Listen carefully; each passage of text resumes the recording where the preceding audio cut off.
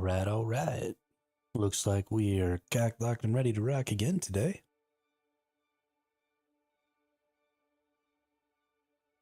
Today, I am actually going to go through. I am going to unlock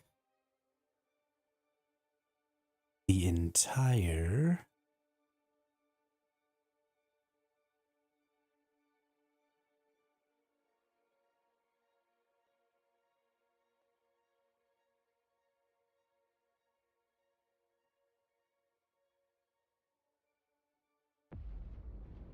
deep desert. I dream of it amongst the wild.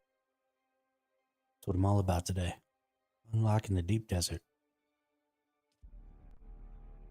Alright, looks like everything is running properly, so let's close that down.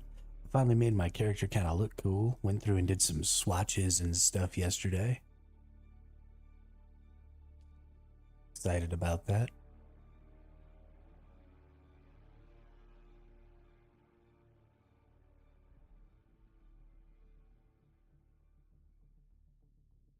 Old Discord there. Just in case anybody wants to come talk to me about anything.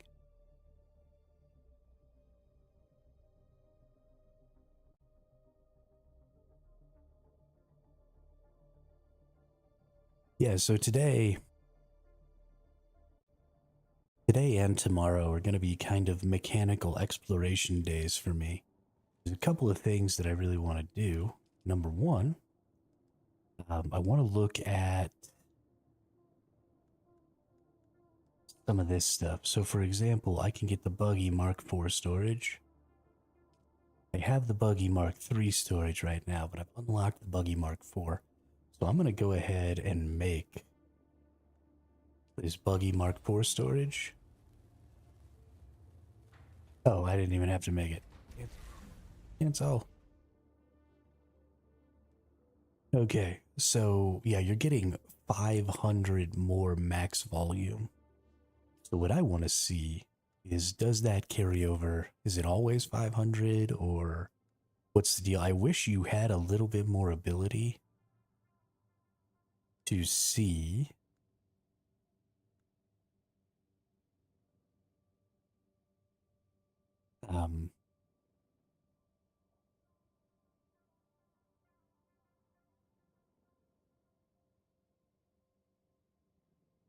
oh, yo, there it is. Left alt. This needs to be a short. I'm going to make a little short about this. So if you hit the left alt, it says right down there in the bottom left. You hit the left alt, it actually shows you what its benefits are. So let's go down here. Let's look for buggy storage Mark V. And we get 2,500. And then let's see if we can find buggy storage Mark VI. We get 3,000. Yeah, so by the time you get to Mark VI, you actually hold double the resources in your buggy storage as you do up here at Mark III. So that's crazy. I wonder if that's going to be true of everything. So we've got ornithopter storage for the scout is 500. Then we've got the scout ornithopter thruster, scout ornithopter rocket launcher.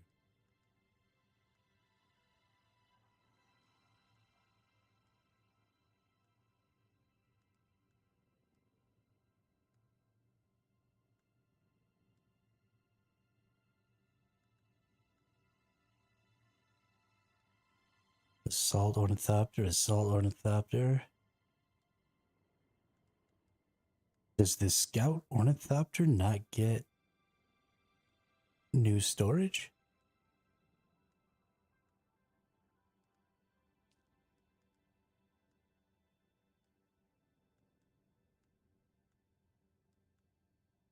That's weird. Go under scout ornithopter thruster, scout ornithopter rocket launcher. I don't think the scout ornithopter gets more storage. Let's see here. Ammo types: rocket, damage 598. I believe the highest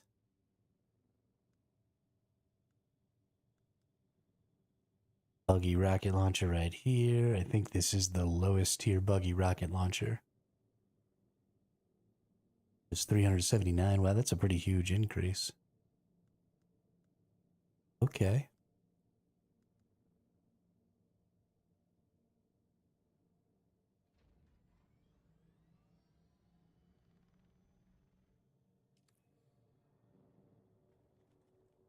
All very exciting.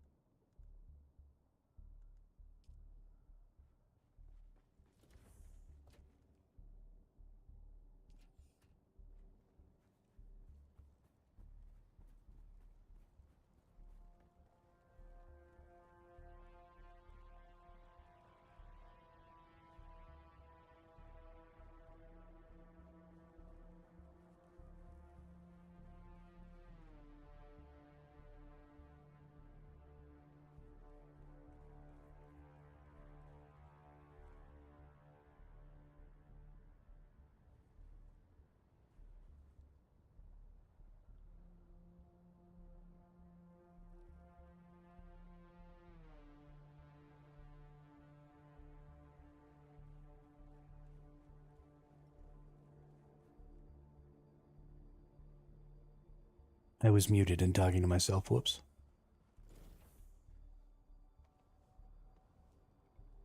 Yeah, so let's go see about this. I'm going to take this thruster ornithopter out. The reason we're going to do that is I want to go and explore the deep desert. So let's go explore the deep desert. I actually need to get with Teddy Bear, or T-Bearswe is his. A large sandstorm is approaching. Large sandstorm is approaching. Where's it approaching from?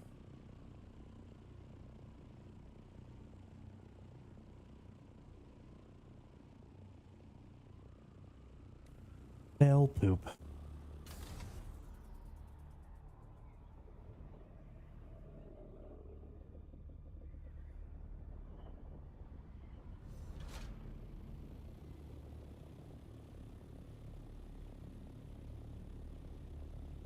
See it rolling in. Look at that. So crazy.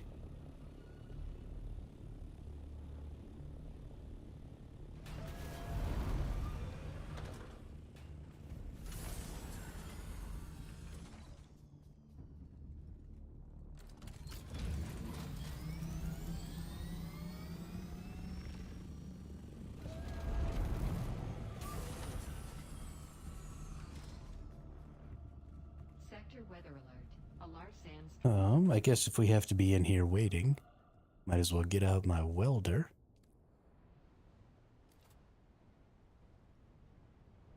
And just make some repairs here. Make sure this ornithopter's in tip-top shape.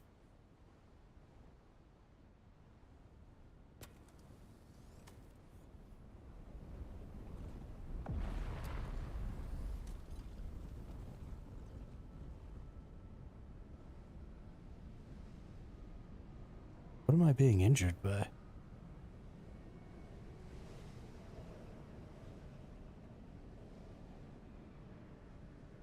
Strange.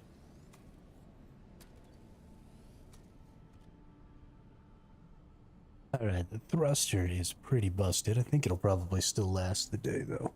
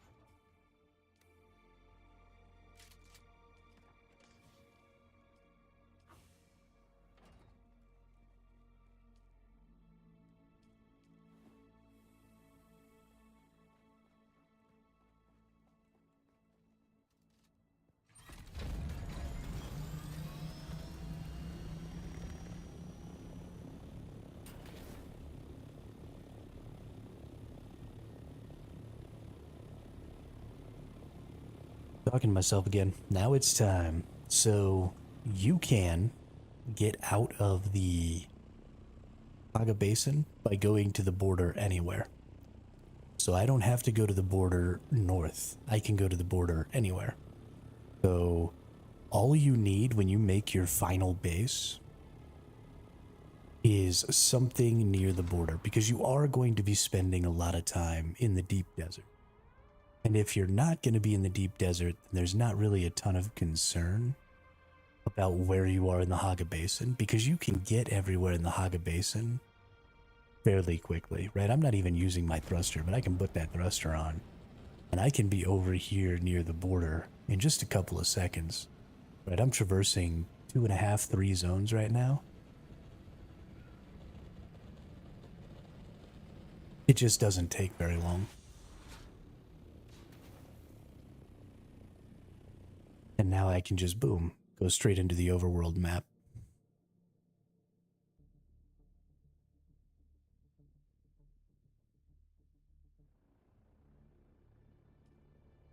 And then I fly around. So something that also is important to note is you can sort of cheat the Haga Basin. So I came out to the edge here. I can go to the other side of the Haga Basin by coming around and going in right here.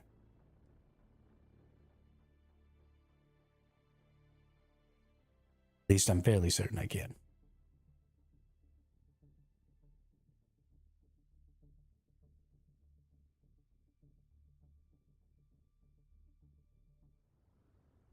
Yeah. So wherever you come in at, that's where you're gonna be. Oh shit, I better get up. I do have to be careful, right? Because you could end up just in the open desert like this, getting munched. But wherever you come out at, or wherever you go in at, that's where you're at. So it's a real world location when you come in. So you can get from one side of the map to the other pretty much instantaneously, which I think is insanely cool.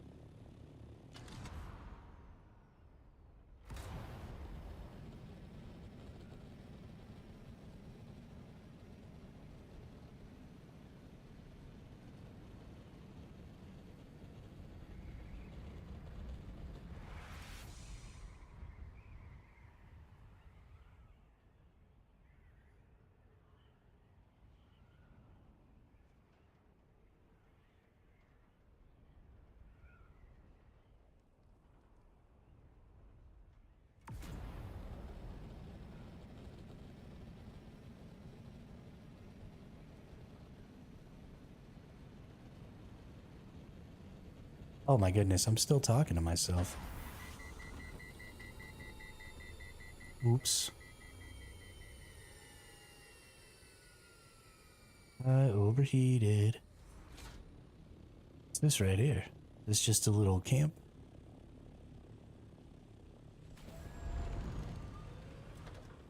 Oh, it's the ornithopter.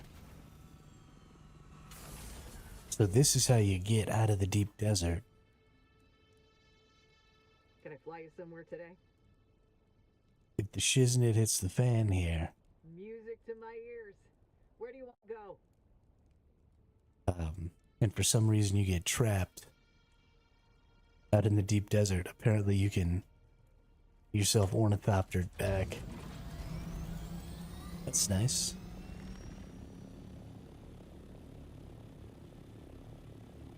Let's see here. Am I into section A1 yet? I am. I'm surprised. So that's part of section A2. I'm surprised it didn't show up on my scanner. So you have to like go physically find it. I wonder if there's one in every sector of this this PvE region.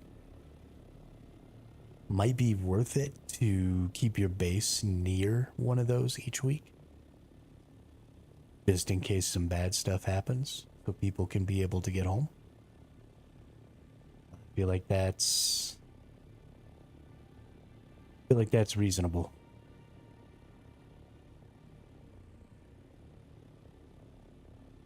Alright, let's get right up here on top of this. This should probably be tall enough that I can go ahead and do the scan here.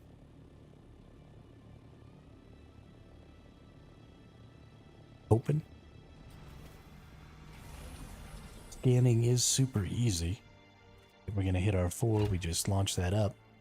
Something I want to check real quick though. Oh, survey fails if you get into your vehicle. Okay. So the reason I wanted to check that is because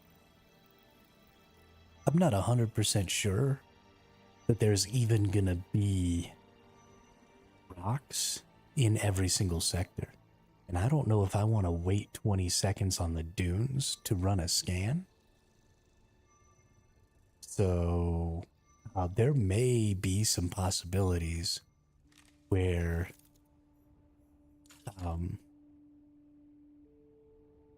you may need to run a scan by like standing on the back of somebody's ornithopter while they fly it up. Okay, so we've got 2 wrecks here, and that appears to be it. Again, this is shield wall area here, so you're not having to worry. This is all PvE area, not PvP area. You're not having to worry about other people or anything like that. We're just going to head due east here. We're just going to zigzag all the way through, except, hang on. I might have fucked up. I did fuck up. Okay, well, we're going to do the entirety of the A sector. And then we're going to go back to base because I forgot to bring my freaking fuel with me. Idiot.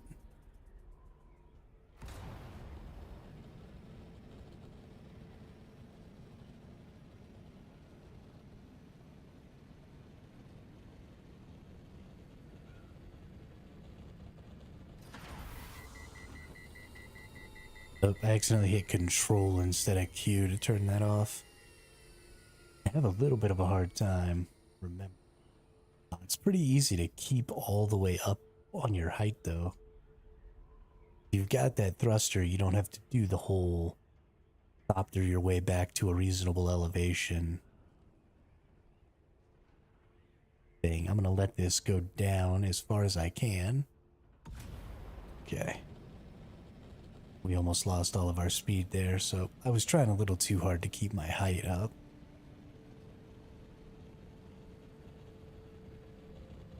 Just boop, turn it off.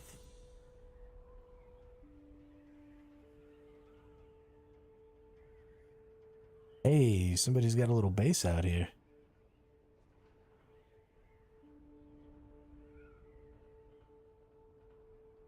I honestly kind of want to go see that.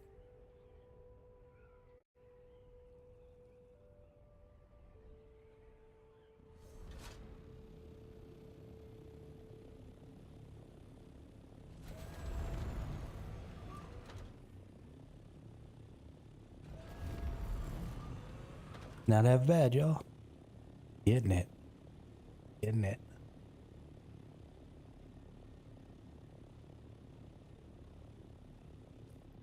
Where are we at? Are we in A3 now? Yeah, we are. Let's go over to this tall rock over here.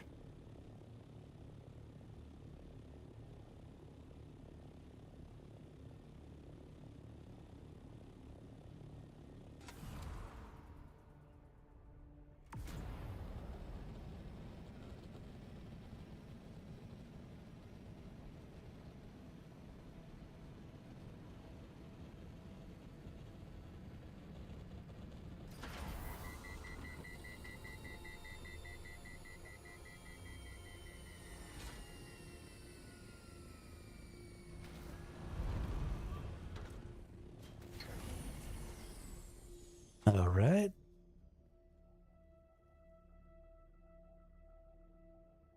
Now let's launch our probe.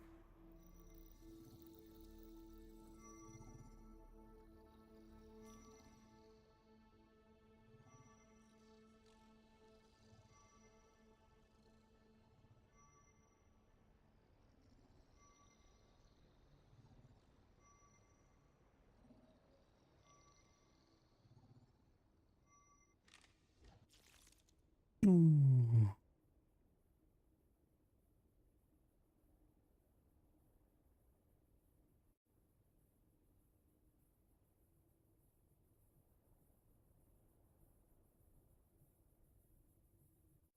Is there a little bit of no man's land here? No. Okay, it doesn't look like. So there's 9 sectors across and 9 sectors vertically, right?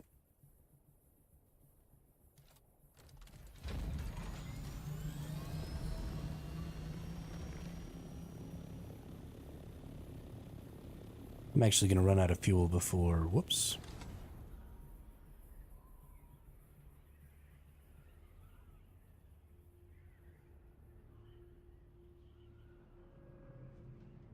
Before I want to here.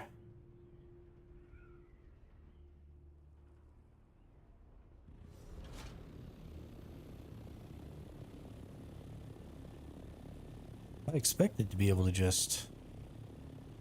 I expected the wall that I used to exit to be right here. Kind of surprising that it isn't. So you can't necessarily exit everywhere.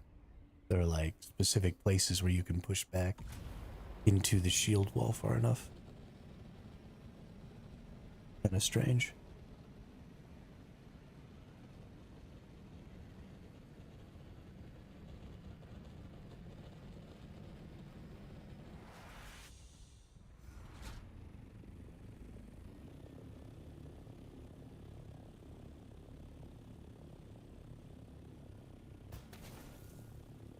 Oh.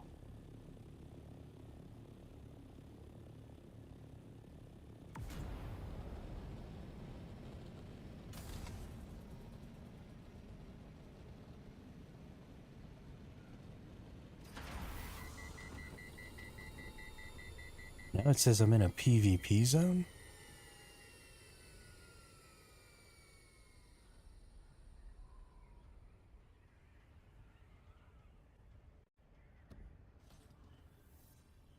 Now entering sector A4. What the heck is going on? Can I please exit the freaking map?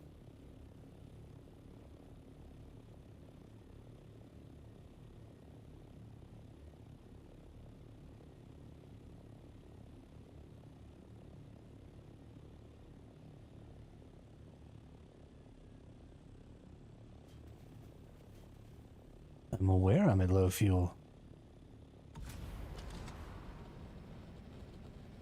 Kind of the whole point.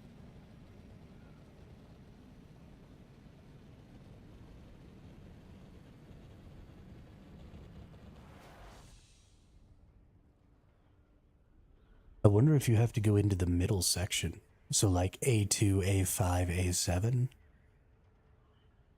Sorry, A2, A5, A8.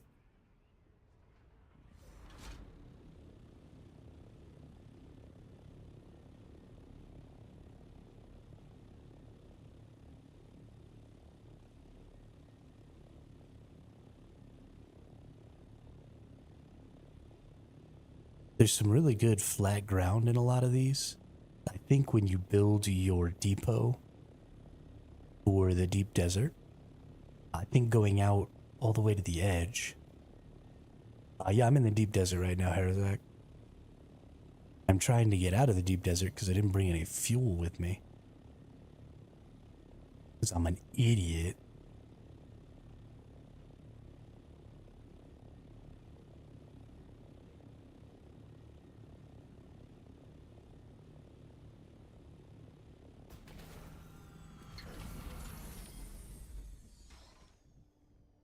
Yeah, I did that. I was running into the barrier, and the barrier wasn't letting me out. I went to the barrier all the way down here, and it wouldn't let me out.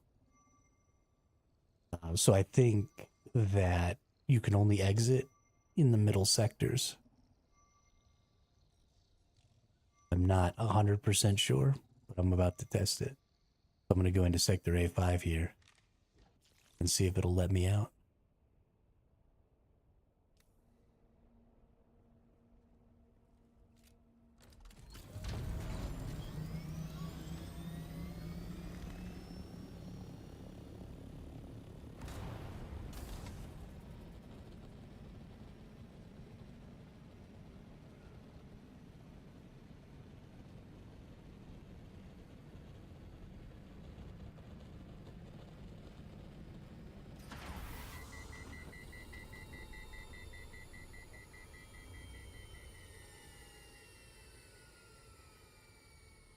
There you go.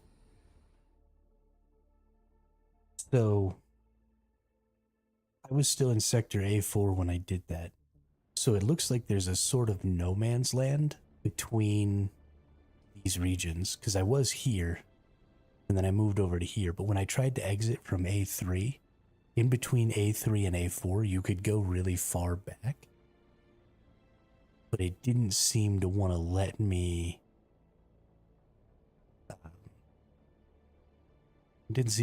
exit. I also found something cool out here, Zach, and I kind of knew this already, but I just tested it and it works really well.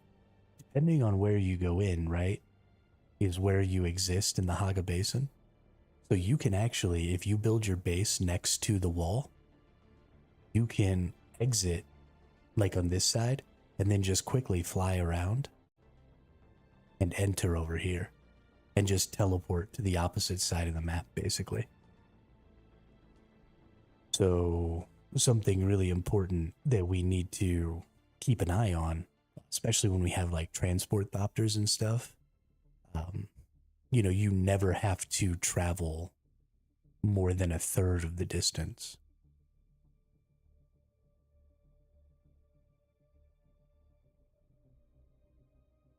Yeah, I thought that was super dope. Now you can end up out on the sand, so depending on where you come in through, like earlier when I tested it, I came in over here and I was just like chilling out on the sand. So you do need to be paying attention. Don't just freaking go in and then like go pee, or you will get eaten by a worm. But it's a thing you can do. So it is real world space that you're looking at there. Running on fumes.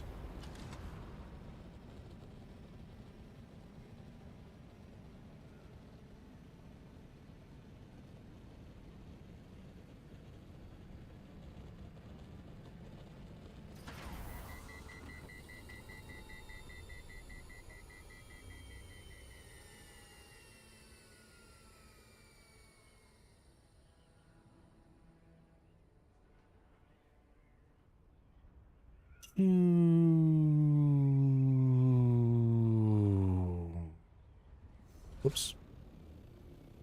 Still having a little trouble learning how to fly these things.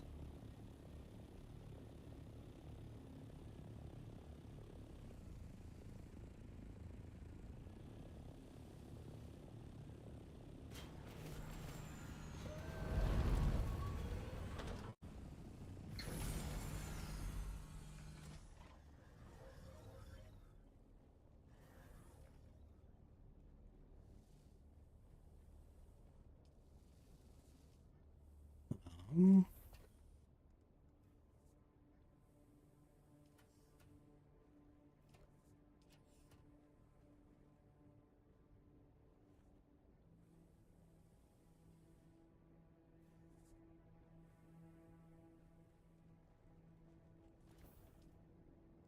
see, let's make more aluminium. Aluminium.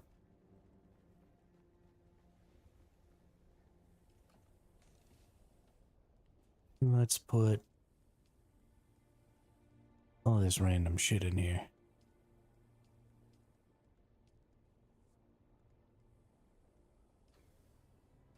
Let's get out some gasoline. Gasolina.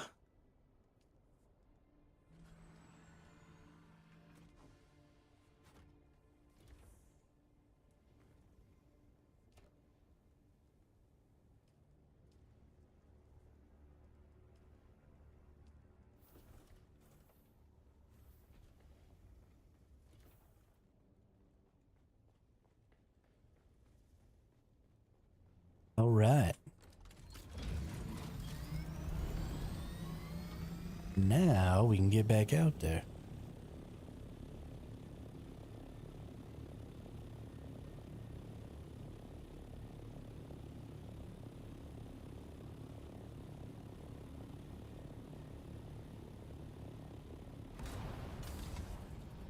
I really love this booster. It's just fantastic stuff.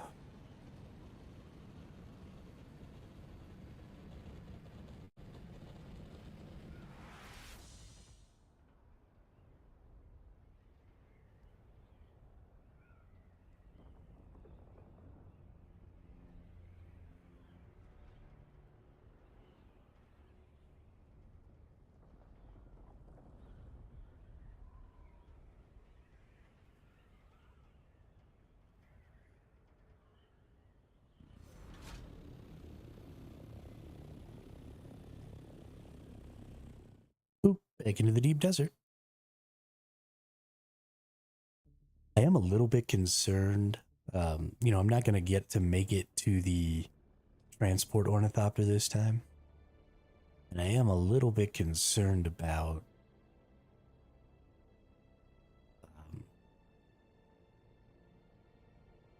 whether or not any vehicles that you have picked up are going to stay picked up when you travel between the deep desert and stuff. Like, I'm not exactly sure how that's all going to go. So, I don't know. There's a little bit of a concern as far as like transporting resources and stuff across these barriers and exactly how that's going to work. It's not something I'm getting myself too worked up over right now. But it is something that I feel it is necessary to think about.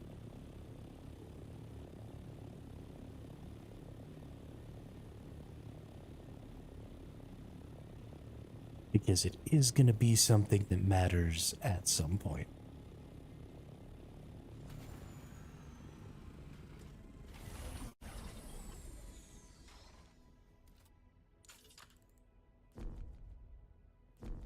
I need to go up 30. I'm 600 meters in the sky, dude.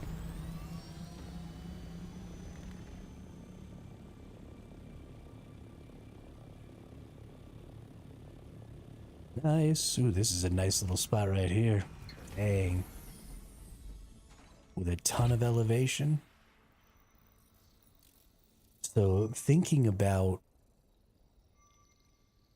bases in the deep desert.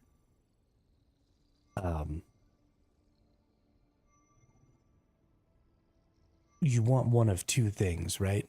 You either want your base, actually, you want one thing. You want your base to be near the shield wall or near the exit into the main world. Okay, we got 2 wrecks over here. We got an Imperial testing station here. Let me tell you, I did one of these Imperial testing stations yesterday. They are not easy. But I actually think that this is probably an incredible location for your base out in the world, because you want it to be close to the wall. You want it to be high up. And you want it to be near the exit, right? And the reason for that is at some point you're going to be transporting everything that you've got from the deep desert that week is eventually going to have to get transported back into your main PvE base. And so if you want to do that, you have to make a lot of trips, right? You're going to get a lot of transport ornithopters. You're going to load them down with a bunch of stuff, and you're going to get after it. So it's going to be incredibly important to make that as easy as possible. Whoops.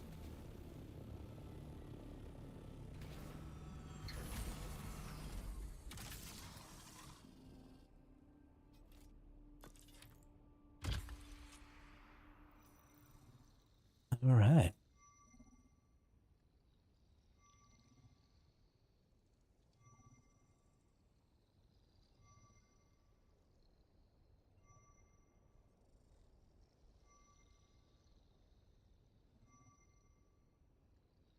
Also, a big part of the reason that I'm trying to put so much thought into this is so that my guild doesn't have to, right? I got a lot of casual people in my guild. I got a lot of people who aren't going to be, playing nearly as much as I am. And so a big part of my goal here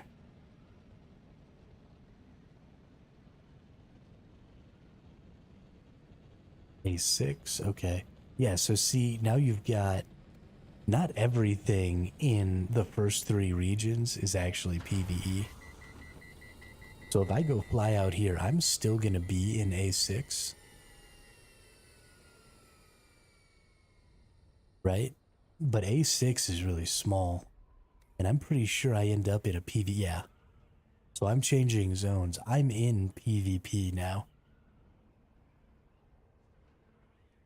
So there is sort of this like no man's land of desert, of PvP space between each of the 3x3 regions. And so now I'm still in PvP even though I'm in Sector 7, which is a totally new sector, right?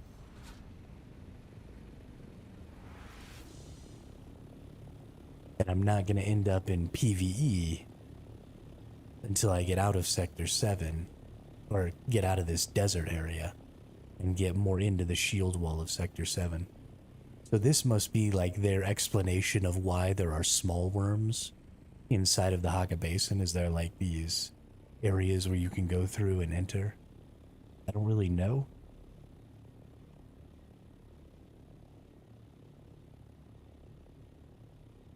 Like the shield wall isn't complete or something like that.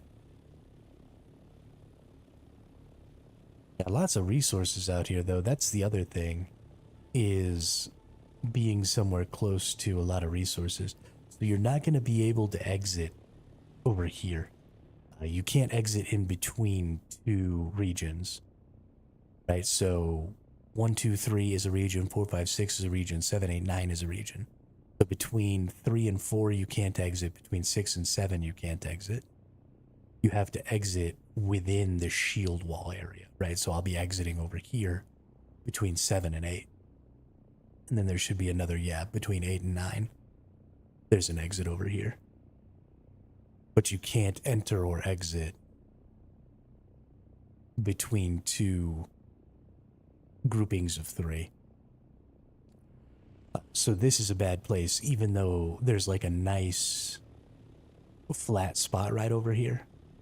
That's not where you want to build your PvE deep desert base. Where you want to build your PvE deep desert base is going to be right over here. And again, you're going to be reversing. If you're doing any sort of consistent deep desert operations, you're going to be traversing this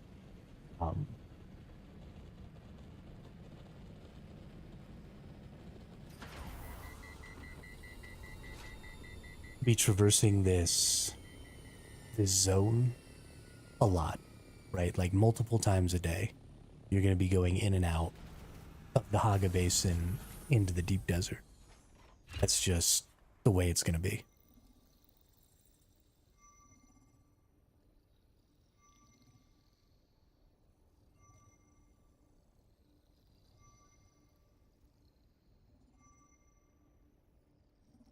Made my dude look all sweet.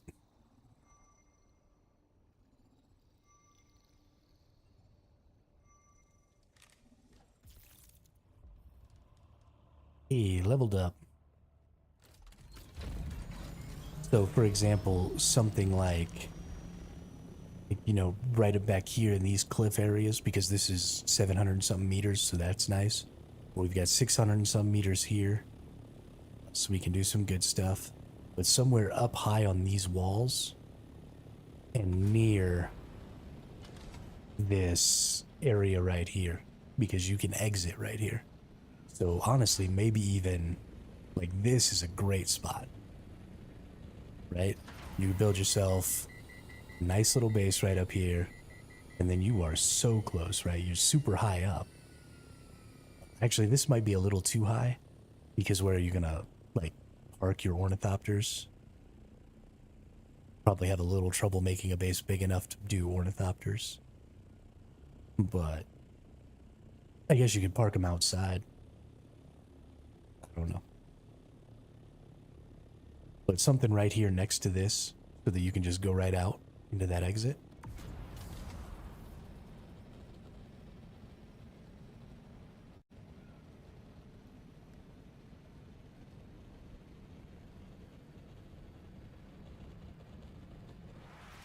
It's also, I think, super easy.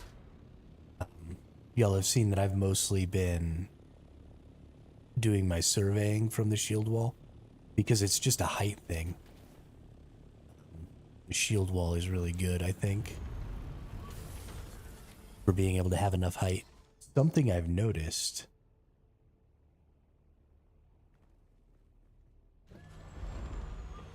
Okay, bye-bye. Something I've noticed is if it's gonna pop you out and you're gonna like fall off the side of a cliff, it doesn't do that. It pops you out and lets you land on top of the ornithopter.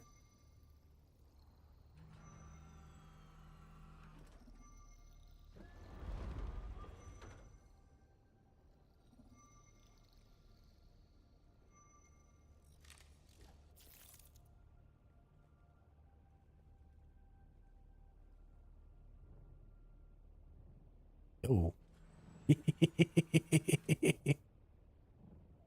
This thing went way down here. That's fun. Alright.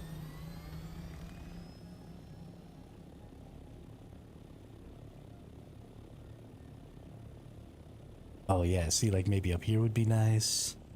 Actually, down here would probably be pretty good because you could get a little more height, right? This isn't nearly as high. Maybe around, maybe that's, I'm trying to make like some rules for myself about looking for positions and what the best positions are and how to identify those positions. So probably somewhere between 600 and 650 meters in height, and then something that's nice and flat, and something that's fairly close, like this is really good. Or even this might be better. You could build yourself a nice little base right here. You're 625 meters up, that's real nice. You've got the exit, right, is right here. So you can just boop. Oh no, this isn't the exit. Okay, never mind. I'm smoking crack. Yeah, this is totally desolate. All you've got is the one Imperial testing station here. Okay, I lied. This is not a good spot.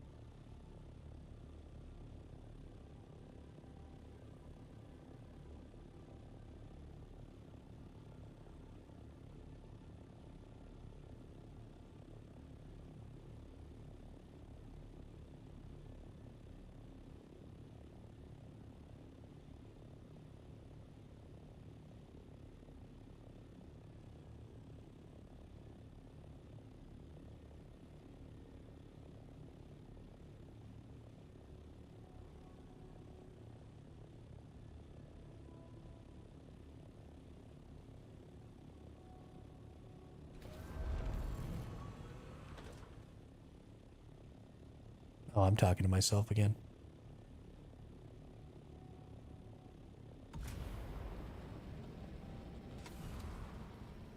I am doing a really bad job of that this morning.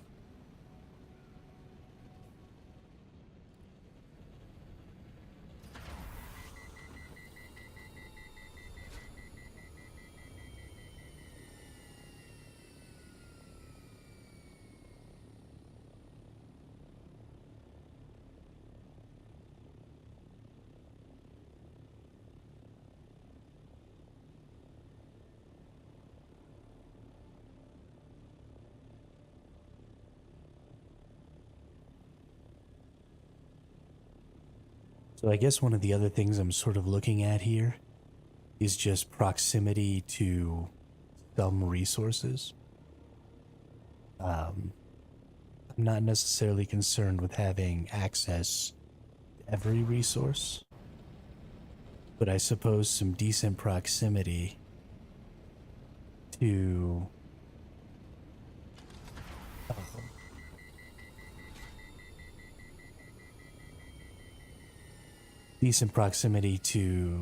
aluminum specifically is probably going to be really useful.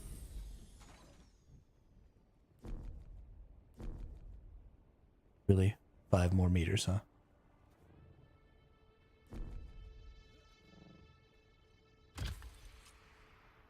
Oh, yeah.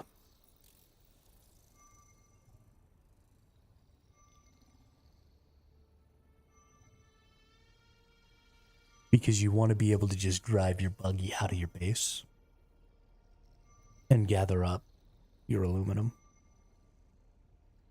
Aluminum is probably the lowest tier resource you're really going to want to concern yourself about in the deep desert. There's so much access to the lower tier resources everywhere else that I just wouldn't concern myself. But now we're going to go out past the shield wall here. And if you take a look, so we've completely uncovered this. We've got quite a bit of open desert out here.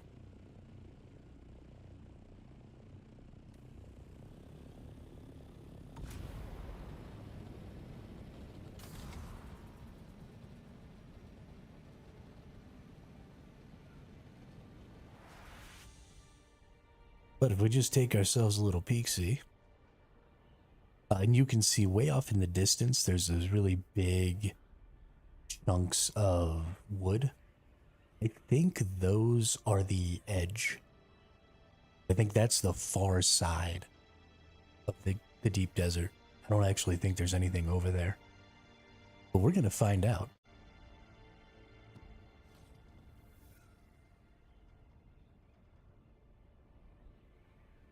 So we're now in sector B9.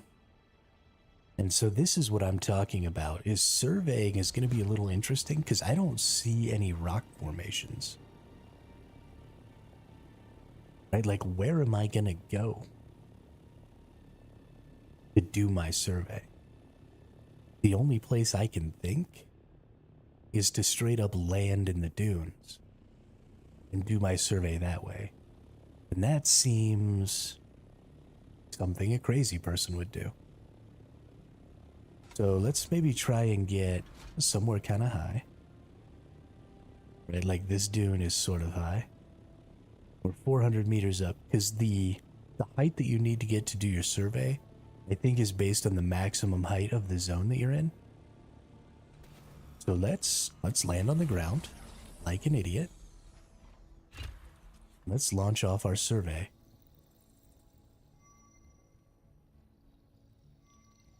Let's try not to get eaten by a worm. Yeah, so there's no rock formations out here.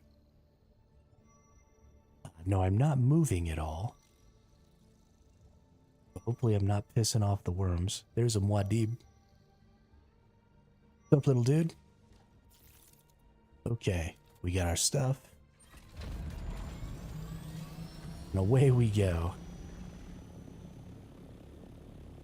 Okay. So it is totally fine to go ahead and do your survey on the dunes. But yeah, here we go.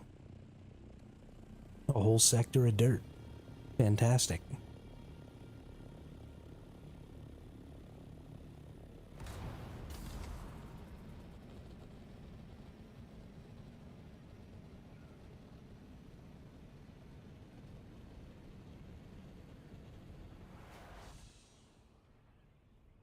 You can kind of see a little bit of structure out there.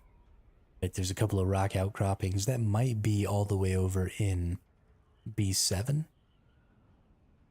But it might be the edge of B8 moving into B7. I'm not really sure.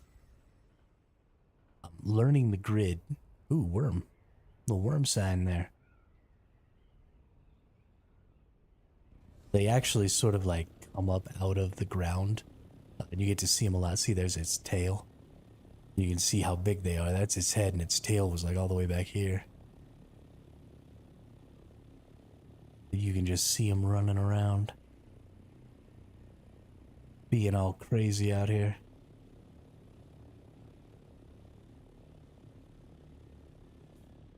I'm dehydrated. Goodness, I'm gonna need more than 2-liter Johns. I thought 2-liter Johns was gonna be enough, but it's not even gonna be close.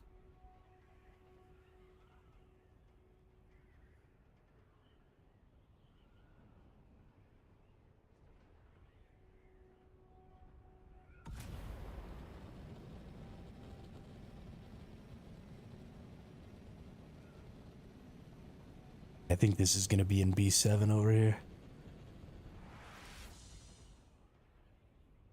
Oh, that's a down ship even.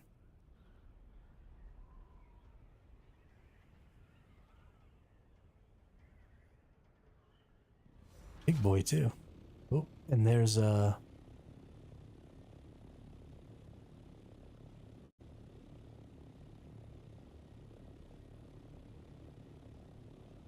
Oh, currently controlled.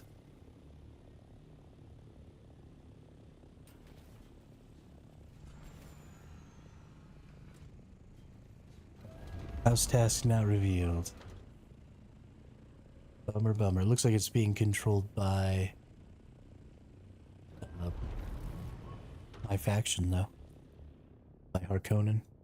Okay, so that's Sector B7, so I am going to have to go back out onto the dunes to get Sector B8. Maria Cotters. Hey.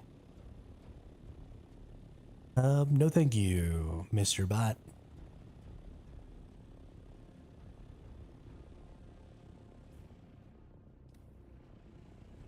I'm so tired of bots.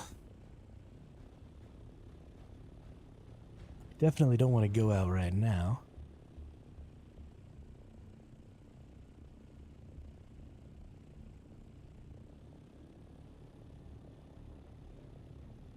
Okay, I think that worm's probably far enough away. Let's go up to the peak of this over here. Yeah, he's pretty far away. Right up here to this peak. We'll land ourselves down.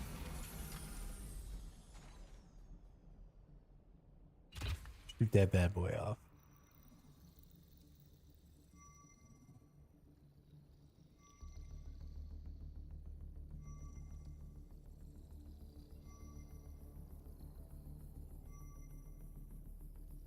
Please don't come eat me, worm.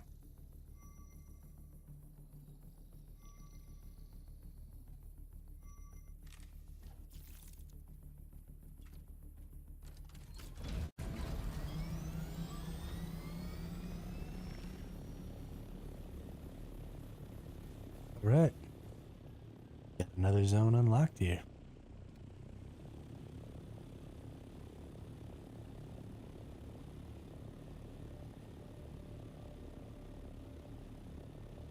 So a big part of the reason that I'm doing this is before we get going on the full launch, I want to know whether or not the deep deserts are the same. So I'm going to try and find somebody from another world who also has most of or all of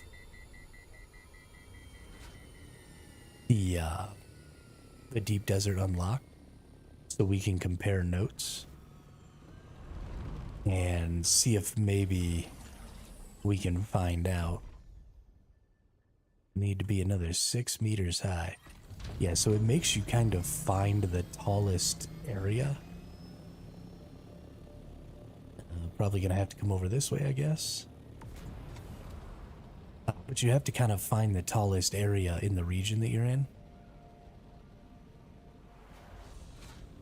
order to do your survey. So there's going to be a lot of flying around looking for stuff. And out here, your survey takes an extra 5 seconds every time. Hey, what's up, Khaleesi? Welcome, welcome. Just out here in the deep desert doing some surveys, trying to get the whole region unlocked.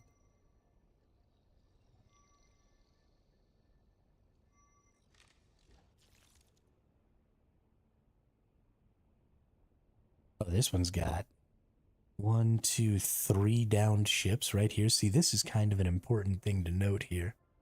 Then we've got a control point and a control point. So this B7 has a really, really valuable little area right here. Now, I don't know why you're not seeing the rocks, right? This is not on dunes. This is on like a little rock encampment or escarpment. A little rock platform there, like this here. So really, really cool little area right there to be in. And it's so close to the exits, right? Like this is sector A7. This is the exit right here. Bam, you can just be up there doing all that. Real good deal for an early game.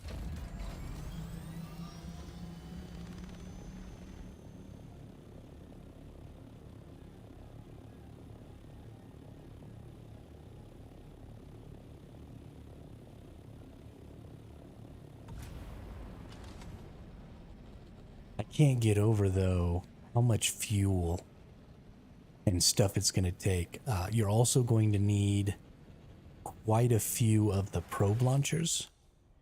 So if we take a look at what I've been doing, I've been using this. So you're going to need probably 4 or 5 of these. It takes 80 probes to survey an entire deep desert. You're going to need tons of fuel to survey an entire deep desert.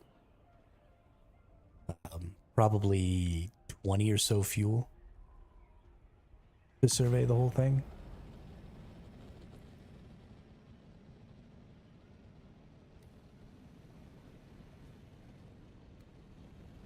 Definitely a lot of XP to be had doing the surveying, though. I'm about to pass a 2nd level here. So, I mean, I'm only in level 60, but I'm probably, if I survey this entire thing, going to pass, I don't know, 10 or so levels. Pretty close to 10 levels.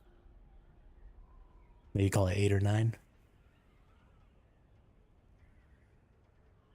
Just by doing all these surveys, which I think is pretty cool.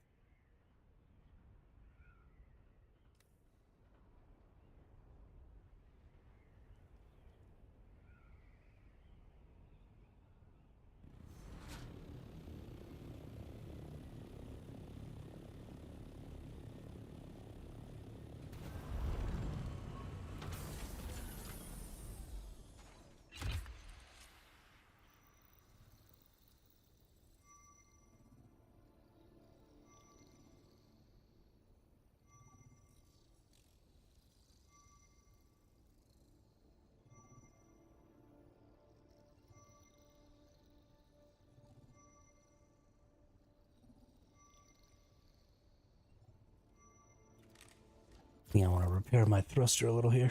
Nice.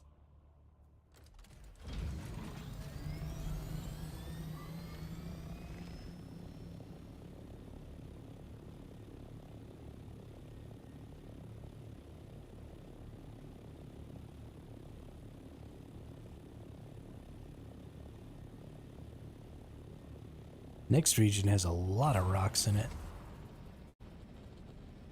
Ooh, hot chocolate.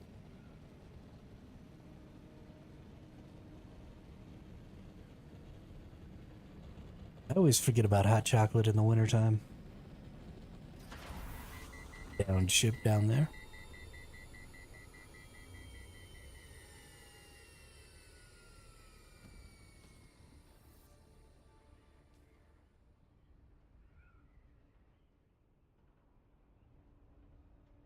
Nothing, huh?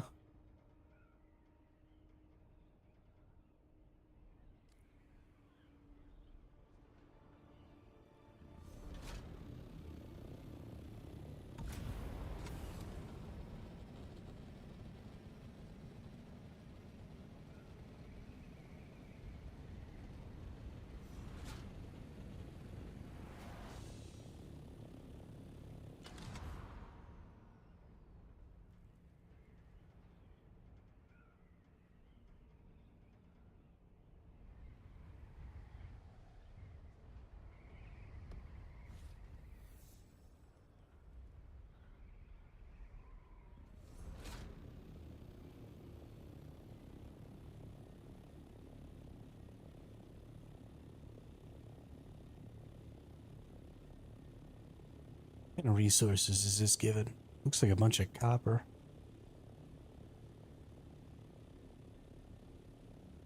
A little bit of aluminum. Aluminum is turning out to be an extraordinarily abundant resource. And that totally makes sense. You know, it's sort of the low-end resource for the deep desert. Because it's tier 4. Or, yeah, tier 4. What I haven't been able to find yet is duraluminum out here. I'm a little worried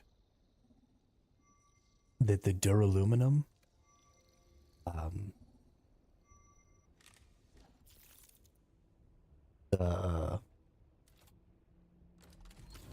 it's not actually called duraluminum, it's another resource you put with aluminum to make duraluminum, but you only find it in that radioactive area.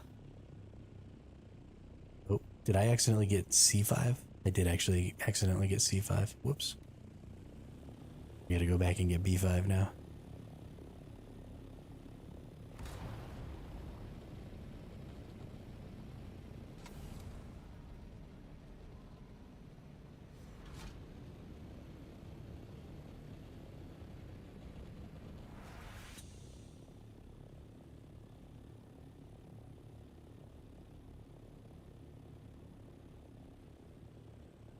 Did I land up here?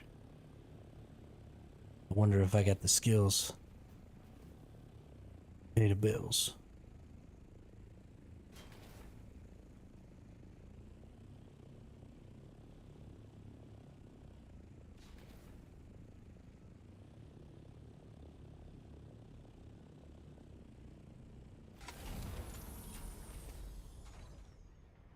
That's fine. Doesn't look like it landed in the sand, so it won't get eaten. Gotta get 23 meters higher. That dune is super tall. It's gonna make me go get on top of that dune, isn't it?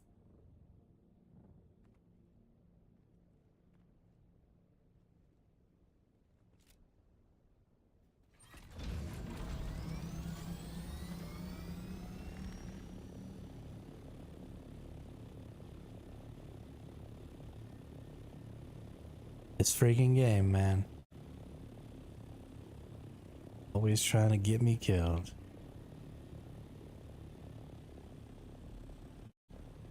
Alright, this is like the highest point. Let's not make any more noise. Launch our little jobber.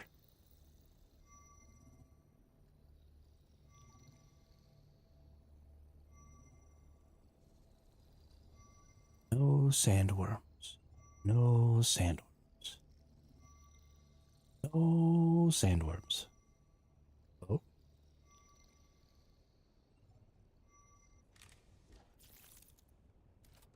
Let's get the fuck out of here.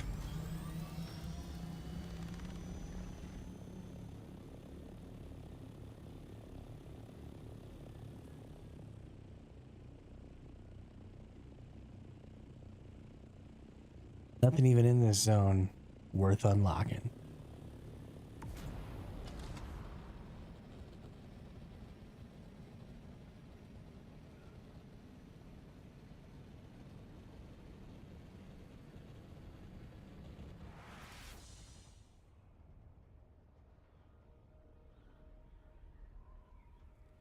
Oh, hey.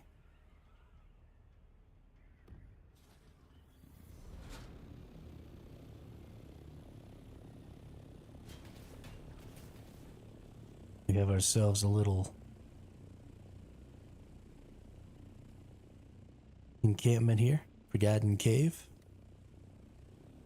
Nice.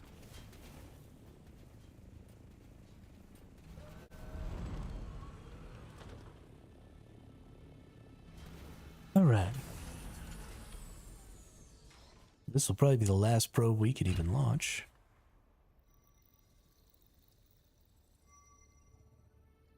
Down to 66 probes out of 81, which means we've only gotten 15 of the zones mapped so far, which is kind of crazy.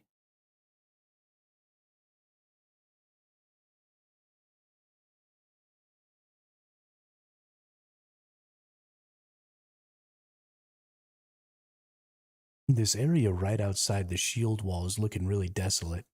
So I went, see if I can find my unlock path here. Hey, welcome back. Here we are. So yesterday, I came out here, and I came out here pretty far. And a couple of these rock outcroppings are pretty interesting and stuff out there.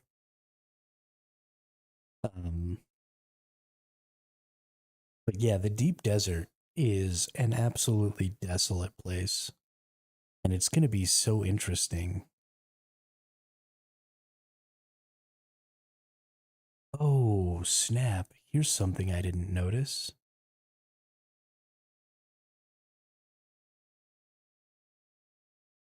So I've never really looked over on the left side.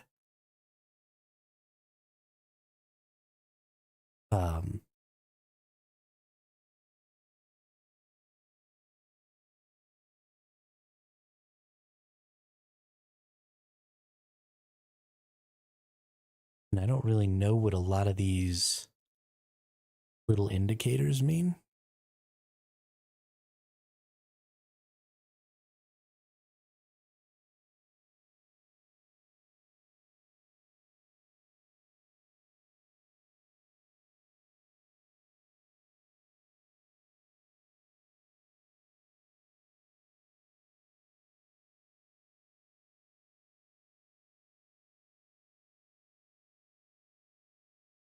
But there's a ton of information about the area. So you'll see in this sector B7 right here, we have 2 of those little orange. I wish that I could make that stay so that I could go and like mouse over it. 2 of these little orange things here, which I haven't found yet. They'll be in the caves somewhere. We've got our 3 shipwrecks right here. We've got our 2 control points here and here. And then we've got a resource density chart, right? We've got tier 1, 2, and 3 resources.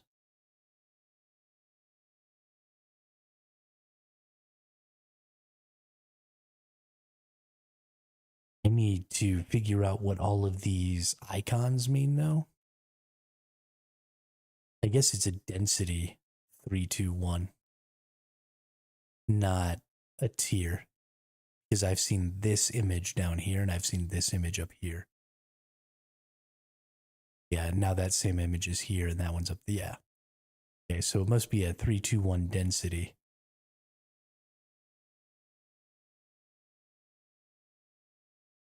But I don't know what each of those icons are. I'd have to go back to the main Haga Basin and look. So that's an important thing to know. Is to just know what all of the resource icons are.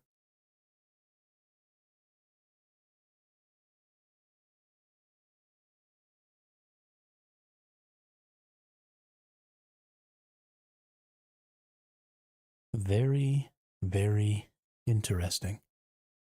I wonder if there's a way. Oh, my freaking audio went wonky. Hang on.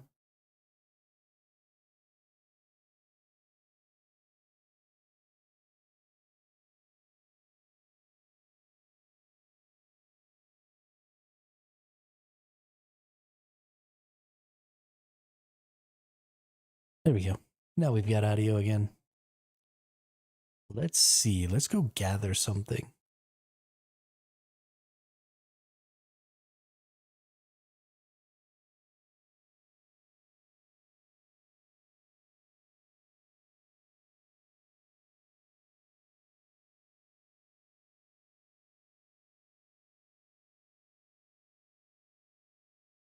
Laser cutter.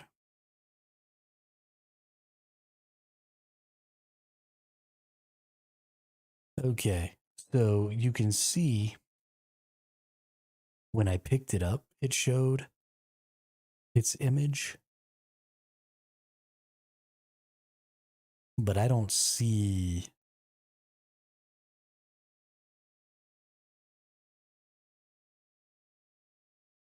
its icon anywhere. I'd really like for it to give me the icon.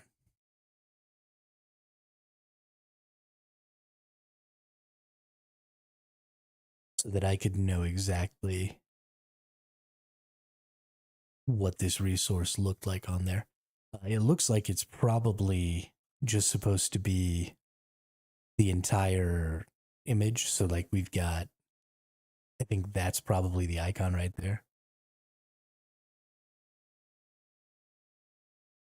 But some of them look pretty similar.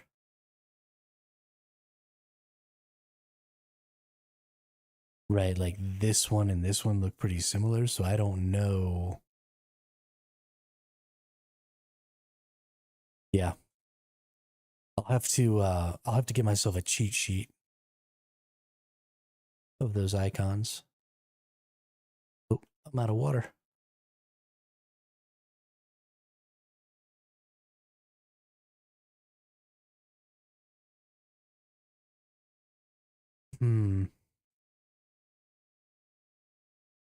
I believe this is almost broken. Let's just go ahead and head back. We'll go back to our base and we'll get some more water and we'll repair our little shooty gun. And then we'll come back here. We'll do some more. I'm really interested to see what it's going to take to go out there and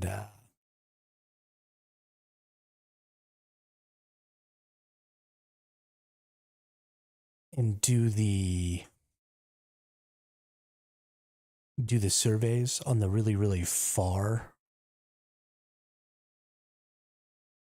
areas.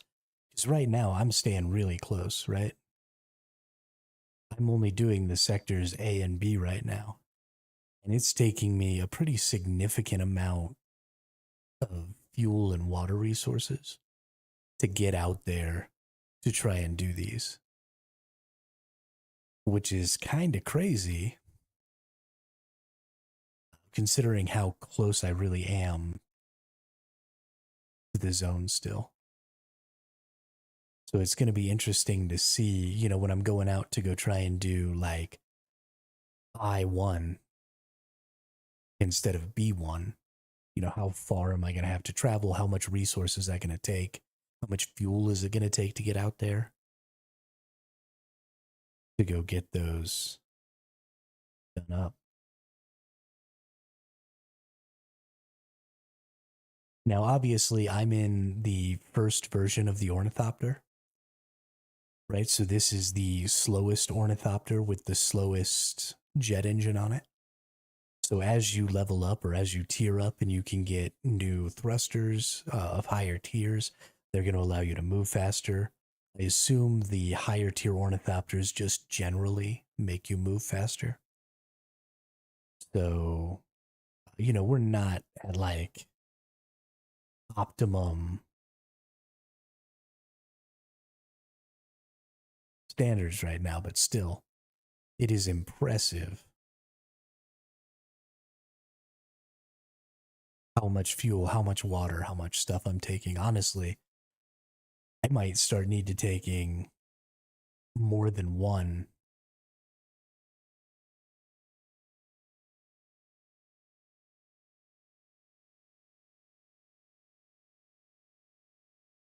Or sorry, more than two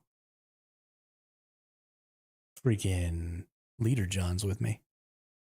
Now, I've only got really shitty leader Johns, so maybe that's also part of the problem. Maybe if I had better leader Johns,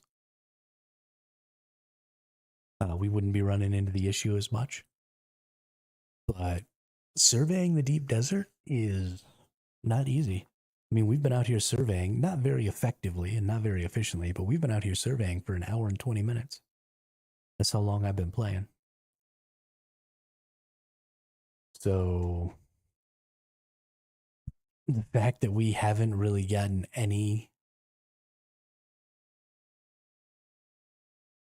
really accomplished in that hour and 20 minutes is kind of crazy.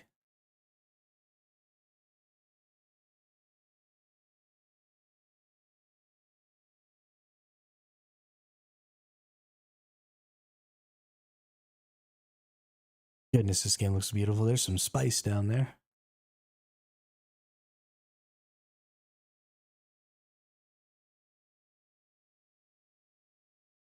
It's funny. Let's actually go look at that. People have a tendency to kind of congregate at the spice. So let's see if there's anybody else over here. I don't see anybody.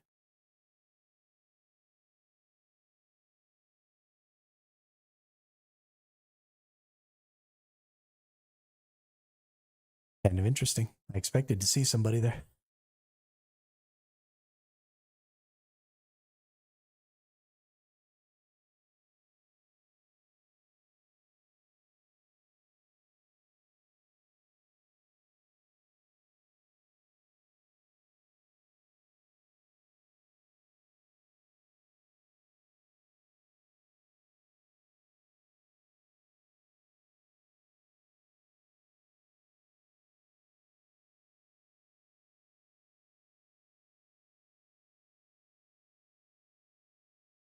Into the base we go.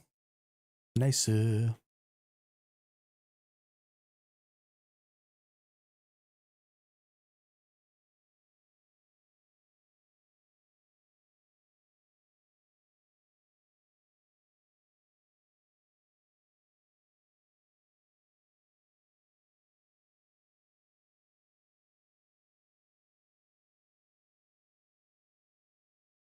right, fill up my leader Johns.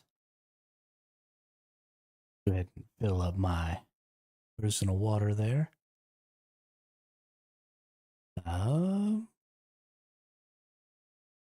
Body is done cooking here, which means we need to put a new body in the death still. Let's do that. I don't even really know why I'm still doing this, because I'm not really going to need or use these resources. But you never know. Yo, what up, Warhawk?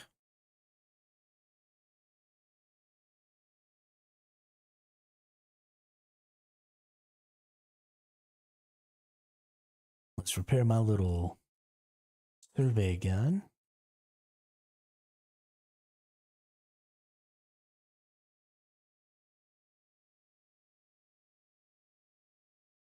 Repair this welding torch too.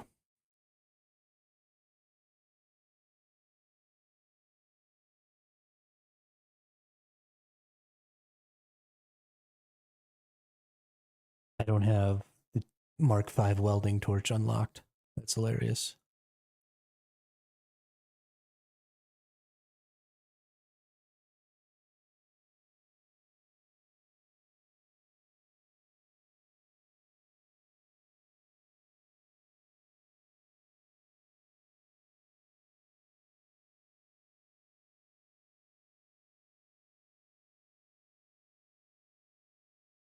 There we go. Mark V welding torch. So you can use items that you don't have unlocked, but you can't repair them. And this is actually fairly important, because the strategy that we're going to be running when we start on the 10th with the guild is we're going to have one or two people who specifically attempt to level up as much as possible by doing the quests for their different. Hang on. We're gonna repair some of this real quick just to make sure we don't have any problems. But people who are going to specifically level up by doing the quest lines for, their different mentors and stuff like that, as well as getting the Fremen quest line done so that they can get the Fremen death still. Because when they get all that stuff, we'll be able to produce a mess ton of water. But those of us who are not pushing our levels really high will still be able to use um, all the tools and stuff that can be made by our higher level players. So our higher level players are going to make us, cutters and stuff like that. And then we're just going to go out and mine mess tons of resources.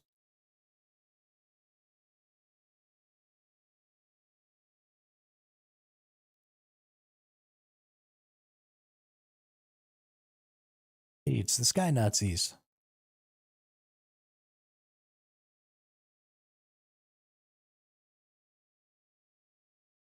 Space Nazis? Sky Nazis? I don't know. They're always in the sky, and they're Nazis.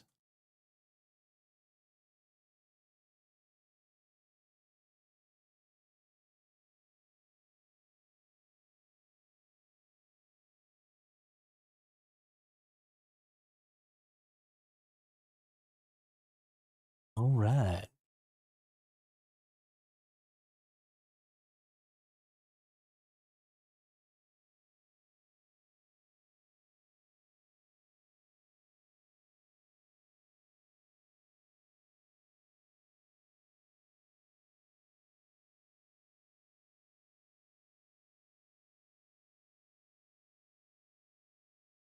Back out here to the deep desert.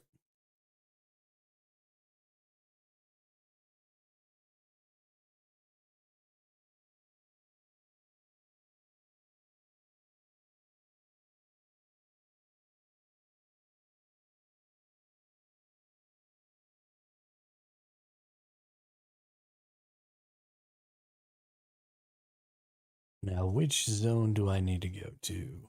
Looks like B3 is the next one.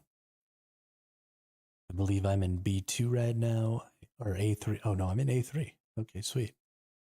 I just got to go straight north.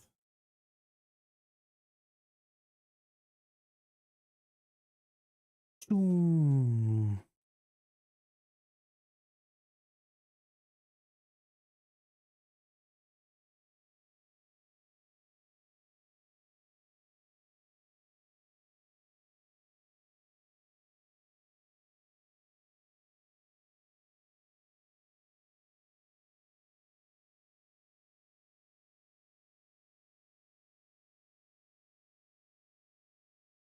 All right, good. We got rock formations out here, so we're not going to have to land on the sand in order to shoot off our probe. I was a little worried. I don't like having to get out on the sand to shoot the probe.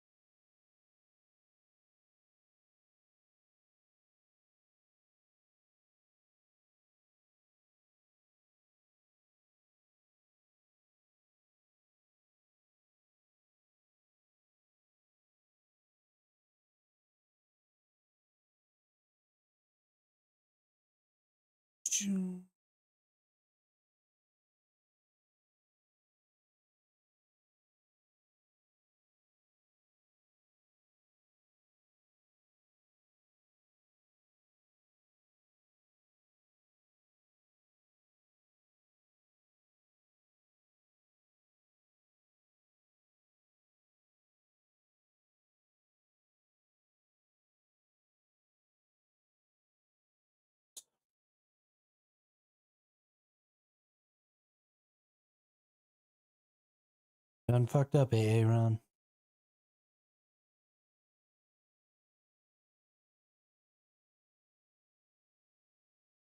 All right, here's hoping that this is going to be high enough over here.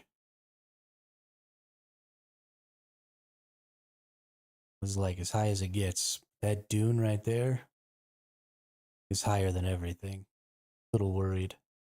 Ooh, we got it. We got it.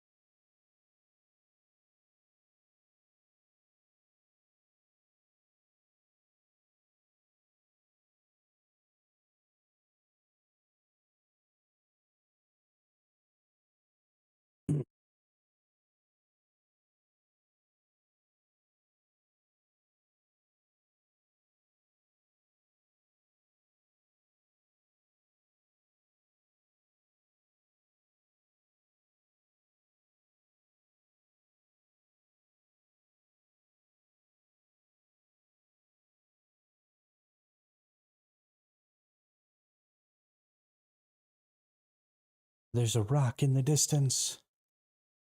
Have I found anything interesting in the last couple of zones?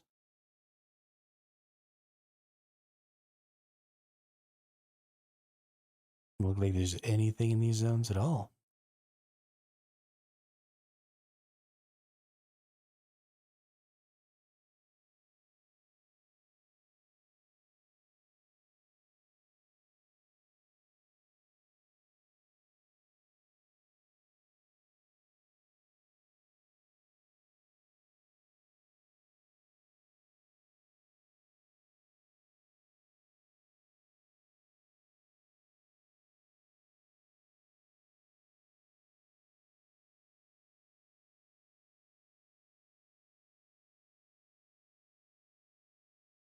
I thought I saw a rock formation in the distance out here. I think I might have been like a mirage.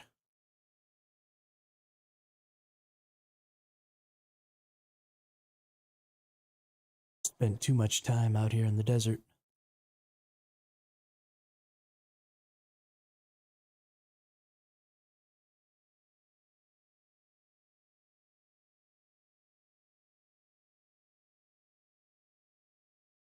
We're gonna have to land.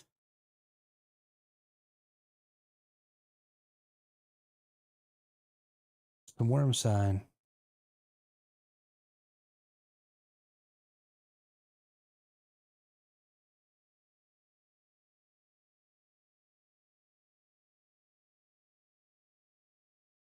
I want to go right down on top of this hill over here.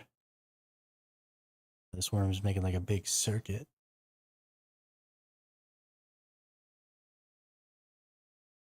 This is a really high location here. So I want to go on top of it to shoot off my probe.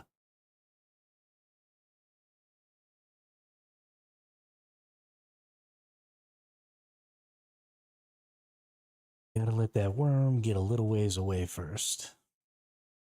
Otherwise he'll come eat me.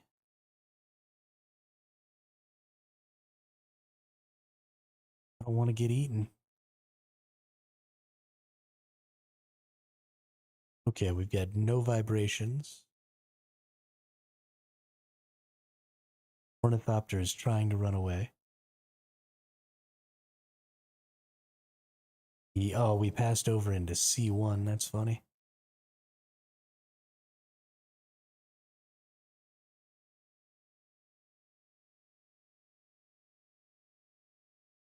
Oh, goodness.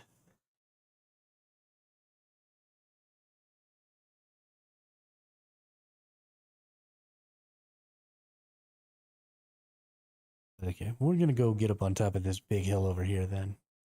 That'll surely be high enough. And it's away from this worm a little bit. Then we'll go back up to C2 over there.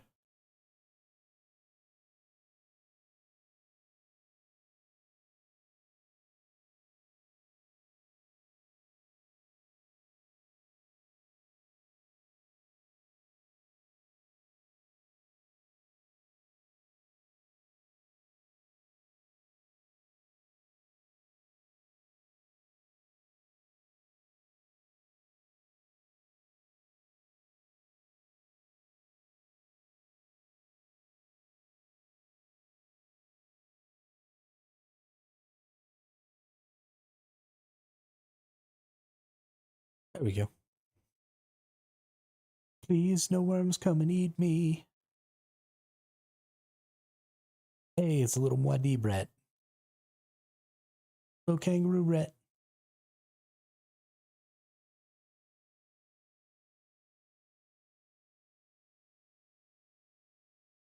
It feels so weird to just be standing out in the open desert. Like, what a terrible idea.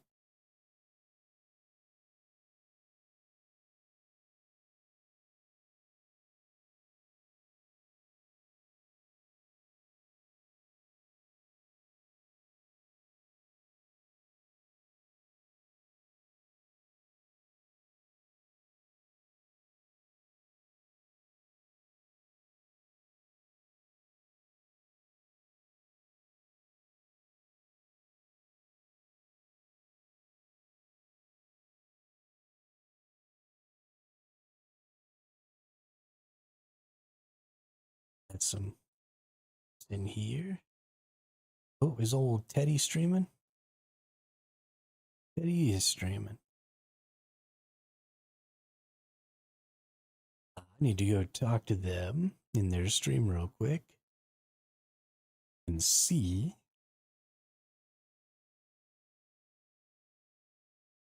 if they've unlocked any of the map out here. At Sector C2, doesn't look like there's anything out here. No rock formations or anything.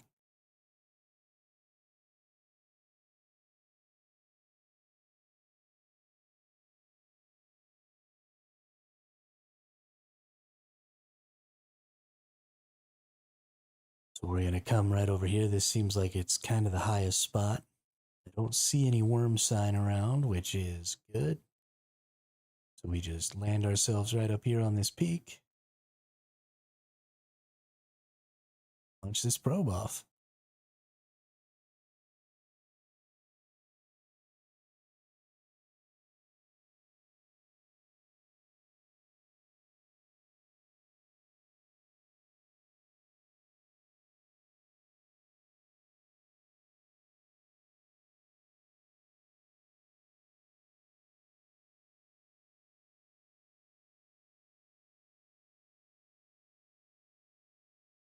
Tab to view survey report. Oh, that's cool. So once you do the survey, you can just hit tab and instantly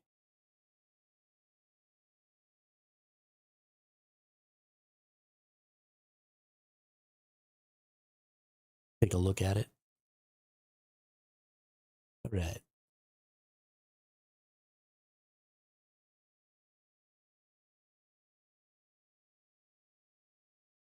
Well, if we go into C3, we've already picked up C5. We got to do C3 and C4.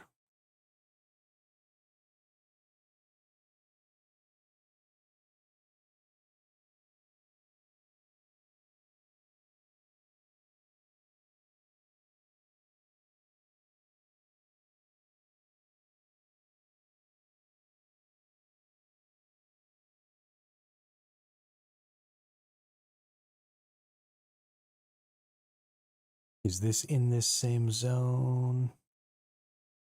Okay, that one little spire right there is. So we're going to go to that spire, and then we'll go to the next little bit right there.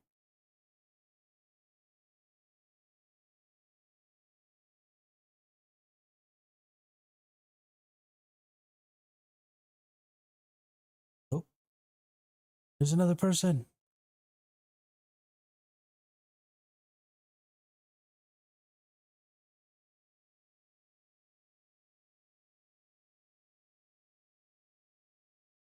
Hi, person.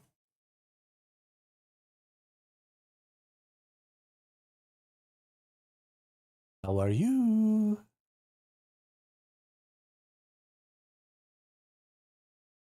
I don't have any rackets. You're safe. I just couldn't believe that I saw a person out here. I want to say hi.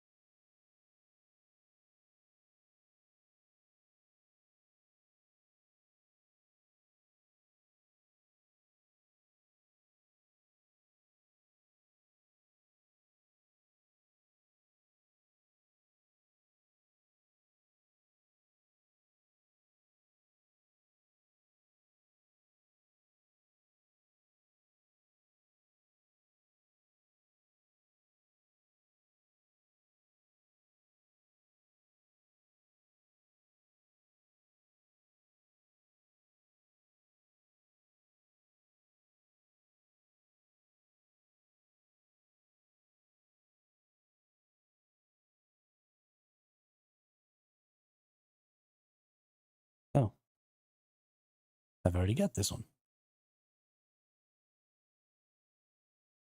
Low on fuel. Better go ahead and fuel up.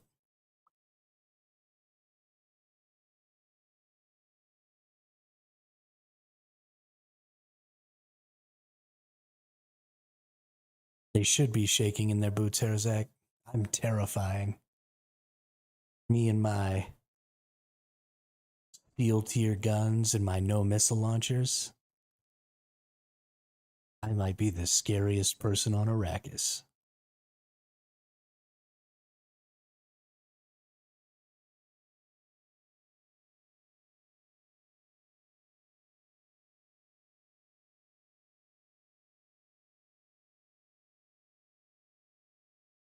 On the bright side, because I've got the boosters, I'm fairly certain that I'll just be able to escape if somebody does come at me with rocket launchers. Because I think the rocket launchers are in place of where you put your boosters. So, ooh, hey, there's another one with 2 control points and a grouping of 3 of these. And I'm about to pass a 4th level since surveying out here. I am getting so many levels just from surveying. That's crazy.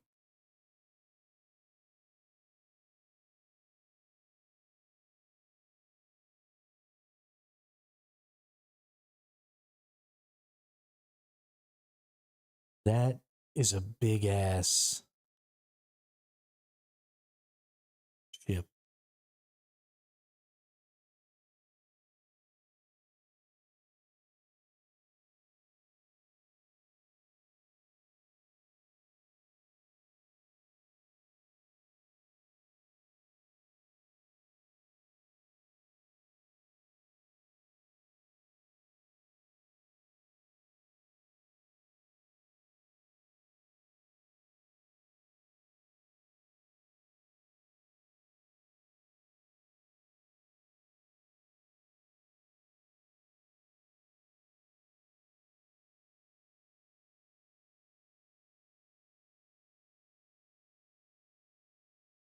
Looks like we might not have, well, maybe some of these rocks over here are in C4.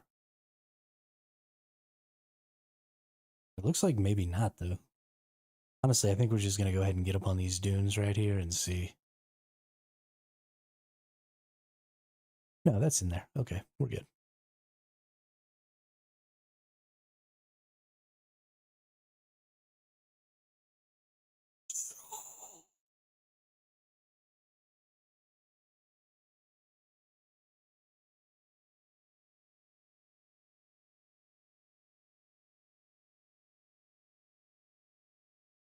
Choo.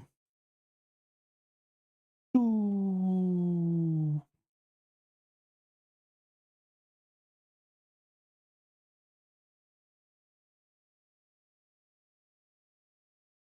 I actually want to check out in here real quick. The last time I saw one of these little calderas like this, it actually had a ton of like the same resource. Let's see if I can find it. It was over here.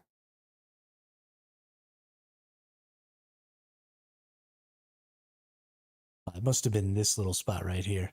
But this spot had just like all iron in there. I went out there yesterday. So I'm kind of interested to see this little caldera area is going to be all one resource.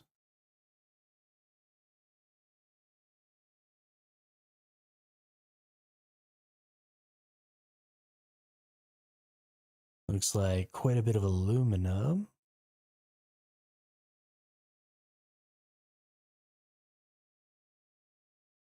Well, maybe just a little bit of aluminum. There's some copper. Yeah, no, this looks like it's mostly a whole lot of resources. But this is one of the end game resources. I don't know if this is titanium or the other one. But there's two resources that you have to get the tier 6 resource. So that one back there, and then there's another resource in there. But I don't see it.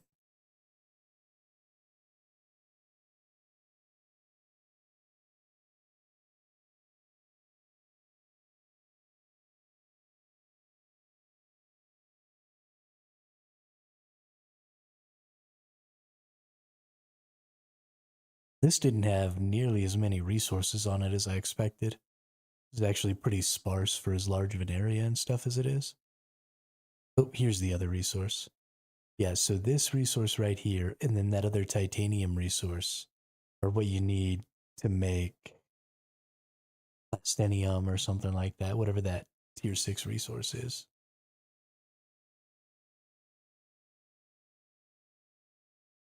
But let's actually see. Stravidium. Okay, so that's stravidium, so this is titanium. This is aluminum. Salvaged metal is the circle. Okay. Copper is the two little rocks. Basalt.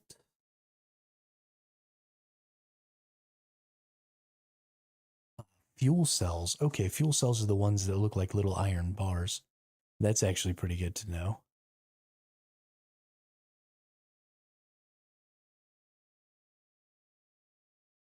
Oop.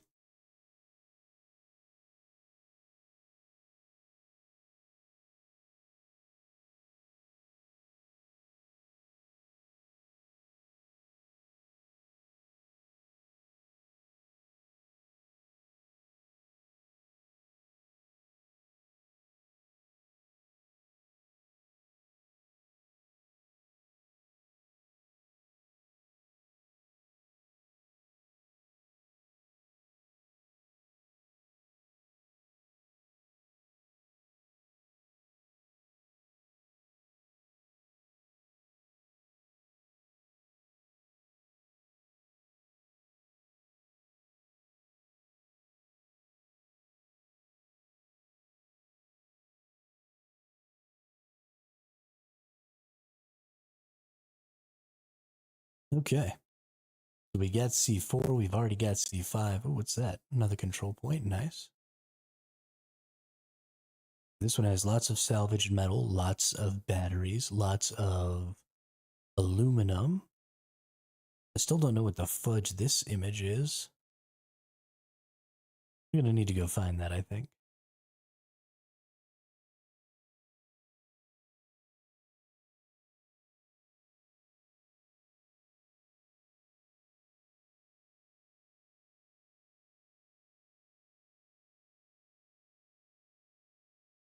I am really good at overheating myself, let me tell you.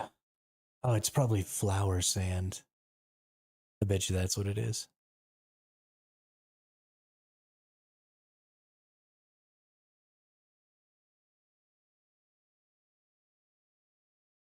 Which means I probably won't be able to see it. Yeah, no, you're not going to be able to see it on the map. I bet you that's flour sand.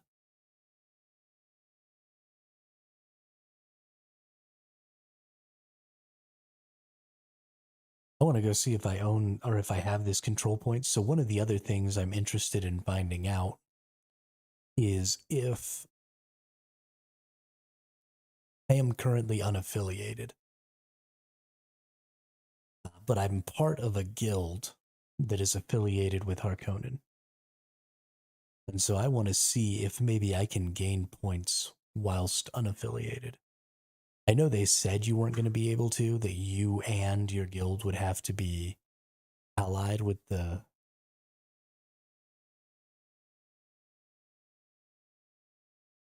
certain faction, but I don't believe that until I see it, even if the devs are the ones who told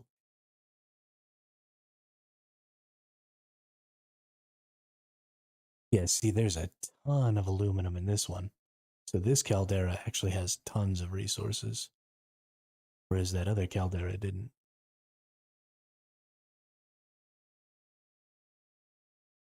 Let's actually check. So let's go to Landsrad.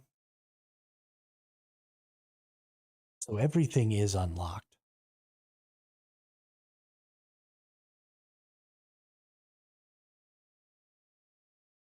All the houses are unlocked. There's only 7 hours left in the Landsrad.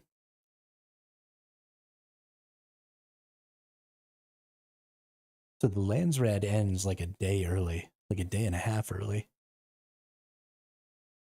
So just late at night. So 7 p.m. Pacific time on Sunday, the Landsrad. And then I don't think it starts again until 8 a.m. on Tuesday. I think there's a day and a half in there.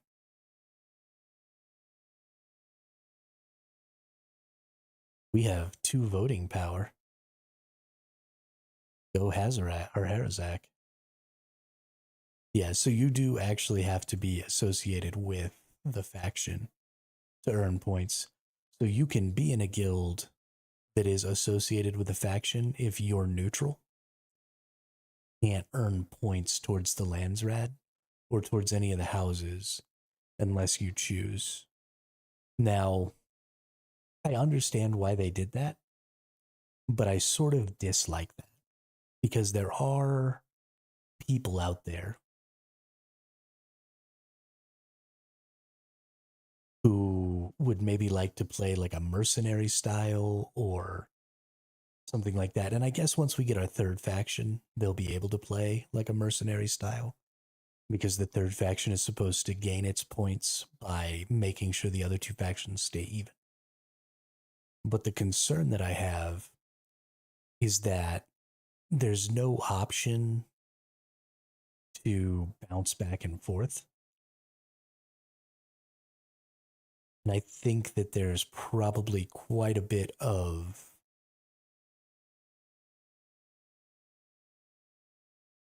um quite a bit of desire for that.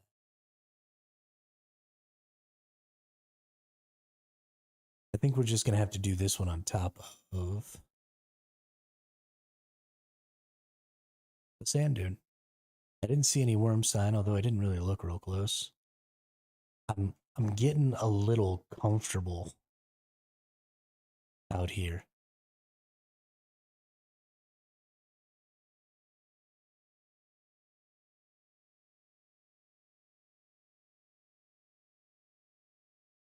And that's a bad thing. You definitely don't want to be comfortable out on the dunes.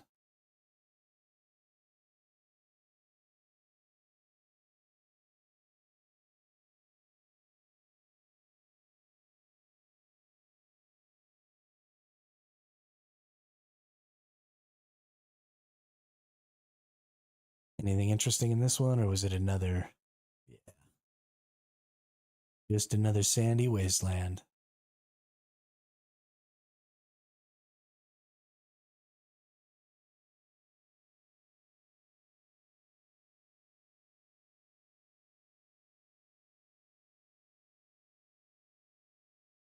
I drastically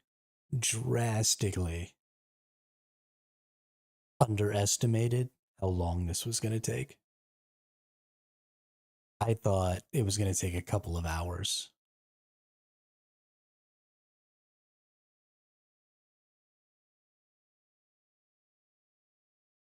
granted, my efficiency hasn't been great, but I'm not even a third of the way done. And it's been like 2 hours.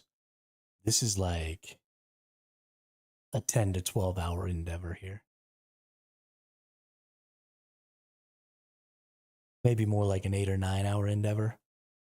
So if you brought, 9 people out here with you and you all just flew straight down, right? Like one person goes into A1 and flies straight down all the way to I1, it's everything, then that would probably work. But just coming out here by yourself to do this is, I mean, this is an all day thing. But that's cool though, right? Because I can spend all day. Crap.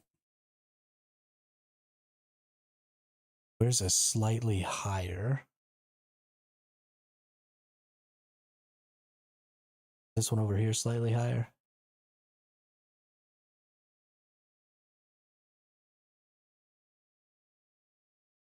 And we're going to get up on top of our...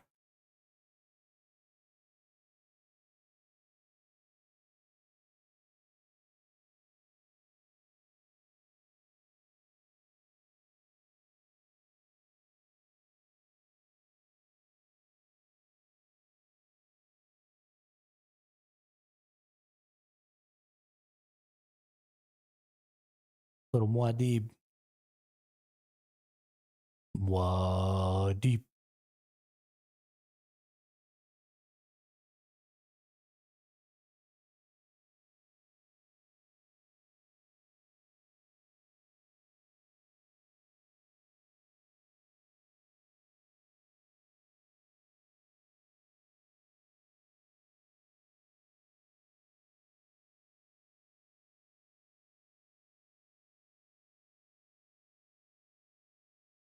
Yeah, let's see. How long we've been at this? Exactly 2 hours I've been playing so far. Goodness.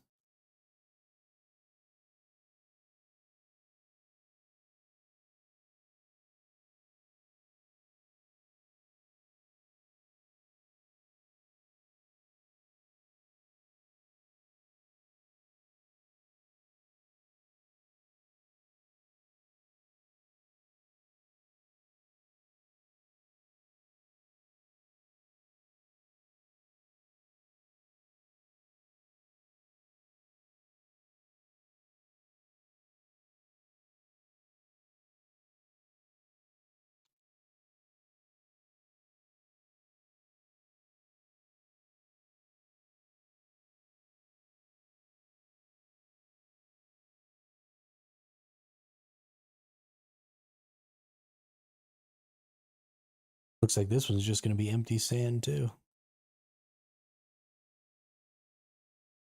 It's a ridiculous game. Be something cool to land on. What you doing to me?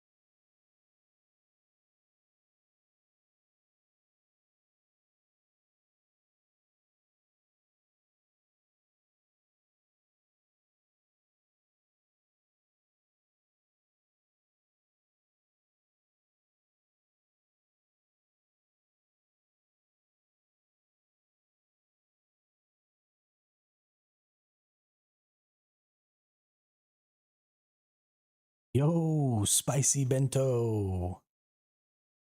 What up, gravy?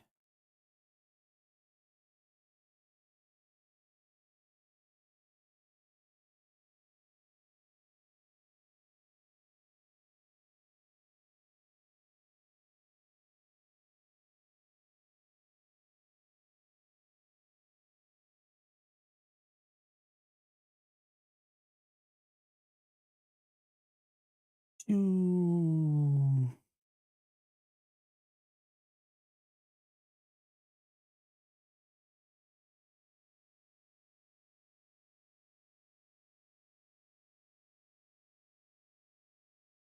Hey, there he is.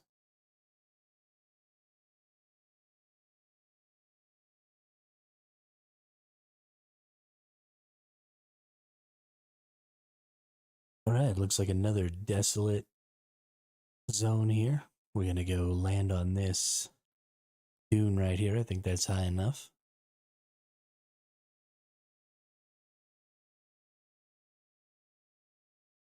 Yeah, we in the deep desert.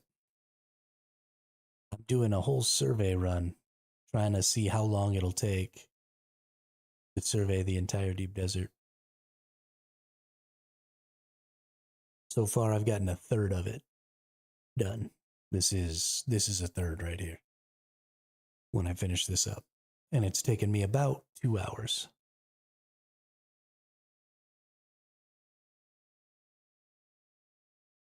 I suppose you could say it's pretty peaceful. I have run into one other person on an ornithopter out here.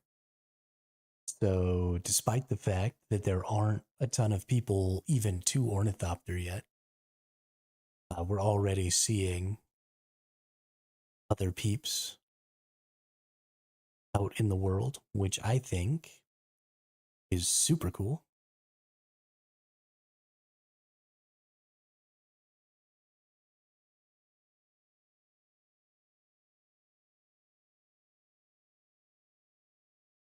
Can't use the probes here. Yeah, that's what I'm doing is I'm shooting out probes and I'm unlocking. Not every zone is only dunes. You can see I've got quite a few dunes here all together. But then like this zone's got some stuff on it. Got a crash ship and a couple of control points here. You've got a little bit of rock stuff here. And then there are some zones that have quite a few more rocks. Like right this zone has quite a few more rock outcroppings and stuff. So it really just depends on what zone you're in. They did say that the majority of what you're going to see out here is going to just be sand dunes.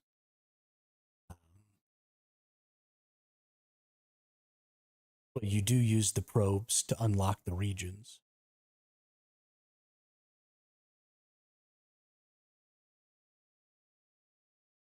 Yeah, they do have a height requirement, but the height requirement for the probe is about the maximum height of land features in the region you're trying to survey.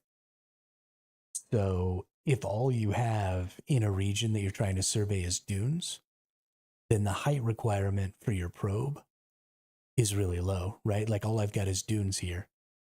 So I'm going to shoot a probe right here. And now I'm just going to wait. It also takes 5 more seconds for your probe to do its survey.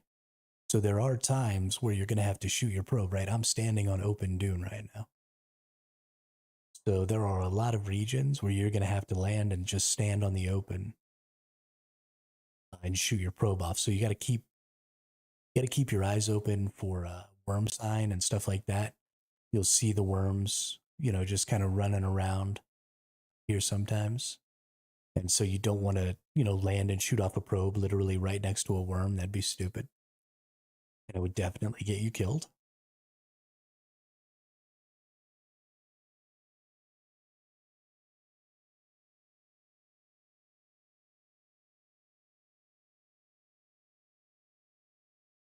Oh, speaking of stupid things that are going to get me killed, I better drink up my water here. You have to bring water with you, right? There's no water in the deep desert.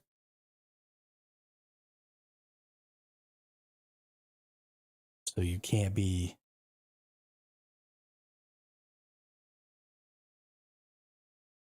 Oh, here's another control point.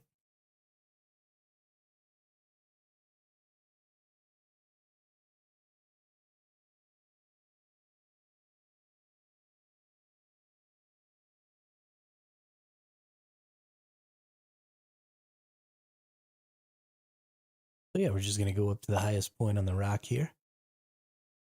Going to see if we can probe this. Nice. This zone's going to have quite a few rocks, actually, I think. I haven't seen any big worms yet, Gravy, but I have seen some worms running around.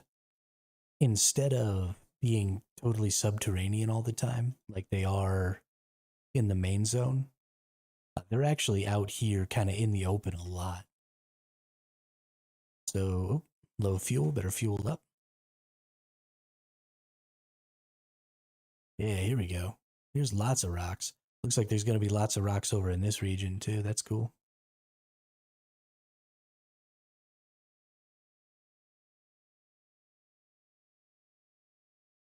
Let's see if we can find ourselves some worm sign.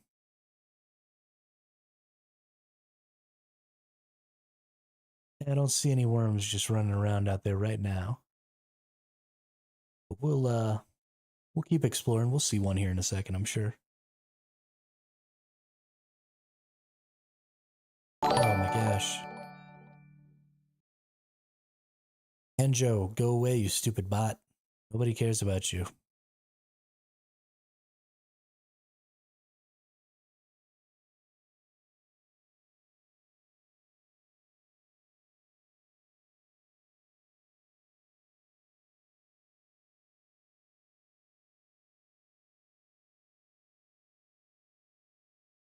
This is what I get for playing a popular game.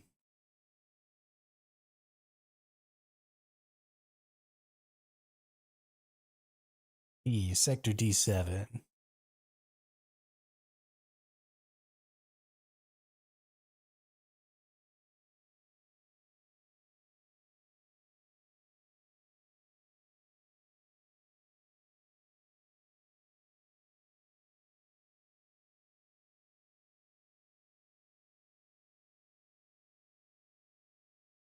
Just one more day. Well, more like a day and a half, but yeah. Well, no, I guess you're about to go to sleep and then just have one more day. That's right. It'll be late at night for you when the game launches, won't it? That's unfortunate.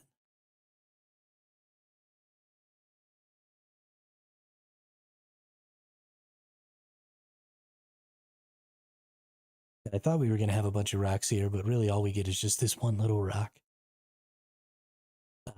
So something you'll notice, this isn't something I noticed before, but this tells you what resources are available, and it tells you here in the landscape what kind of activities are available. So let's go find a landscape with some actual stuff. Gosh, it's so desolate out here. Here we go. So this one tells you it's got 3 downed ships. It's got 2 of these control points. And then it's got 2...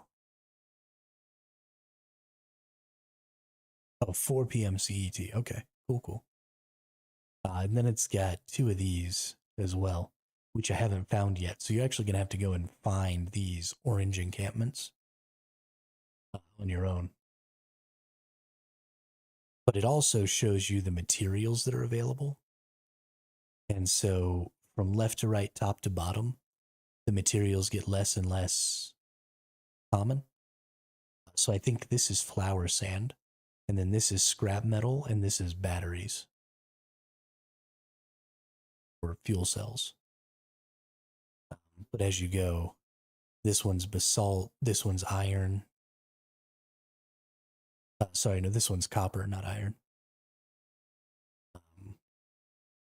Flour sand, batteries, scrap, basalt, flour sand, aluminum,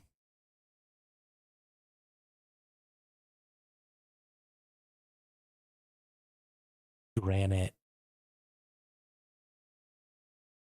batteries, scrap. So you can see what you can kind of get in a region. And then, decide what you're going to go collect there.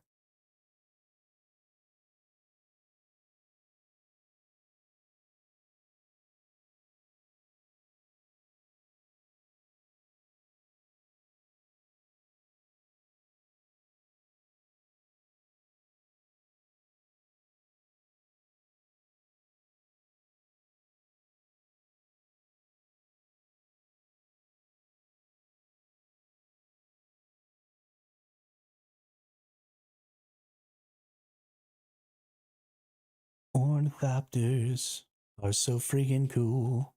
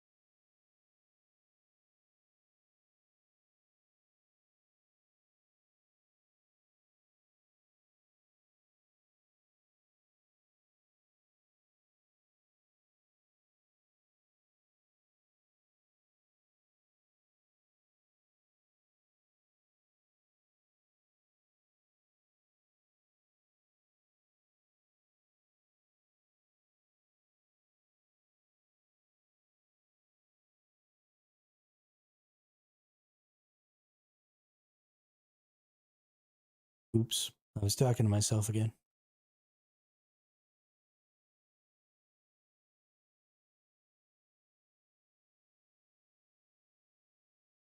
That's a cool rock formation over there. We're going to go check it out.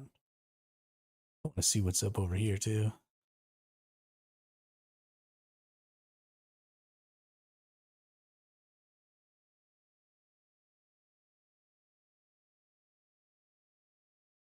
Got a whole lot of scrap, some plant fibers. Yeah, Gravy, this is the Scout Ornithopter. This is the lowest tier of the Scout Ornithopter.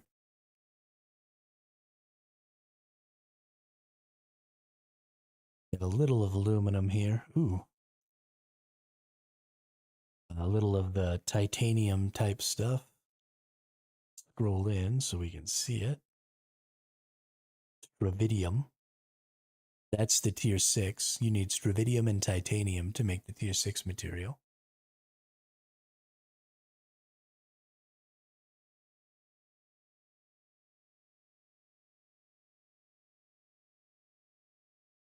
Yeah, you have to get out to shoot out the scout probe. Now, you can get a scanner for your ornithopter, but the scanner for your ornithopter is just so you can see this stuff. Right? Things like the resources and stuff that are in that area. And it's a much smaller radius. Right? When you shoot the scout probe out, you scan the entire block. When you use the scanner on your ornithopter, it just scouts like a 300-meter area.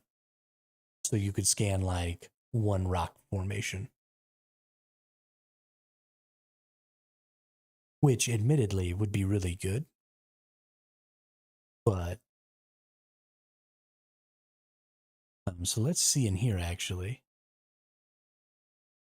I'm a little confused because maybe it's because the stravidium is just so rare that it's not even on here. But I found stravidium up here and it's not showing up on the resource density map, which is kind of strange. We do have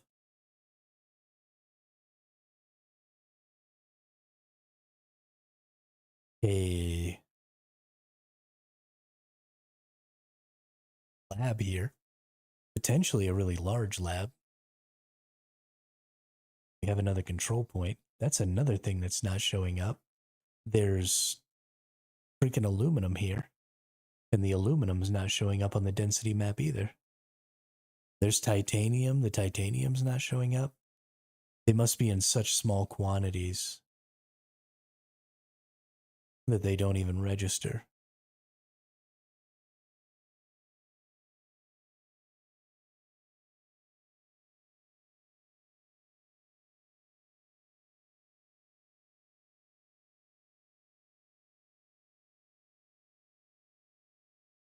Yes, titanium and stravidium are um, exclusive to the deep desert. There's another control point. You need both of those. You need both stravidium and titanium to make the tier 6 material. Now, I do want to take you all down in here real quick. Just to see.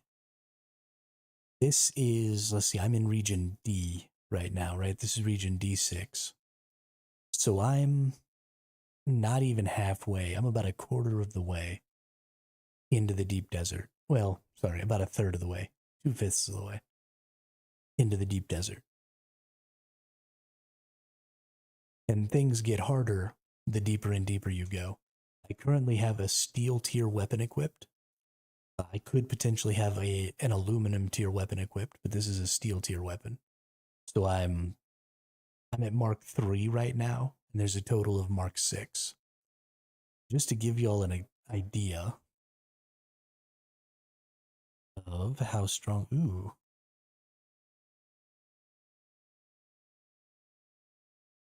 A place to use a cut array. That's interesting.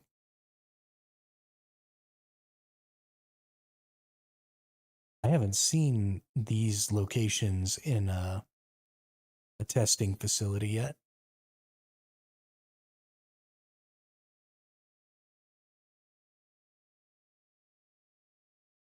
Cool, cool.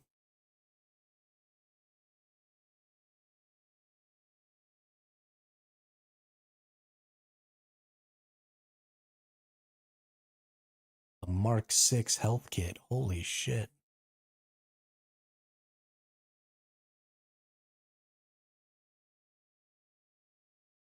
Where's the enemies at?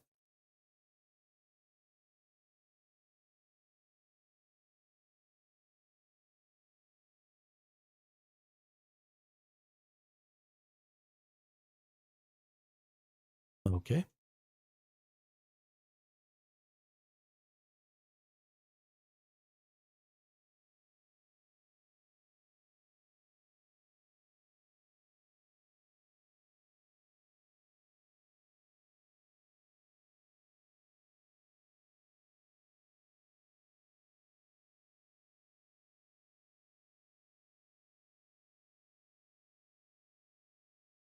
Honestly, I can't believe that I haven't seen any enemies yet. Don't forget this little trick. If you're about to go through a green door and you want to see if it's one that's going to lock you in, use your third-person camera to see the other side of the door. This one's totally open. I feel like maybe somebody else has come down here. Because I feel like this is supposed to be a locked room where you have to kill all the enemies. I think there's somebody else in here.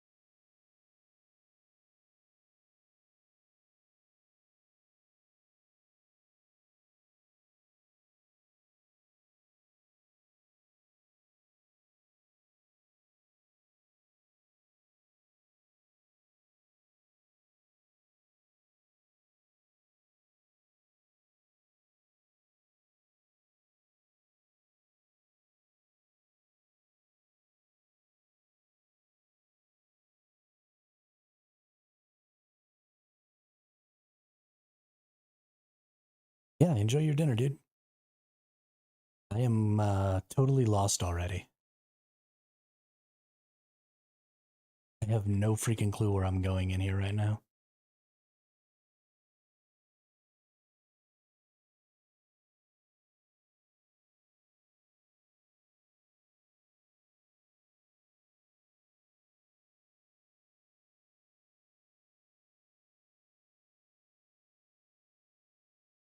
Shit. I actually need to go hurry up and get out.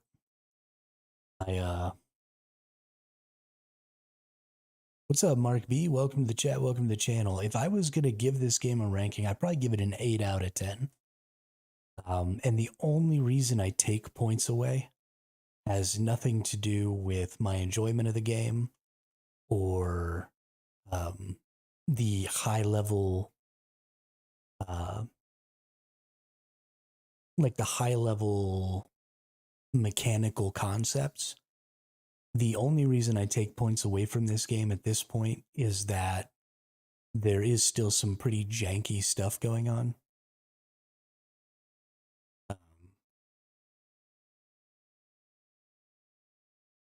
You know, sometimes combat can be a little janky. Sometimes building can be a little janky.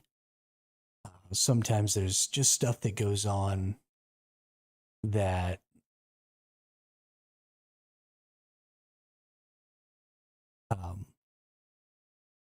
just makes the game not feel fun. You know, I get stuck inside of enemies. Sometimes the climbing mechanic doesn't work really well. And so some really bad stuff can end up happening in those situations. Just little janky stuff like that is really what makes me take a couple of points away. And I think that's stuff that'll get worked on. But on a high level, like mechanics perspective, I think this game's a 10 out of 10. You know, the world building, right? The verticality that they get, the depth of these testing stations are really cool. The building system, I think, is super cool. Yeah, I think all the problems are pretty easily fixable. I assume. So I've played a lot of survival games, and I've played a lot of specifically Ark Survival Evolved and Survival Ascended. I did play both New World and Once Human, actually. This channel started on Once Human.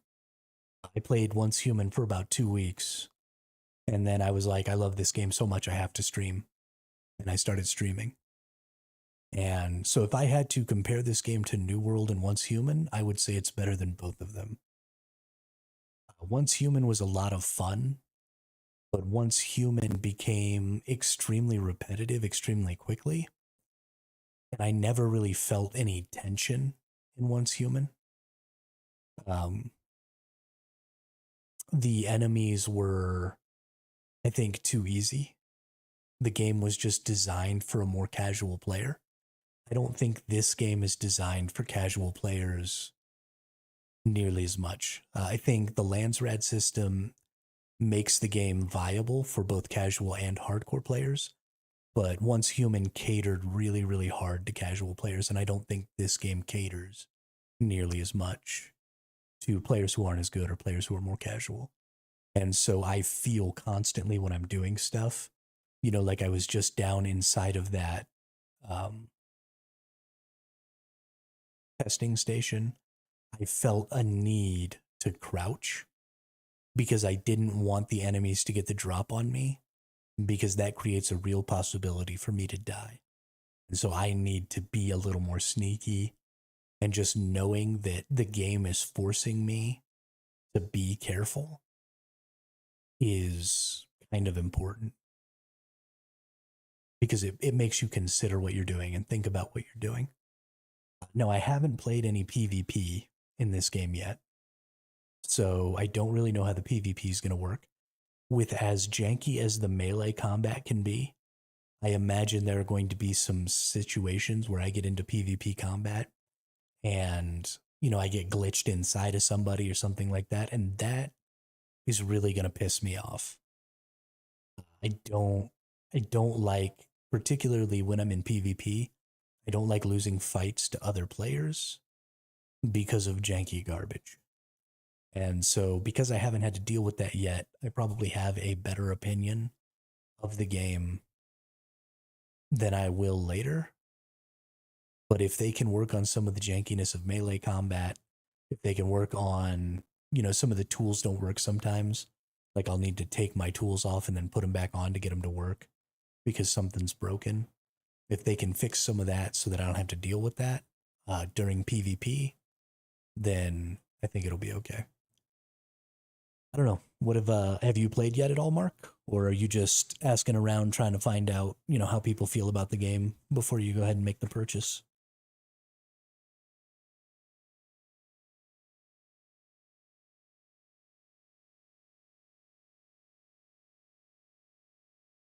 Okay. Yeah, yeah. Well, I appreciate you coming and asking my little old channel. There are lots of really big streamers out there who's streaming the game right now, so I appreciate you coming and asking me.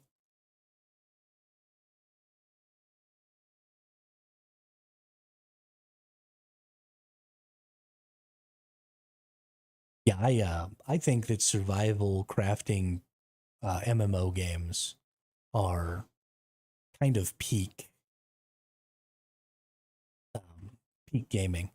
Like I said, I played so much Ark Survival Evolved and Ark Survival Ascended that my eyes wanted to bleed. So, um, knowing how janky Ark Survival Evolved and Ark Survival Ascended were, this game is significantly less janky than those two games. So I am very, very comfortable playing this game and dealing with the jankiness of this game because of those experiences with Ark.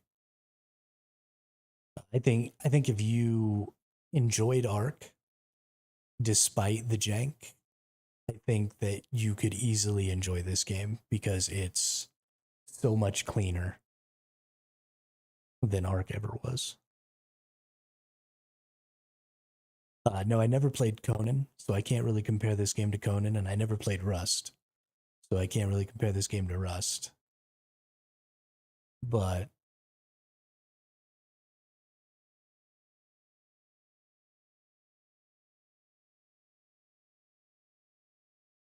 from my experience with Ark and Once Human, I would say this is honestly, I would say this is kind of a good marriage between those two games too. So, in Ark, you had a lot of different mount types. You had a lot of different traversal options, right? Ark had grappling hooks. Ark had, the Cosmos, especially in Ascended, you had a lot of really good different types of traversal. And so that game felt really fun to move around, and the maps were really, really large. Once Human was focused a little bit more on the moment to moment gameplay when it came to like fighting and combat and stuff like that with your character. And so I think this game does a much better job of marrying those two things. I feel like my character being strong is important because I do so much fighting um, using just my character and not being on a mount. There is going to be some mounted combat, right? You're going to get rocket launchers for your ornithopters and stuff like that.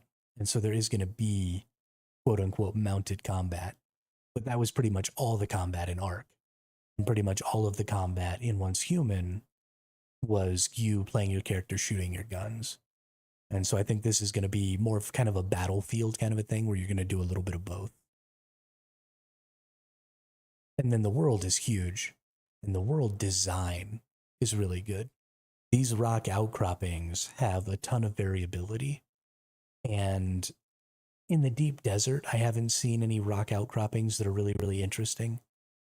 I'm a little concerned that we're not going to get super cool rock outcroppings in the deep desert, but I haven't explored it enough to really decide.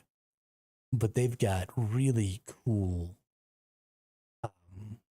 world building in the Haga Basin in the PvE zone. So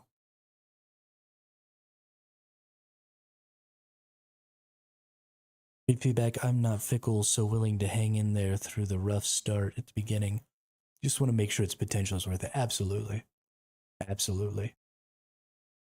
The most important thing is going to be the Landsrad system. So take yourself a little bit of time to go explore the Landsrad system because that's the end game motivator. It's kind of what I'm out here doing right now. So I'm out in the deep desert right now. Yeah, absolutely. I could totally build right here. So let's get out my build tool and I'll show you. Here's my build tool. There's my build tool. See, I can pop my build tool out. I don't have the materials for it, but this is just one of my little small fiefs. So you get three sub fiefs, which are your larger bases. And those can be placed like in the Haga Basin and stuff like that. And then you get two of these little like small bases. Oh no, this is a sub fief. Where's my other? Hang on. Oh no. Okay, yeah. So you get 3 advanced sub fief consoles, and then you get 2 sub fief consoles. And these ones are the big ones. And they make a much larger base area. These base areas are 10 by 10 by 8 high. And so if I had the scrap materials, I could place this sub fief down right here and then just start building away. There will be areas where you can't build. I don't see any of those areas here. But they'll show up as red boxes. And so the game will sort of tell you like, okay, here's a red box. And you can't build in those locations. And then you can get expanders so you can make your area bigger and all that stuff. Now, out where I am, I'm in what's called the deep desert right now. And out here, every week, a Coriolis storm comes through and changes the entire layout of the map. So I'm unlocking this whole map right now, right? This is all the deep desert, and I'm out here surveying and unlocking the whole thing. But in 2 days, the entire deep desert is going to get wiped out by a Coriolis storm. Any structures that are built out here will be destroyed. And all of these rock outcroppings and everything are going to get buried in sand, and then new ones are going to appear. And that happens every single week in the deep desert.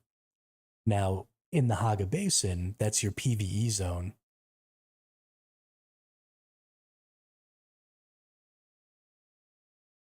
The Landsrad ends in 6 hours. I don't think the week resets, though.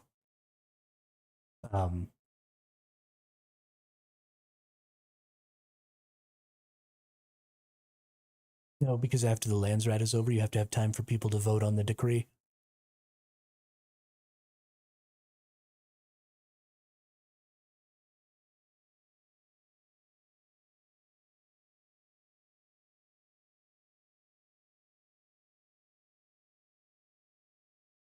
Yeah, so in the Haga Basin,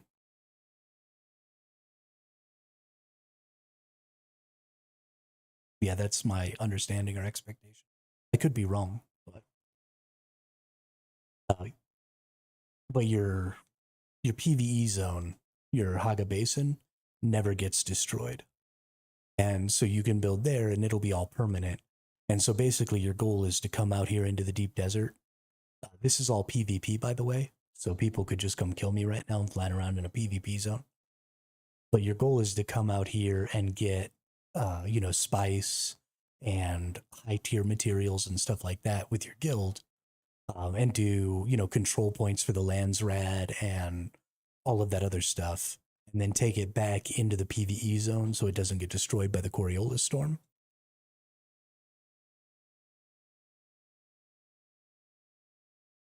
It's a very intricate system, and I think it's going to be a lot of fun. But because it resets every week, I think it's going to be really cool for players who maybe like to take breaks or who are more casual, because again,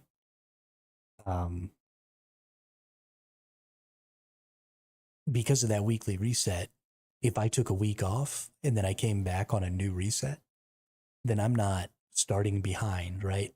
Everybody has the same level of information as me. Everybody's got access to the same materials and stuff as me. And so I can just kind of jump in and out as I see fit, as I have time available to interact with that end game loop. So I think it's going to be good.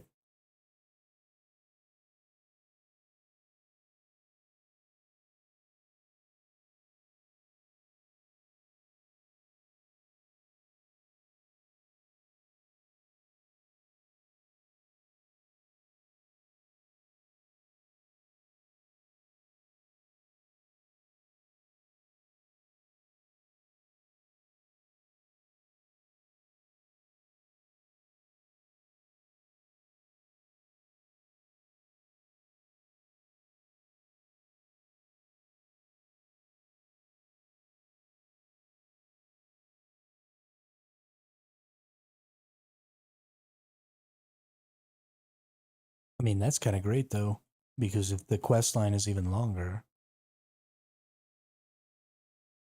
yes.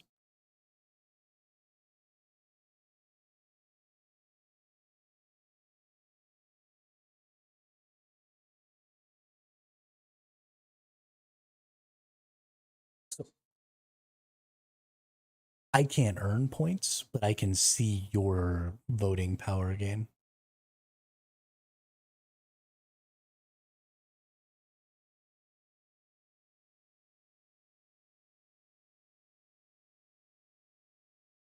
No.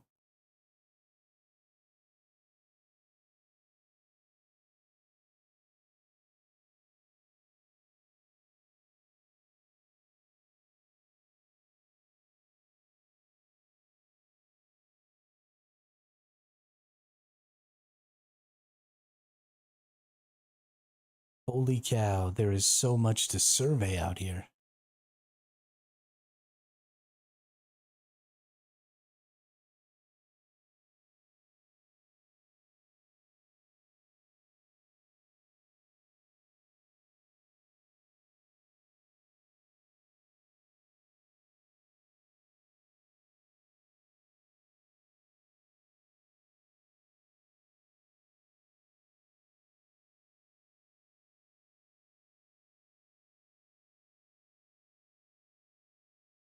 No.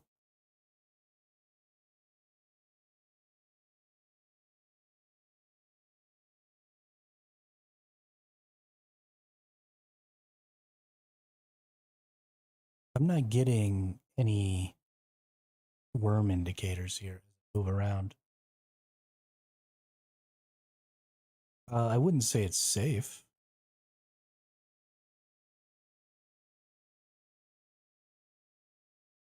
But you don't really have a choice. I had been seeing the worm indicators. What does surveying do for you if it resets in a week or less? So there is a lot of really important reasons to survey out here, Mark. Number one being that if you look in the top left here, you can see what resources are in each region as you hover over them.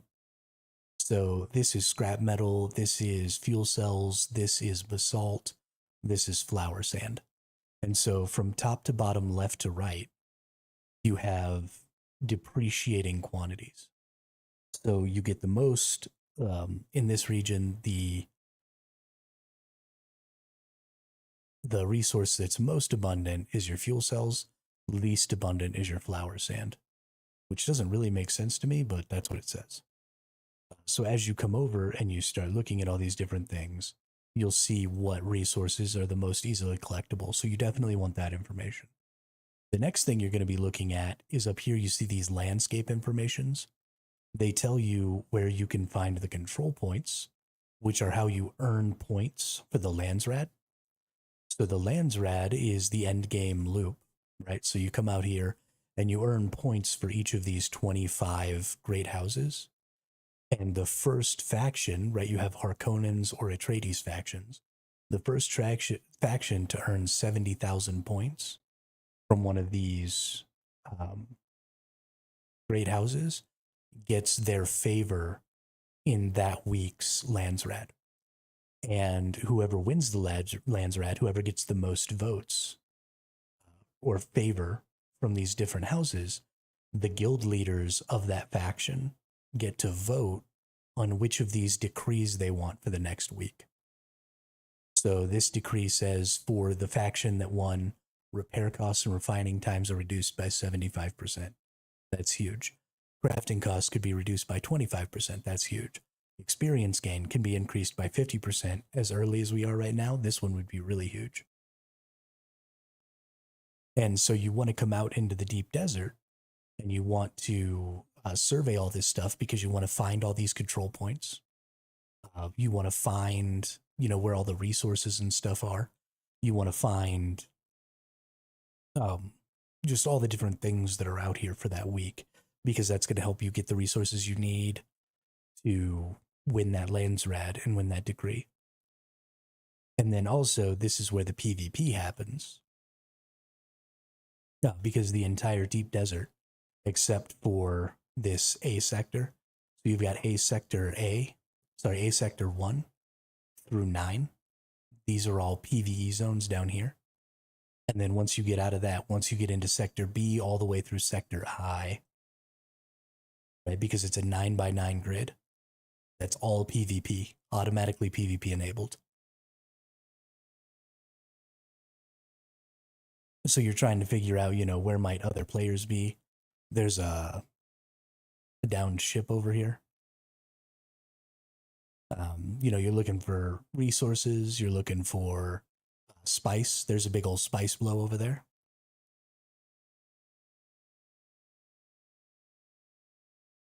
No, Mark.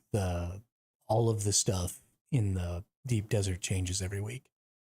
So this is the big thing you want out here, though. This is a big old spice blow. And when it first happens, there's like a big plume of purple that you can see come up out of the desert. I didn't see it this time.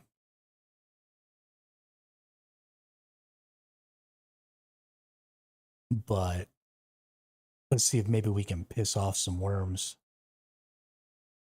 real quick.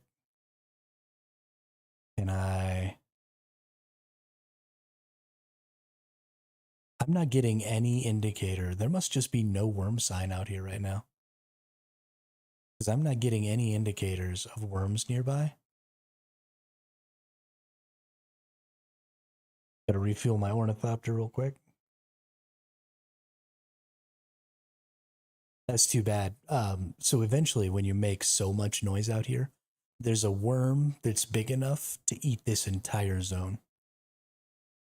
Right, this whole purple area right here, he'll just come and he'll eat the entire spice blow.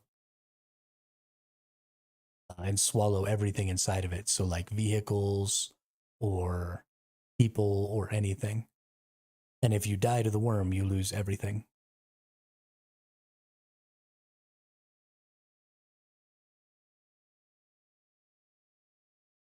But just like in the movies, you come out here with a sand crawler and you just pump spice out of there. It's super dope.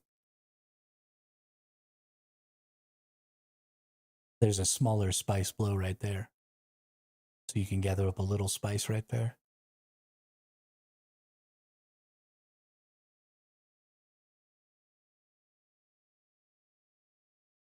But it looks like there's no rock in this region. So I'm just going to fly over to a high point in the dune.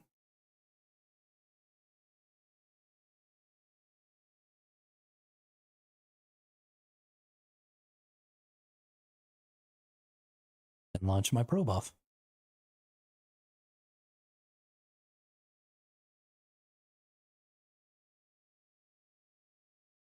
I really want to see the worm come and swallow all the spice. Like really bad.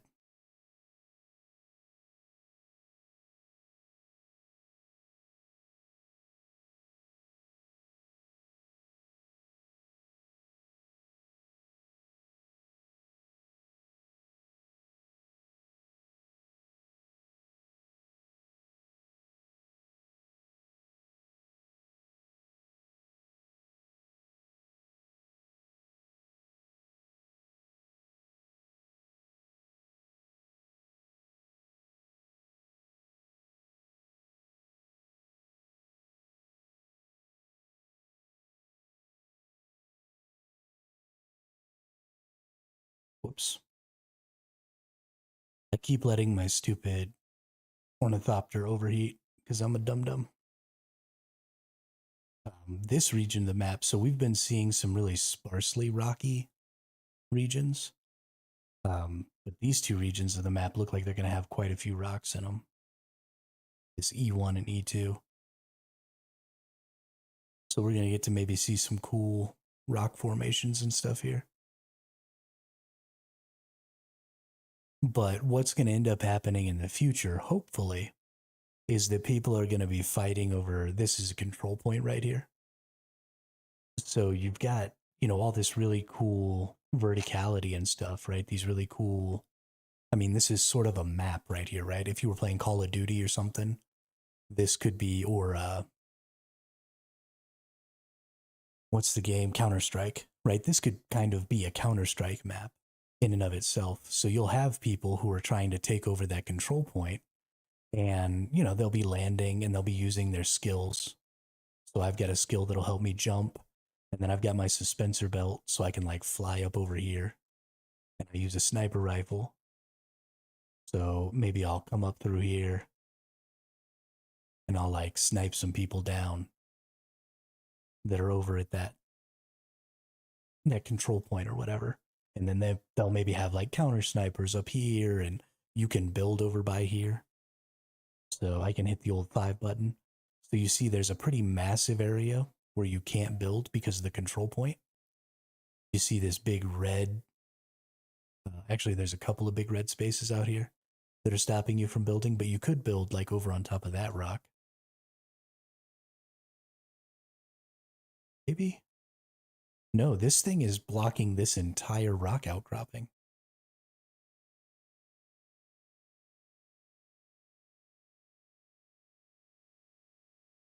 Yeah, no, it looks like it.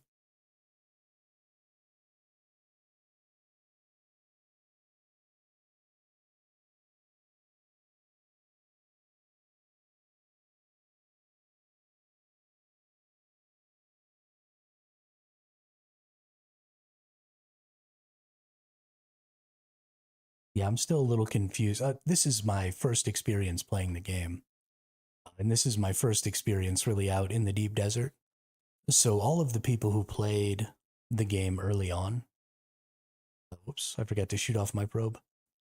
All the people who played the game early on only had very limited access to a few regions.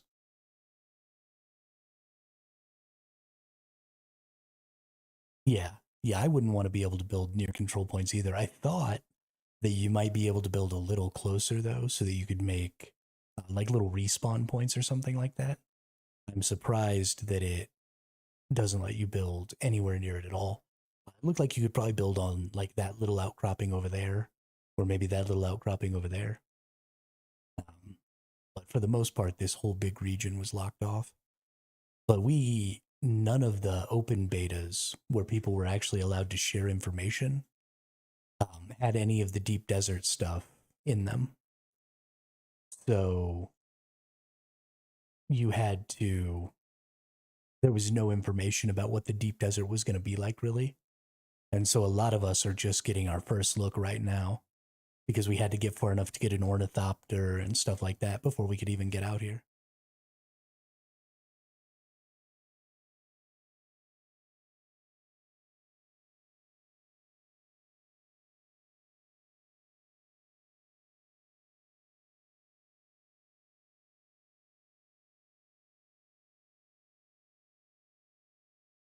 What tier is the Spiced Harvester?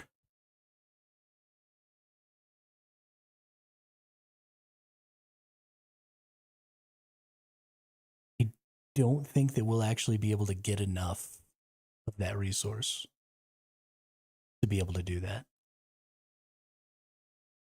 I mean, I think it would take days of farming that resource.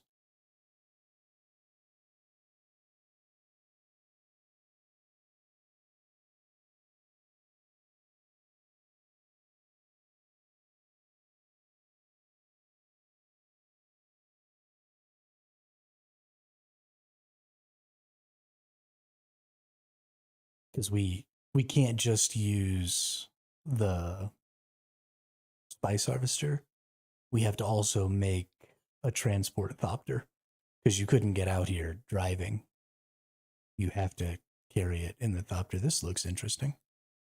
So we'd have to make the transport thopter and the spice harvester to come out here.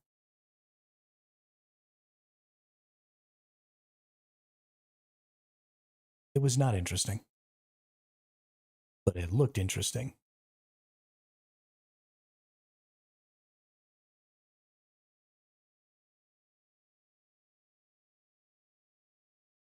I'm going to go by and start the download.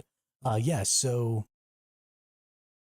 about that, the pre-download for the full launch is tomorrow. So there are 3 different versions of the games you can buy. You can buy the regular version, you can buy the deluxe version, or you can buy whatever the ultimate version. The deluxe and ultimate version come with some cosmetic style stuff, as well as the first season pass, which will give you the cosmetic and content DLCs for like the first year. And that information is all available on there. So I think that's a decent value. You know, you get the deluxe, you get the first season pass, but don't get the deluxe version to play with the head start, because the head start is only today and tomorrow, and then the full release is happening. So if you're not sure you're going to want the DLCs or the first season pass, then I would just get the regular version of the game and then start playing on the 10th when the full launch happens, because otherwise you're paying an extra $20 for like a day and a half playtime.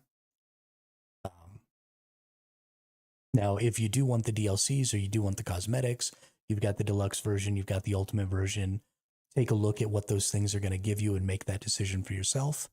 But if your goal is just to play, I would just buy the regular version and play on the 10th.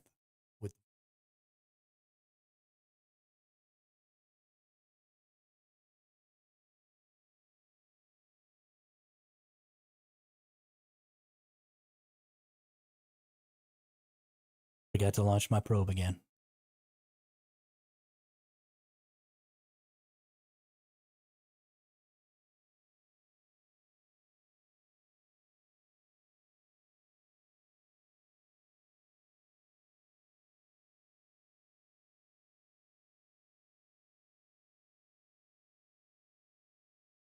Yeah, absolutely, Mark. Have a great day. And enjoy your time out in Arrakis, dude. It's going to be so much fun.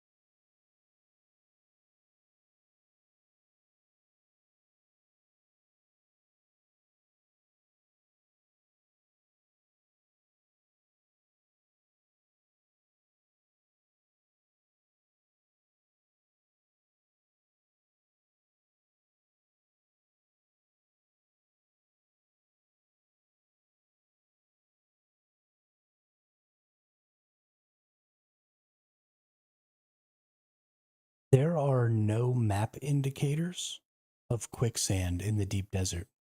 There is quicksand out here. You just don't get an indicator on your map telling you that there's quicksand out here.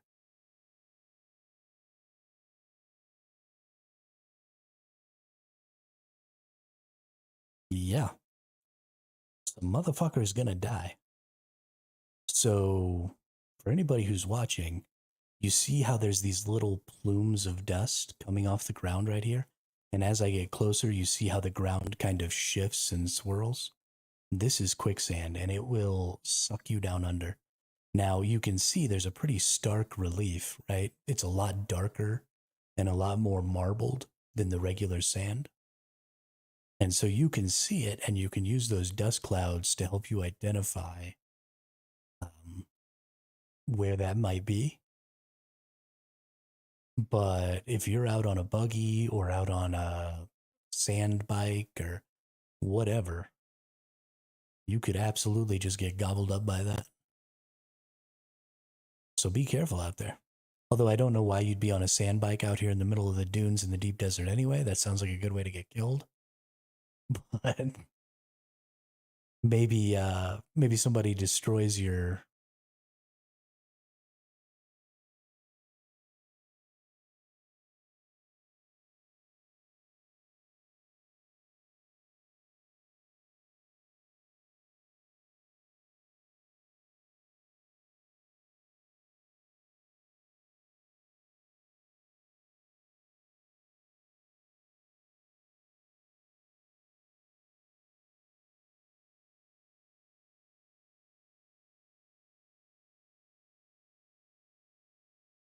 Stand high enough, can I?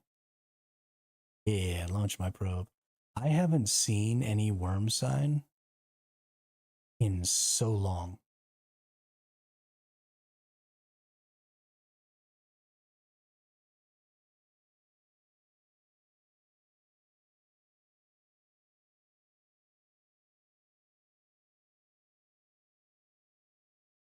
Now, I've definitely seen them running around. And when I first started surveying, I was getting signs that there were worms. Although I was quite a bit closer, right? I started surveying really close to the shield wall. So maybe that's what was happening. There's more small worms there. And now that we're out in the open, but like I kind of want to get crazy here. Let's get crazy. I might be about to lose this ornithopter, but I don't think that I give a shit.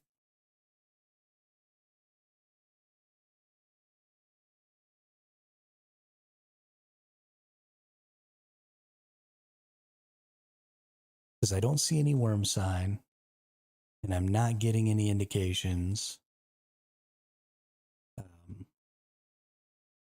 that I'm pissing off any worms. Let's break out my cut array here.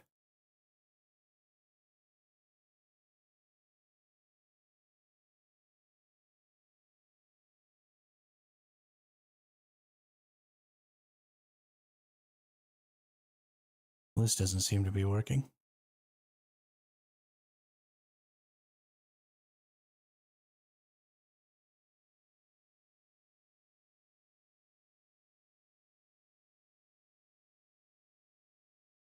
Oh, my backpack is full.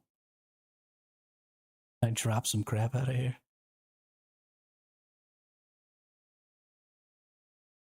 Oh, I drop that.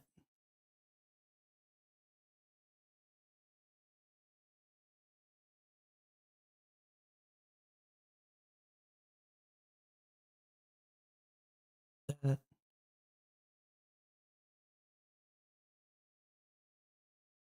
That. Take that.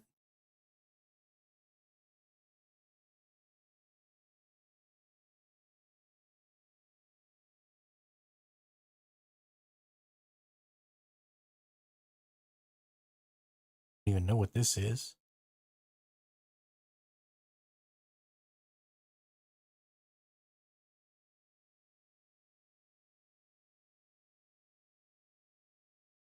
Yeah, these shipwrecks aren't really working.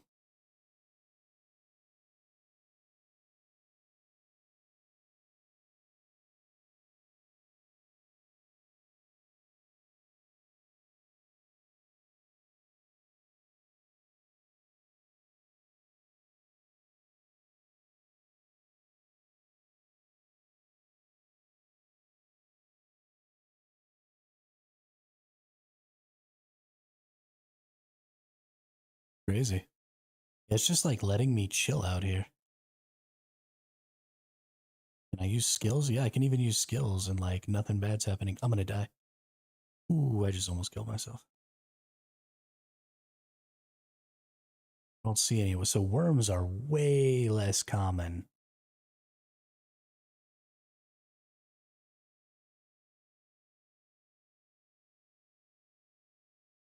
out here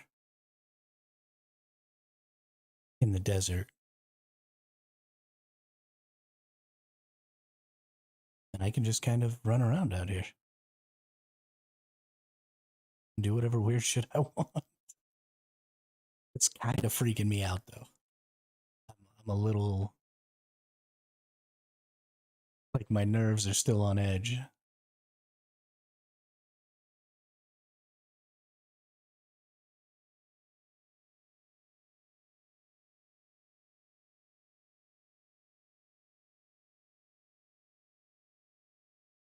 So weird.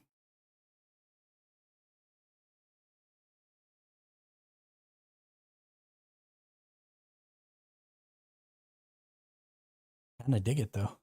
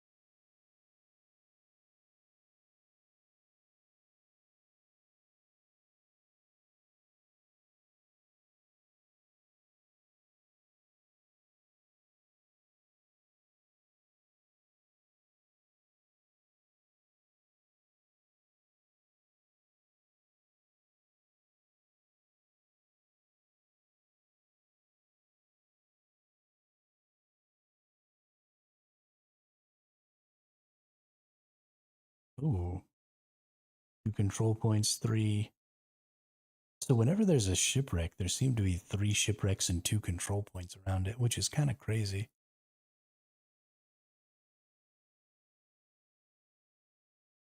Almost always the same.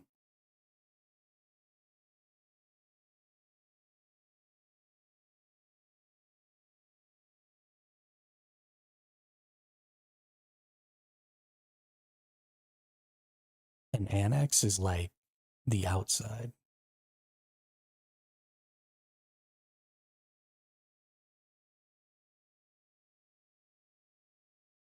Right.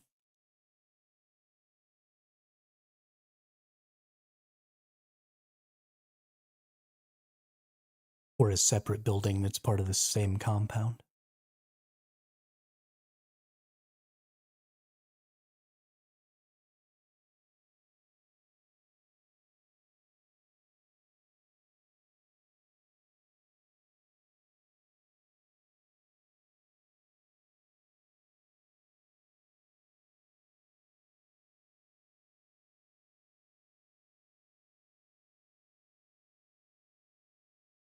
Lots of rock in this region. That's pretty cool. No stuff, though. It's just rocks. With honestly kind of shitty resources. We got basalt and copper.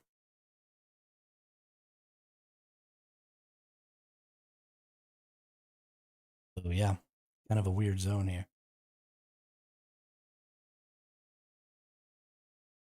We are still only in region E. So this is the 5th out of 9, right? We've got A, B, C, D. So we're in E. So we're, ooh, a spice plume. So this is what I was talking about, that giant spice thing that we saw earlier. This is how you see those things form, right? It's just now erupting. And so there's tons of spice down underneath there. You can see those, that's probably 2 or 3 sectors away. So you can see those things from super far. Hopefully there will be some worms around there or something.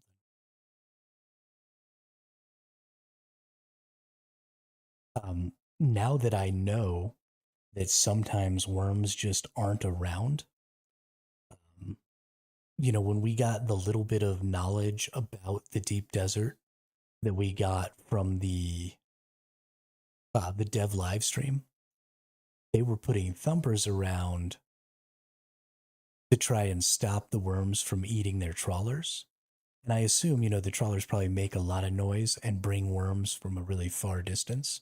And me just being out on my feet probably has a significantly smaller impact. But I wonder if they maybe used thumpers and brought worms in faster. And if they had not dropped those thumpers so early and instead waited until there was actually sign of worms coming after them, that maybe they would have had longer to try and gather spice before getting eaten. I really don't know. But that spice blow is so cool. I want to go over there and look at it, but we're actually almost out of water and I don't have any more leader johns. And there is literally zero water in the deep desert.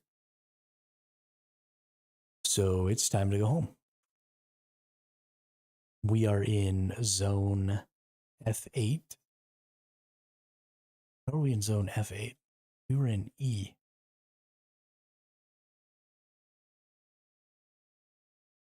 What the fuck? E6 to F8 to E8. So this is just marked wrongly, right? This is E7, not F8. That's weird. F7 is above. F8 is there. So yeah, this is just identified as F8. But we're in sector E7. So we're going to fly straight back here.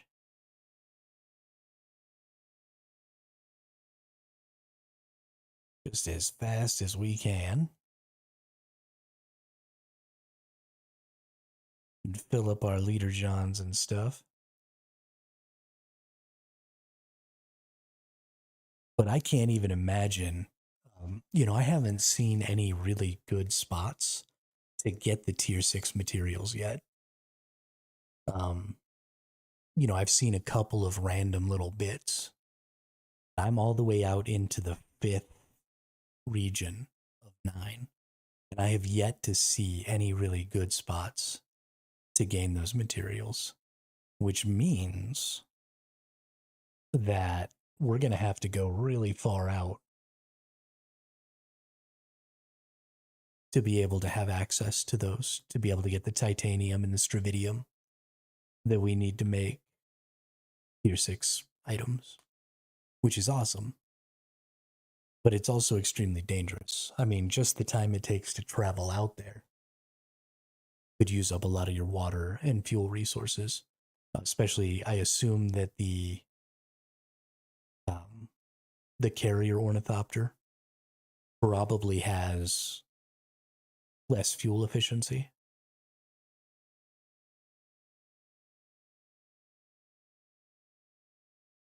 So in order to, carry around whatever, you're just going to end up using up way more fuel.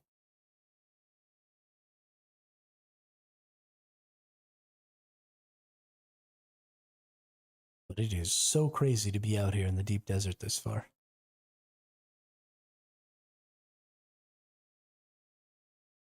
I mean, look at how long it's taking me. I'm only back into C.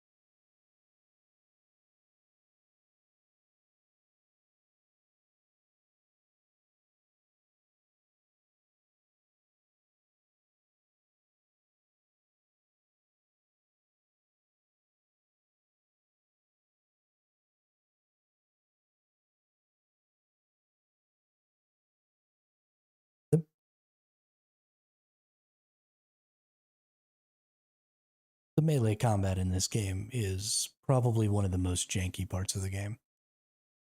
Definitely needs some more love.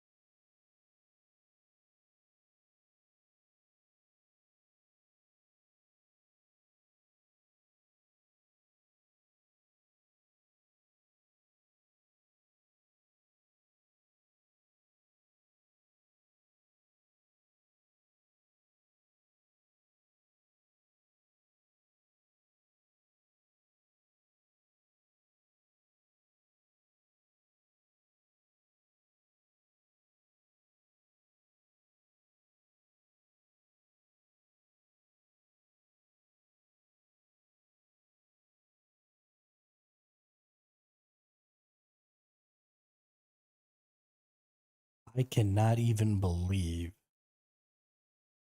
how large the deep desert is. It is so much faster to travel through the Haga Basin.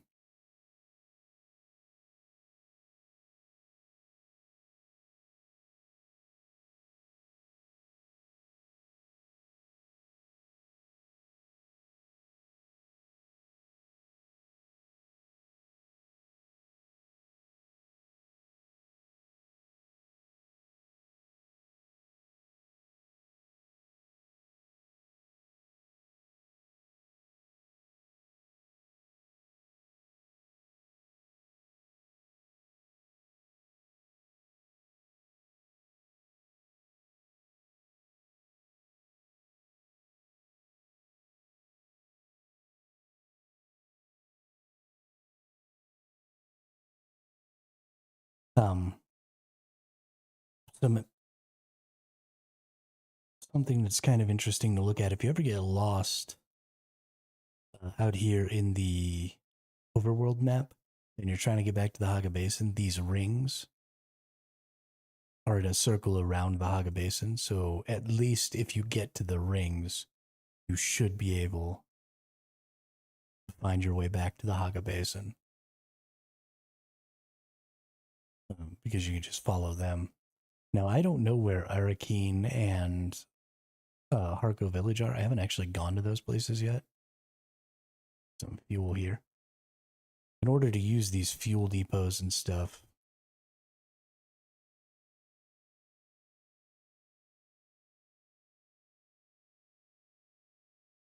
you just gotta sit on them.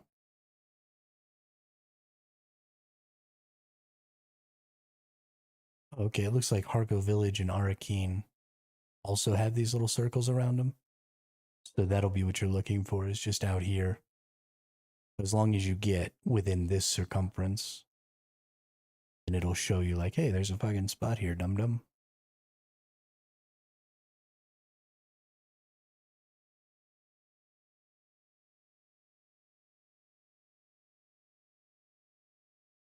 And then where you enter, again, just in case people weren't here before, where you enter the Haga Basin determines where you enter the map. So kind of flatten this out into a square. I know you're going into a circle and it's actually a square space, but just kind of flatten that out into a square in your mind.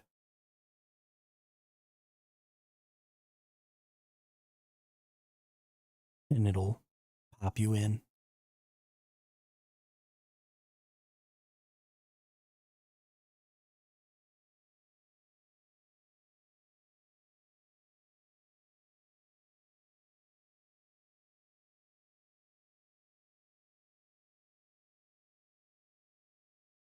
But do be careful, because it does just land you on the ground. Whoa.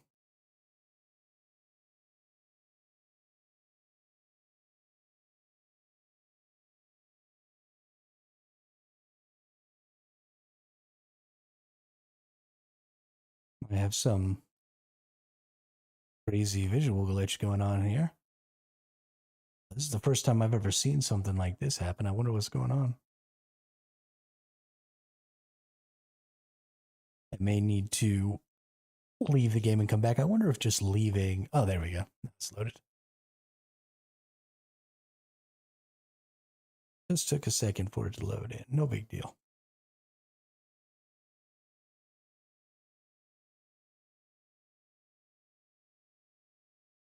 Sky Nazis.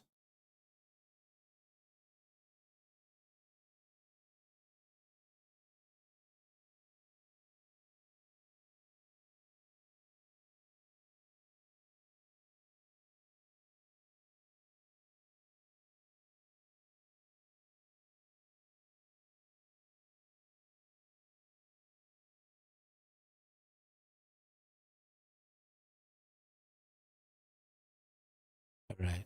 I need to learn how to fly in vulture mode a little better. What I want to do here is I want to dive, turn, and pull up. So dive, turn. Nope. There's something weird about how it chooses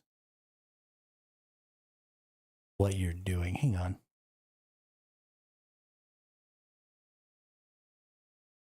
So we're going to climb here. So I think what I'm actually going to need to do is fully dive and then turn. Yeah. If you try and turn while you're diving, then you get this really weird situation where the center of your model is centered.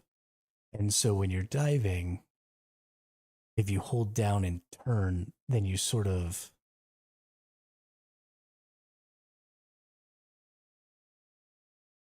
stop moving in the right direction. I don't know. It's a little weird. I'm going to have to play a lot with the ornithopters because there's definitely some interesting stuff you can do in vulture mode with, stalling by pulling back and, gaining speed by going forward. And, spinning around and stuff like that. So we're going to have to get better at that. I'm not great right now.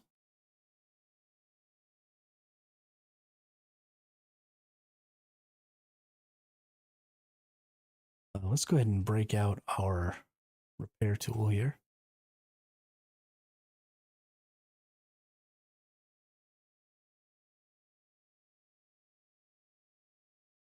We're about to lose this jet module.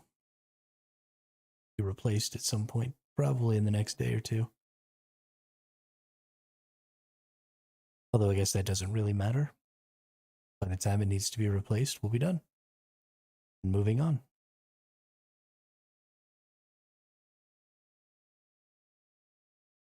Up here and just, see, so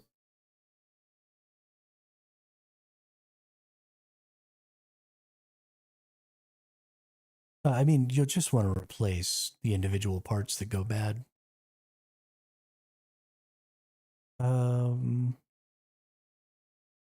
Probably the diamondium and the carbide. The pumps aren't terribly difficult to get. I mean, none of it's really difficult to get.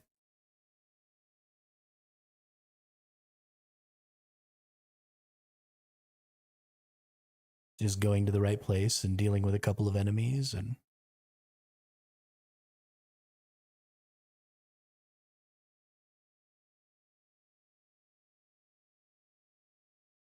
as far as what parts you're going to need the most of, the PSUs, the engines, wings or tracks tend to be the things that take the most damage. These hulls and chassis and stuff like that don't really seem to take any damage at all, but your extra mounted items, so things like, your thrusters and stuff like that always tend to take more damage because they just get used over time. Your wings or your treads on your vehicles tend to take the most damage, and then your PSU tends to take quite a bit of damage. So those will be the things you'll be replacing the most, probably.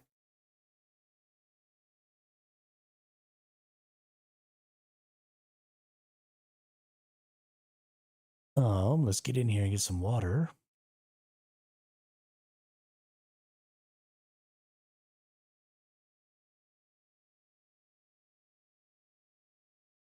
Should I make another leader, John? See if maybe we can get the whole rest of this done in one go.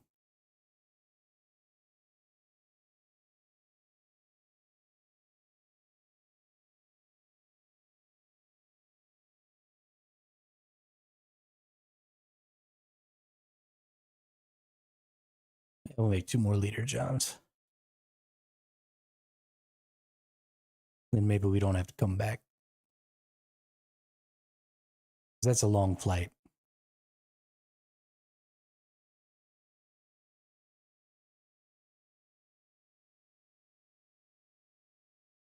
All right. Y'all give me just a minute here. I'm going to use the restroom real quick, and then we'll come back and we'll get back after this. We'll see if we can't finish it up. It's been 3.5 hours. We've gotten about halfway through the desert. Hopefully, if we don't have to fly back again, maybe it'll only take us another 2 hours or so to get the rest of the desert done. But I'm going to use the restroom. I'm going to get a little food, and then we'll get back out there and we'll finish up this scouting mission.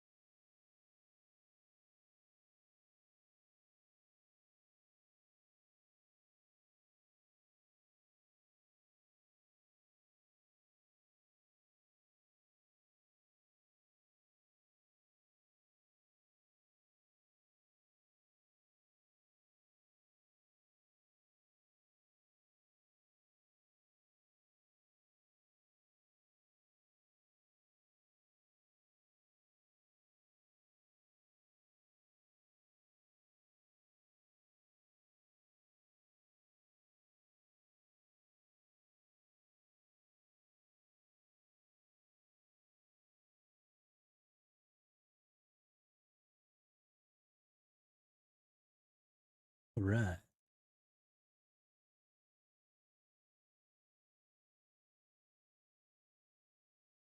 Something that just occurred to me. Noticed the scanner for the ornithopter looks like it attaches in a different location than the thruster and.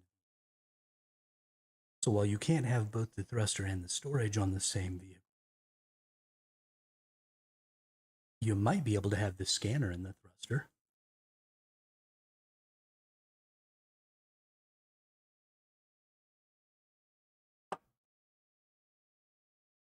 And the reason I think that's important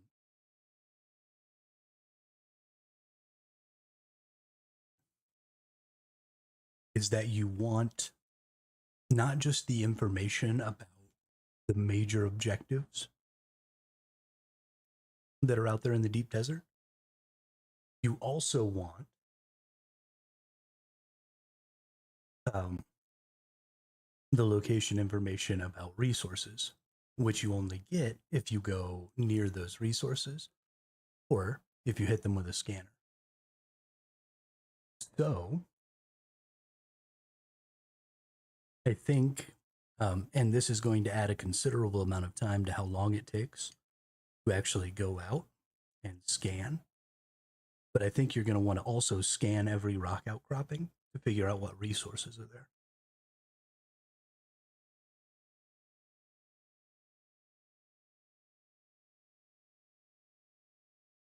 Go for it.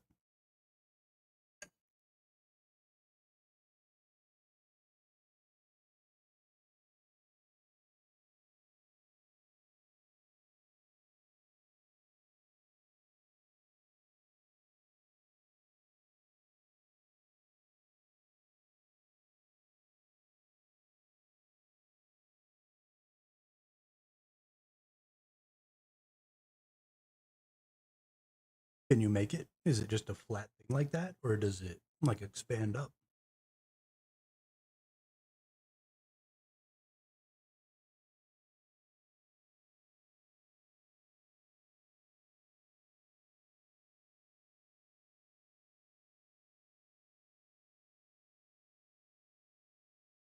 Plastelium is the tier 6 materials.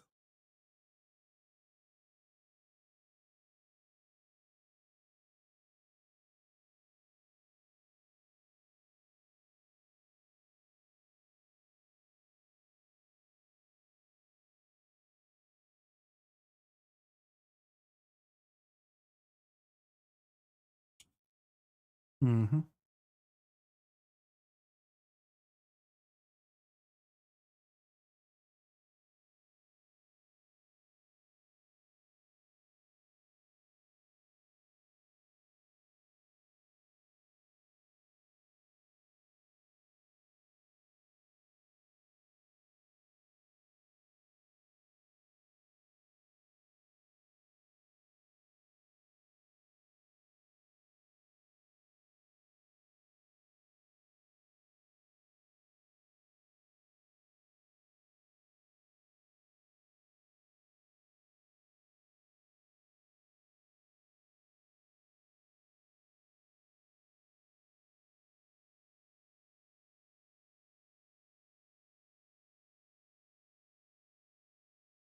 That's the one you have to go into the radiation zone to get.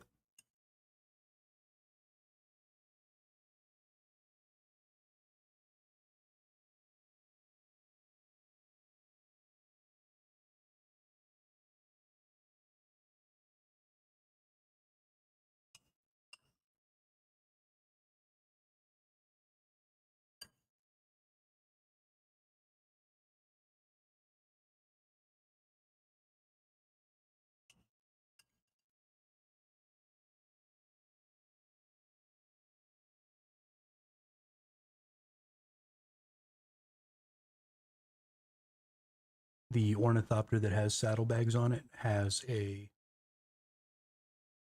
rad kit or rad armor in it.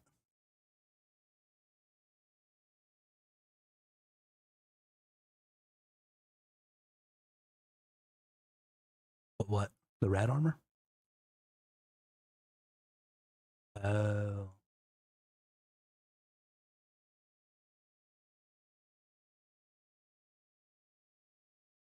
I have yet to put a single vehicle into my storage.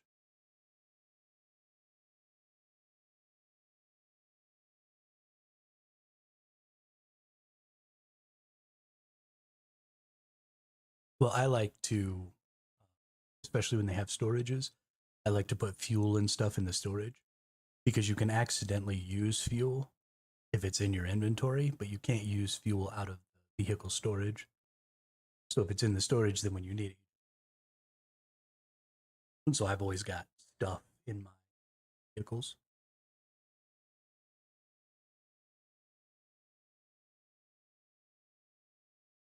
Let's see. I wanted to unlock the ornithopter scan module. Yeah, see, that looks like it's on the. Let's research that. Let's make one of those and see if we can put them both on there.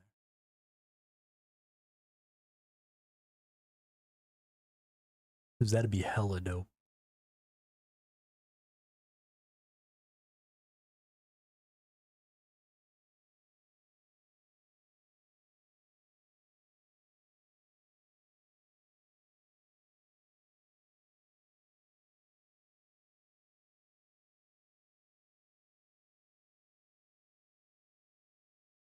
Too much crap in my inventory, I forgot.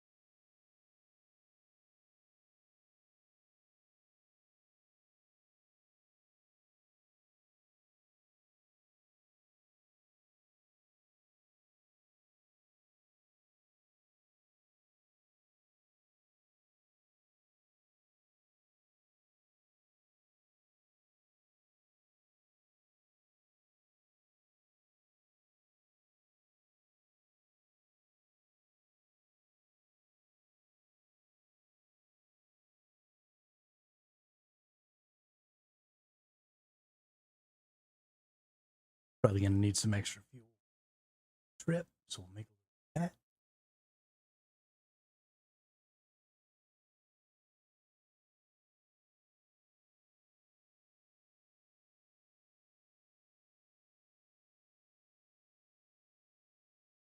And then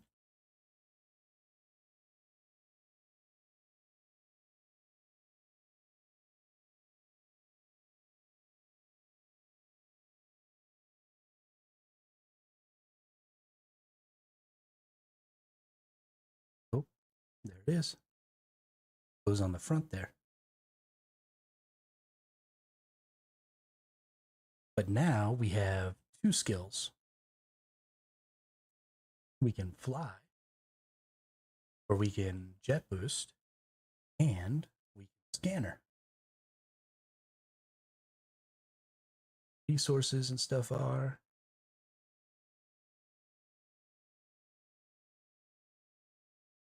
Actually can be used quite a few times.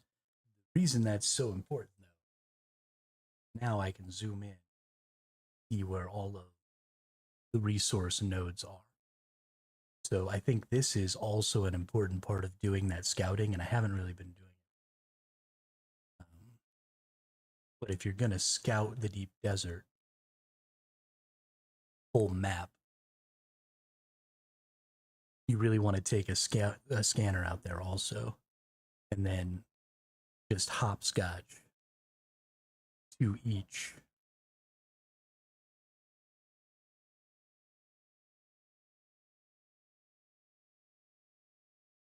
rock and drop that so that you can have all that information on your sync chart too.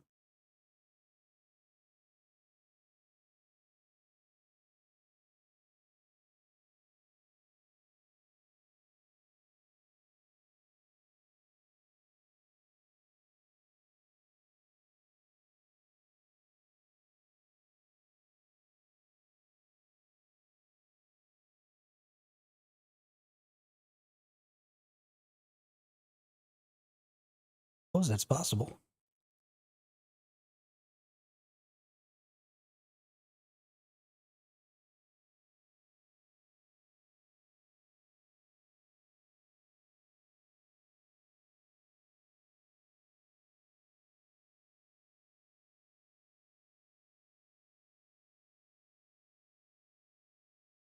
You know, I think you might be right. I think there's no worms right now.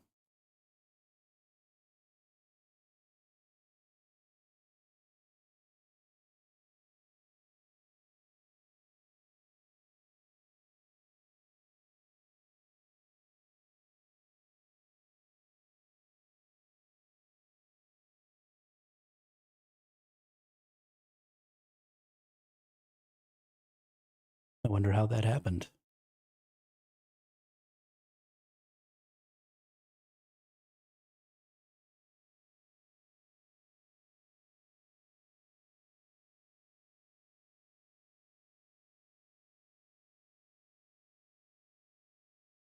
Well, so the thing is that there were worms earlier today while I was on, and I haven't turned the game off. So at some point, the worms stopped working while I was still playing.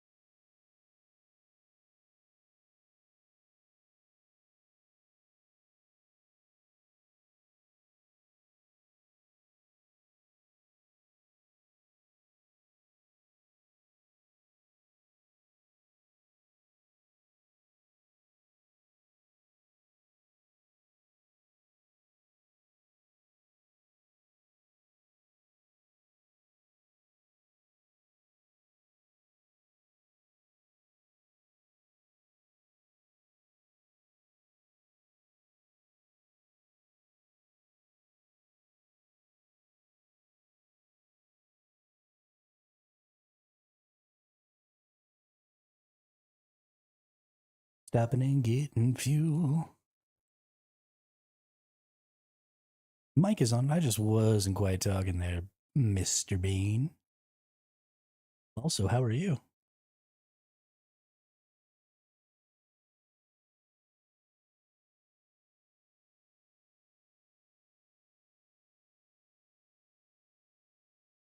Time to get back out into that deep desert. Do some more scanning.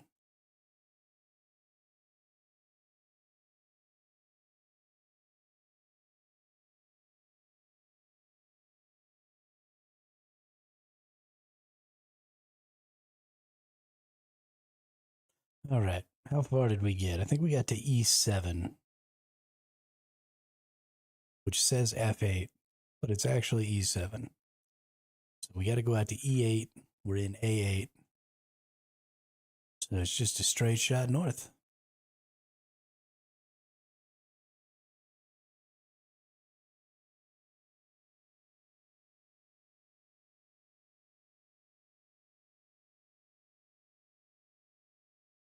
I crashed.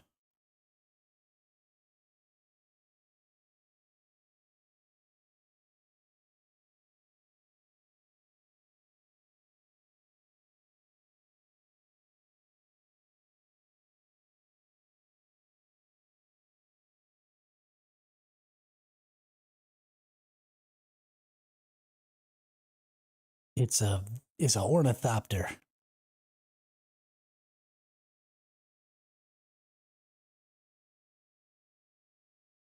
We do it like they do on Dune.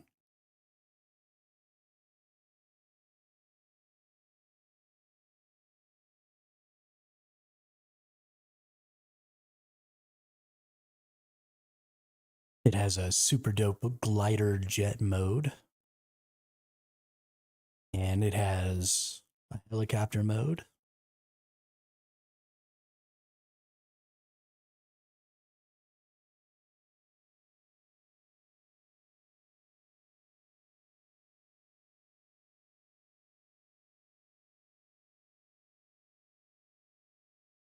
Oh, that raises your temperature. Interesting. Interesting.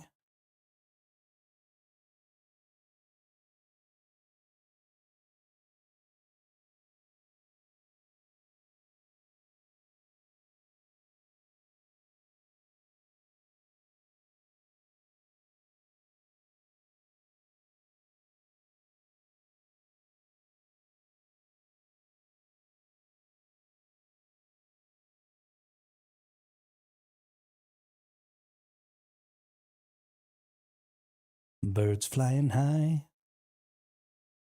You know how I feel.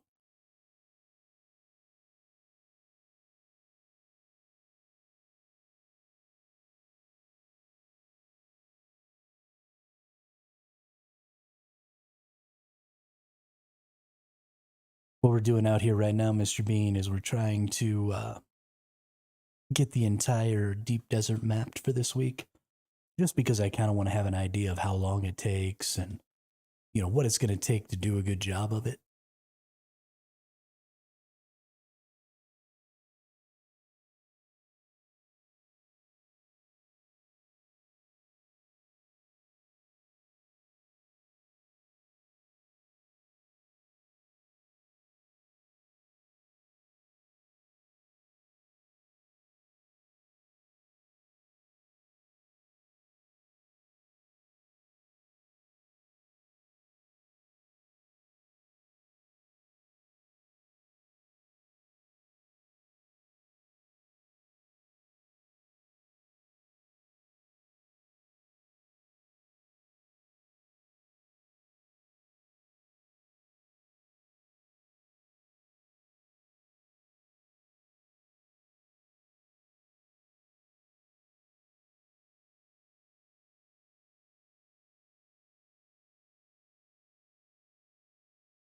Oh, been talking to myself again. Uh,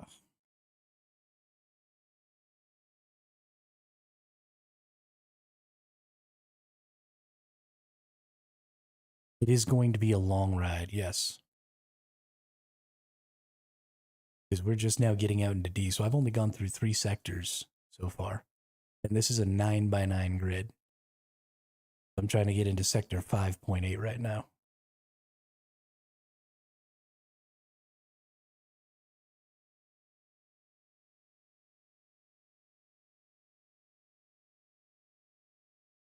Just having to go through and scan everything to get the minutia is going to make this take even longer. I've already been doing this for 3.5 hours.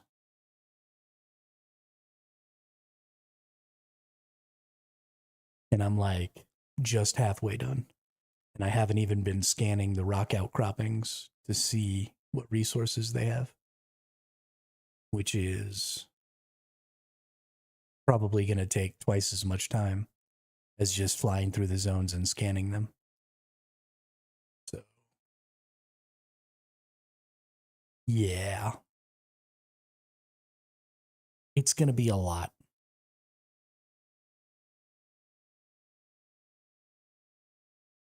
But there were no indicators of resources before. Now we have these resources here.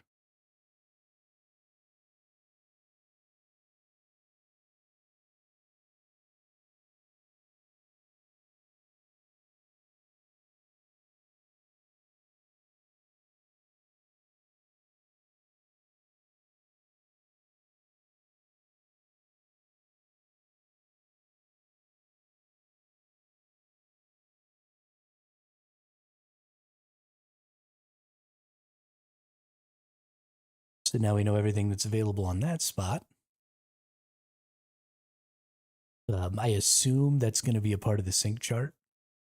I'll have to double check and make sure.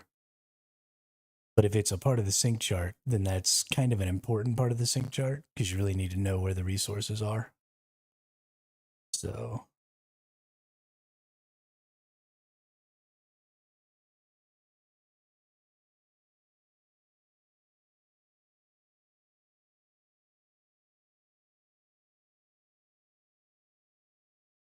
but we're looking, let's see, to get everything scanned and get everything micro scanned with the ornithopter.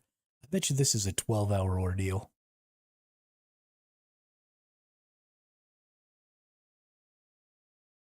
Which means, 1 hour from 12 people or 12 hours from one person.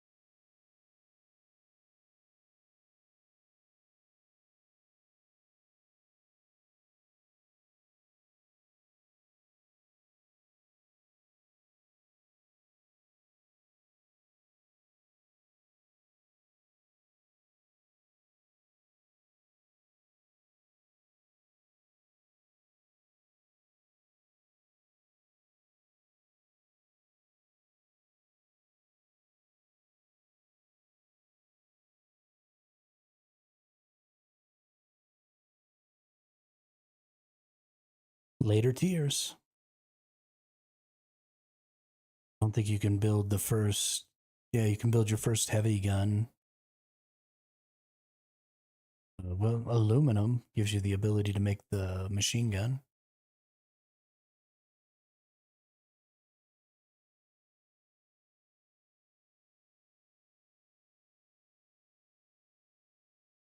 Huh? Maybe that's. Oh, there's a missile launcher in tier 6.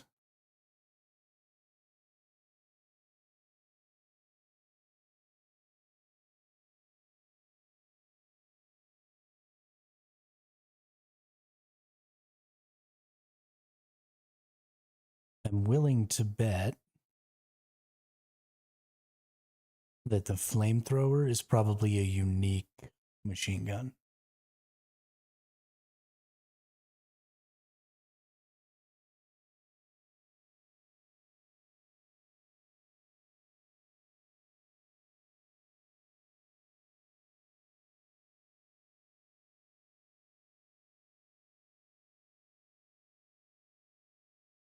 All I care about is shoulder fired rockets.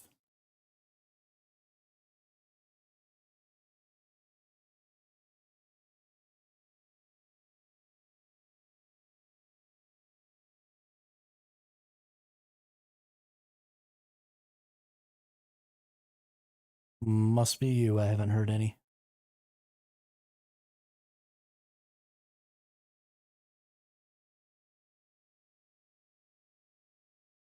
Oops, I forgot to go into vulture mode. I've been doing this for too long today. My brain is fried.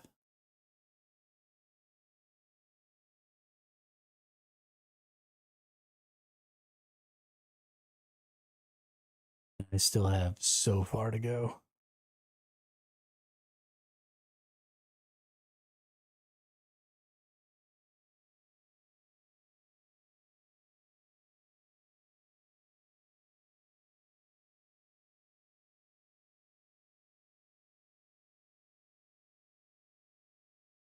Haven't been drinking enough water today either.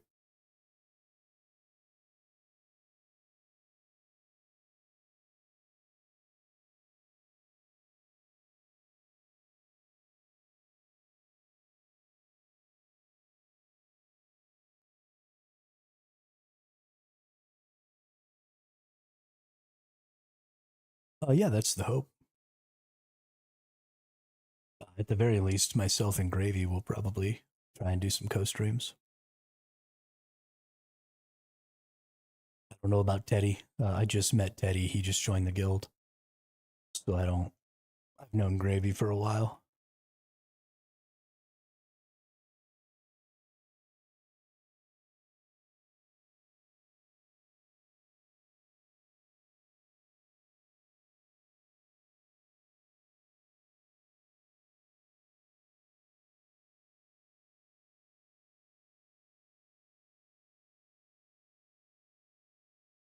Hmm.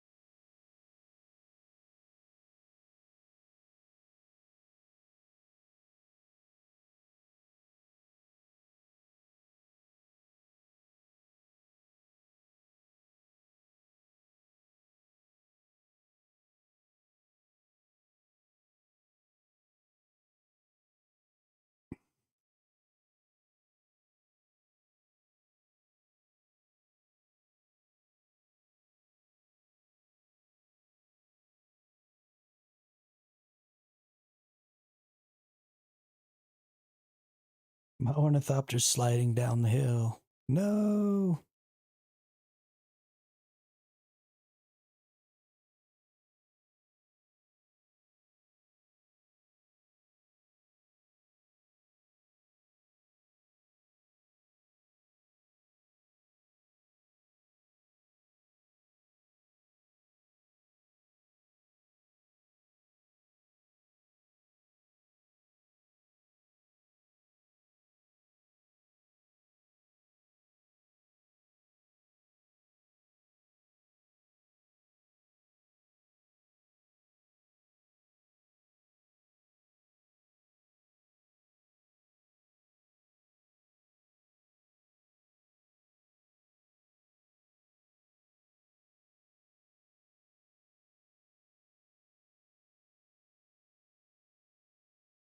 Flying around in the desert.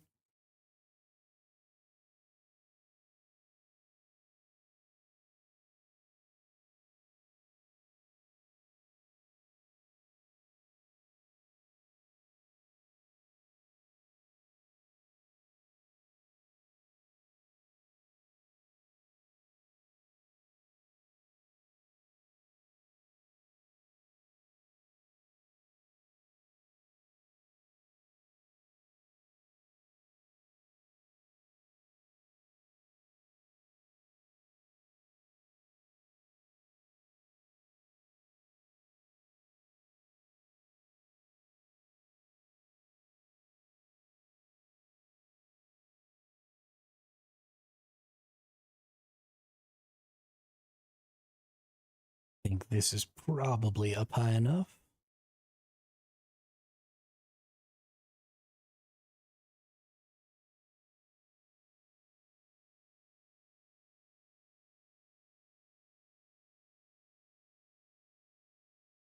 Wow, says I have 35 more scans to do. I've got GHI, so 3 times 9 is 27, and 7 is 34.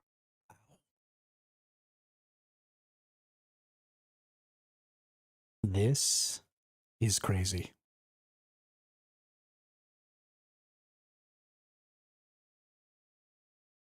I understand. Well, So I'm only scanning with the big scanner. I'm not going to each rock outcropping and scanning with the little scanner to find the resource nodes. So this could easily take twice as long as it's taken me, at least.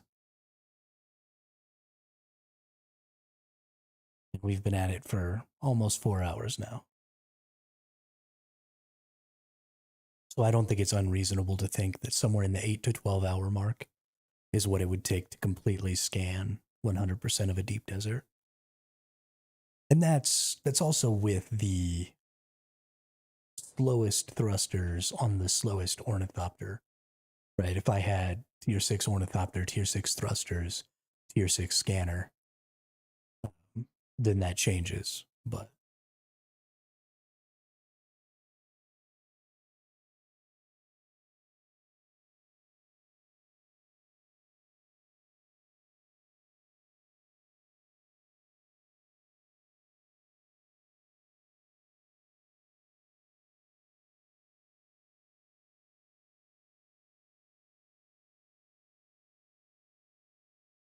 and I suppose that's not really a big deal to me. I mean, if you were a solo player and this was how you wanted to make your currency, um, going out, spending your whole first day, if you had an infinite amount of free time like me, play for 12 hours in a day, scan the whole deep desert, go sell your sync charts. It seems reasonable, I guess.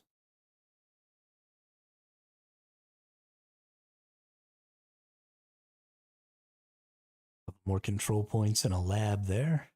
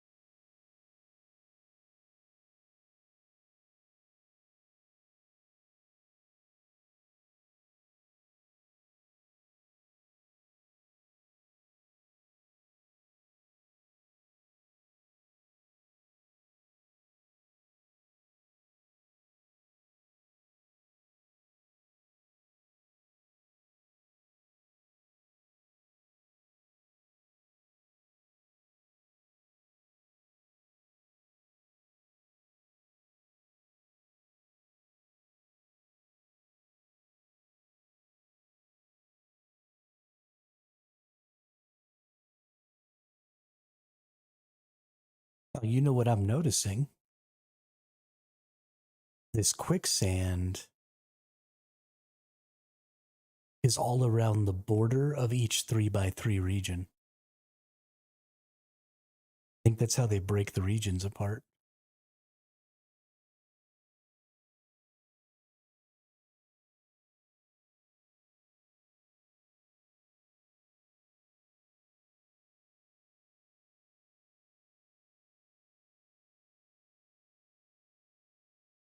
Yeah. Yeah, just all quicksand across. So in the deep desert, you have 9 3x3 regions.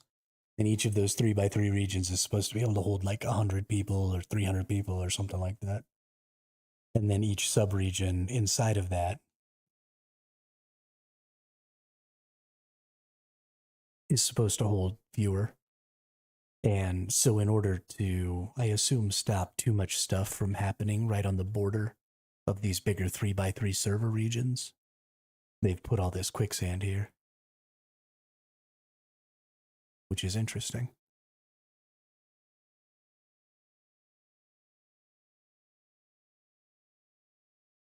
But it also makes it so you couldn't leave a 3x3 region with like a sand bike or something, right?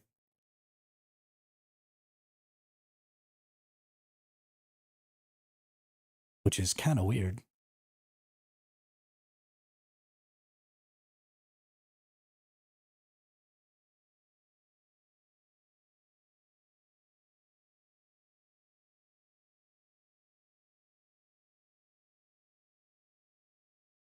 I haven't been able to find any so far.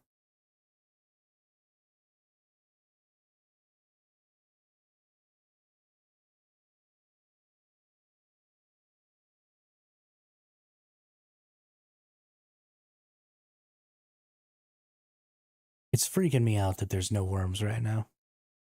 I'm freaked out.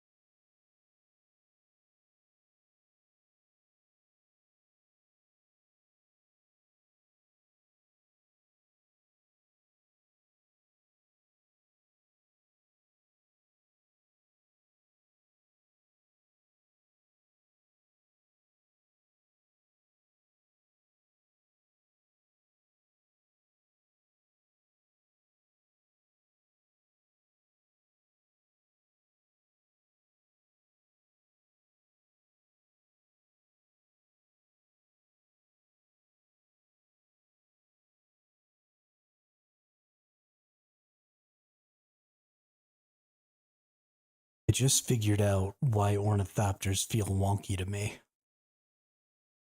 It's because what you do changes based on your orientation.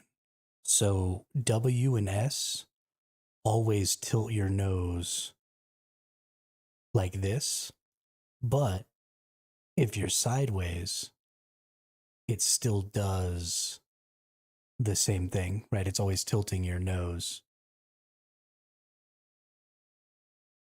on its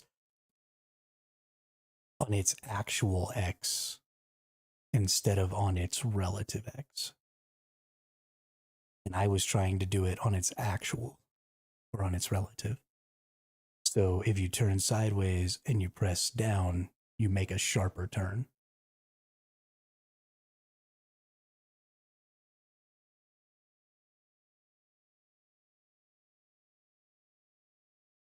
In my brain,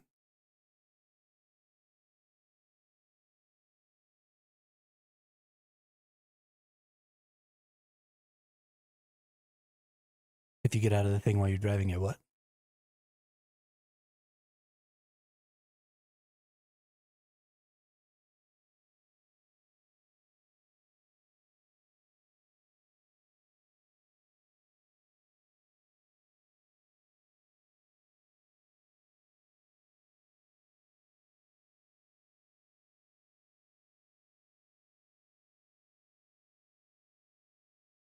That's pretty cool. I like that. I feel like surely I can get back into it, though. I wonder what happens if I do it while I'm boosting.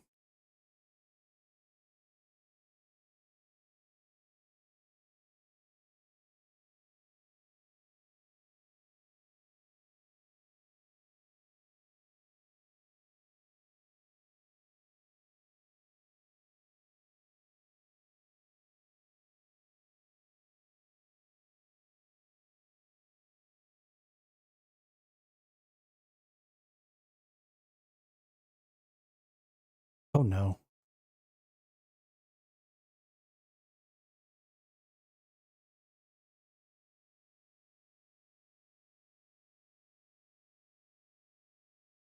For real.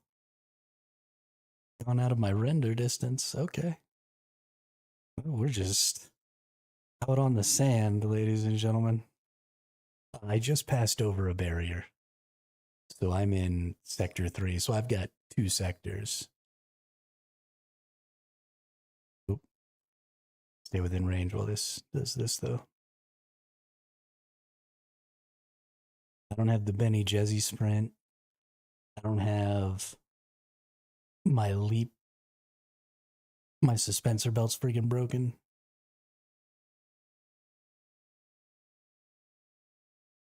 I'm just freaking hoofing it.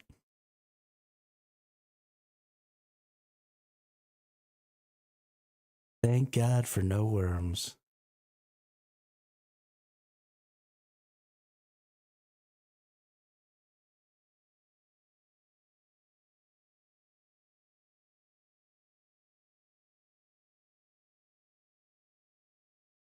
We about to have ourselves an adventure. I kind of hope a worm comes out. Says howdy.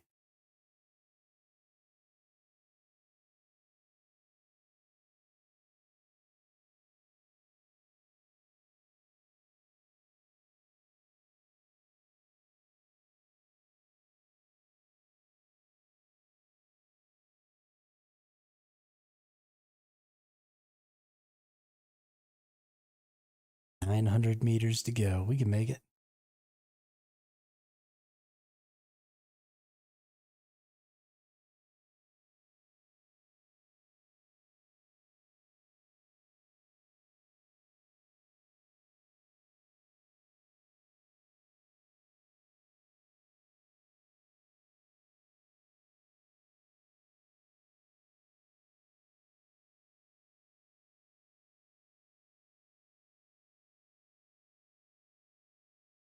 I feel like this is why you have a backup ornithopter in your tool. And then you jump off and you shoot somebody with a shoulder-mounted rocket launcher. And then you pop out your spare ornithopter and go beat their ass.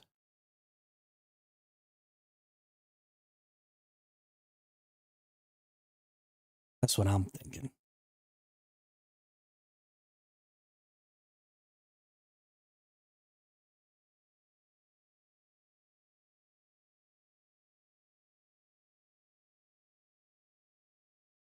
It does make me just a little bit sad that you can't get back in.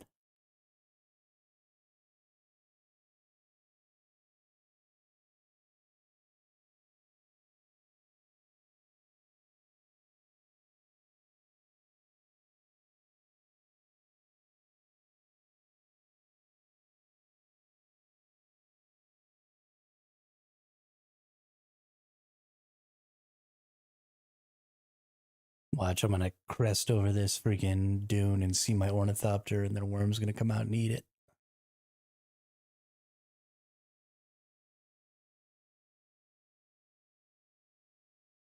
Man, it got pretty close to that freaking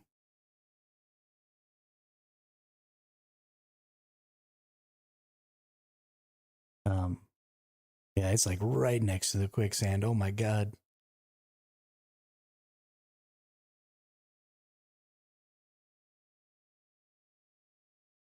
Ooh, I'm lucky.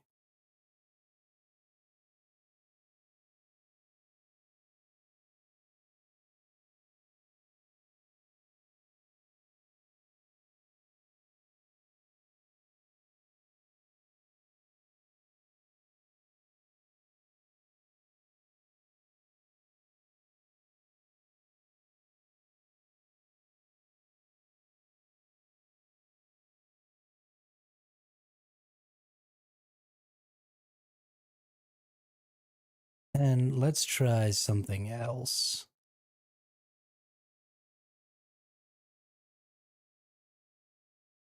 Let's try just being in this mode. Oh, it just nosedives.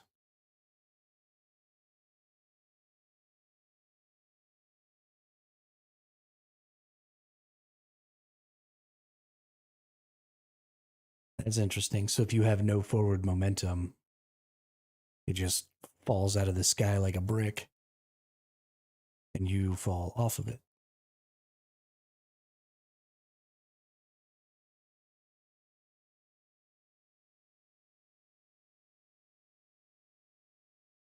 This is fine.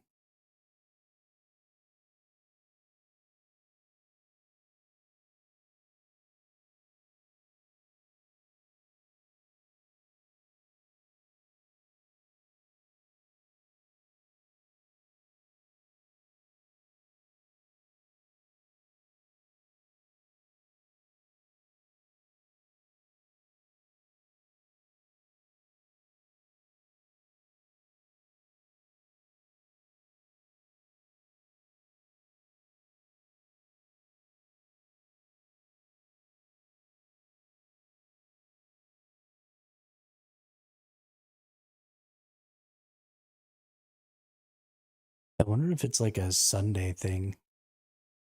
Like if they just turn off the worms every Sunday, since it doesn't really matter.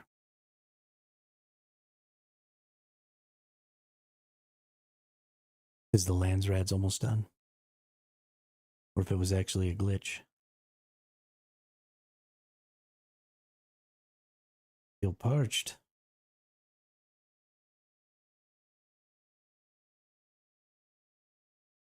So I better drink me a liter, John.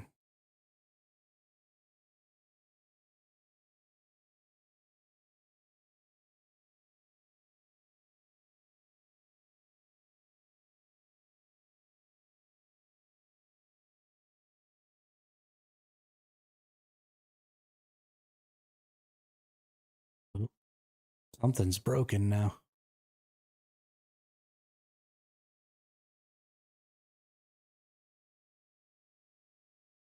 Now we're back.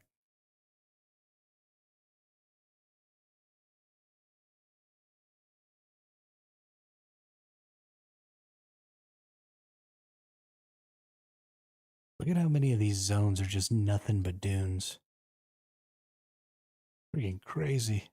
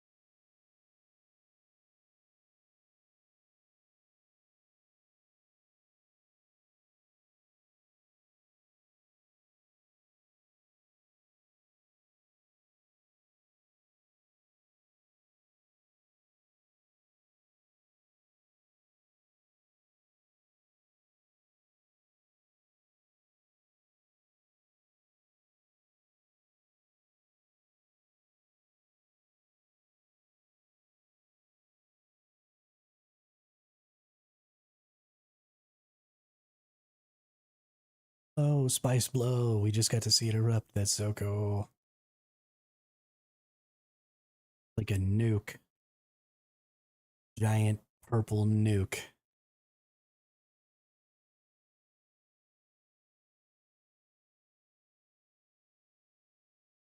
We're actually going that way.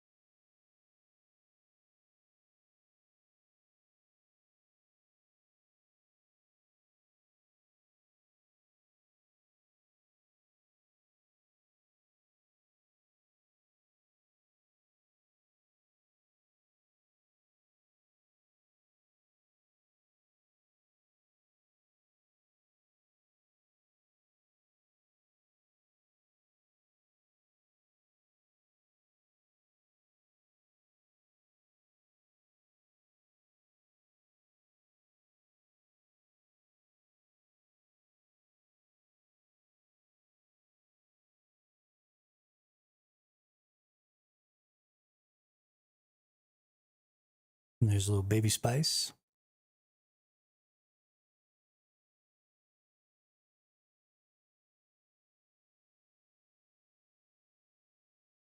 I'm actually interested to see.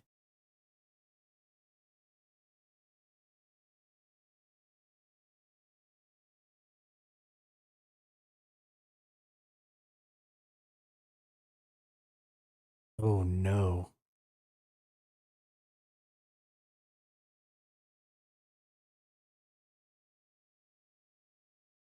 It didn't occur to me how terrible that could be. I am in the middle of nowhere.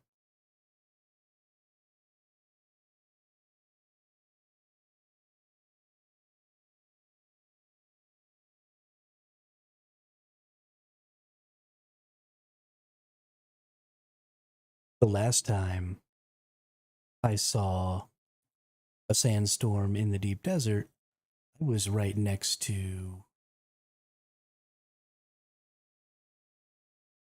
some structure. But I am no longer.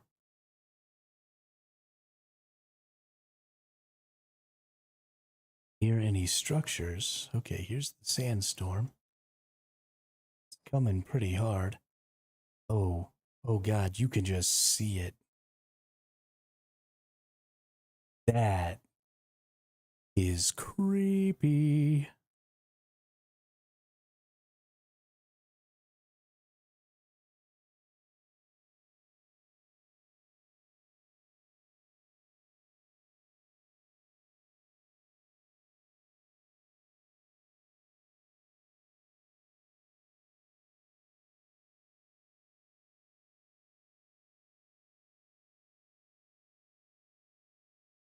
Ooh.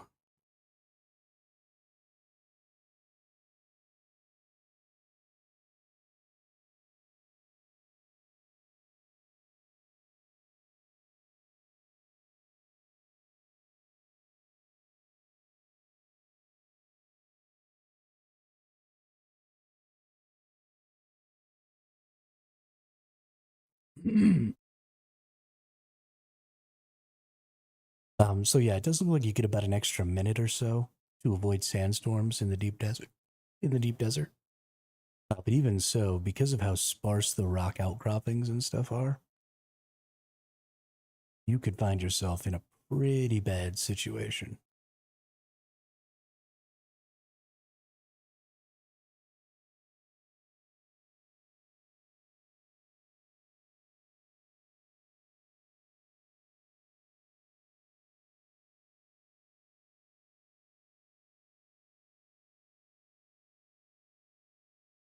Looks like the sandstorm covers like pretty much an entire sector at a time.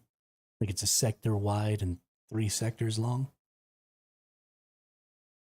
4 sectors long, maybe. Gosh, that's a huge storm. I, H, and oh no, maybe only 2. Yeah, so it looks like it's about 2 sectors long by 1 sector wide. So I could have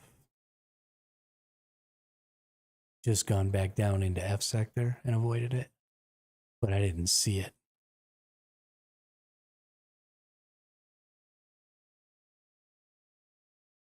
Okay. So I think you'll probably, as long as you pay attention, always be able to get out.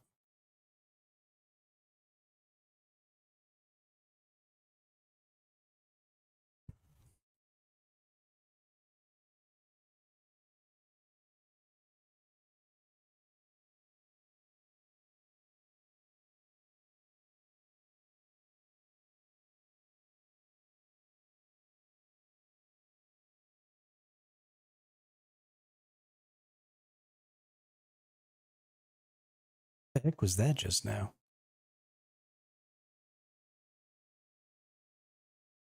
Kind of looked like a scanner.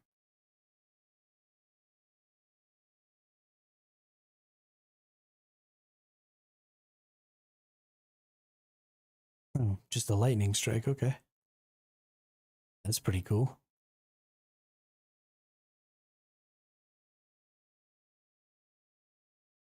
All right.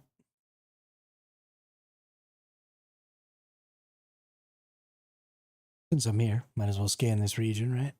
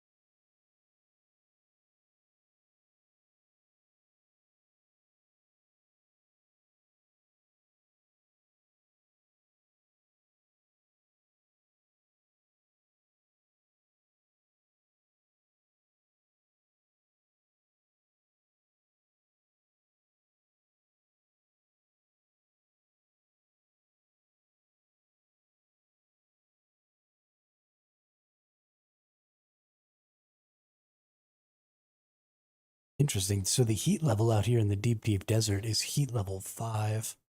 I haven't really had to deal with that because I've been in my ornithopter scouting the whole time.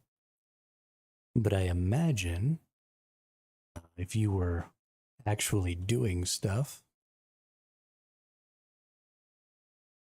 that could cause some pretty significant problems.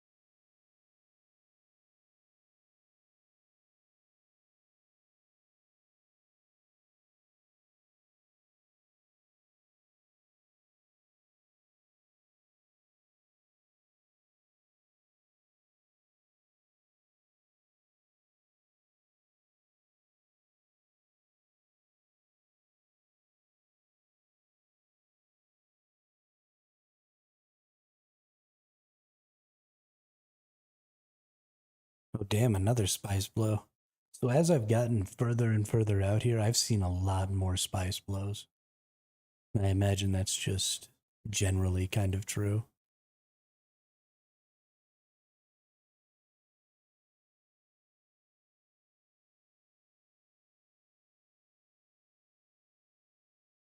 The further out and more dangerous you get,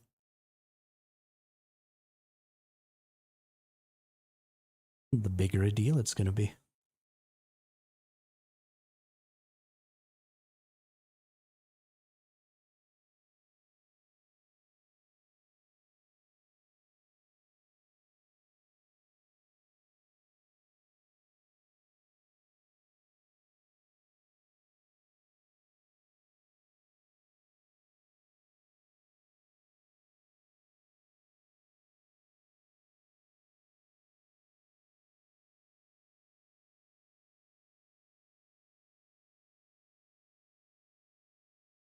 There is a glitch sometimes when you're adding things to your inventory or when you're taking things away from your inventory that causes it to not count how many you have left very well. And so it like says 0 instead.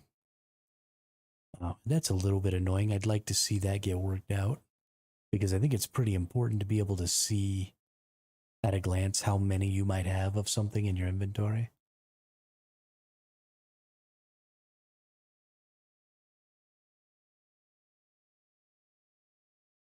That's one of those glitches, though, that I am kind of going to assume is never going to get fixed. Oop.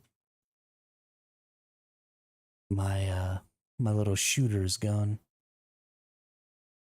So I want to test something real quick while I'm here. Can you leave? Well, I'll do it when I go the other way. Wow, there's not many resources on this rock at all. Holy cow.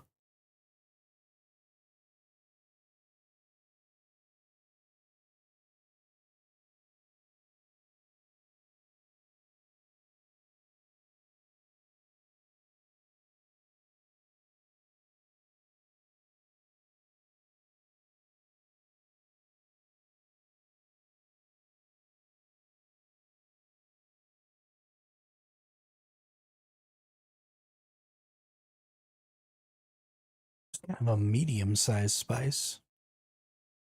So there's at least 3 different sizes.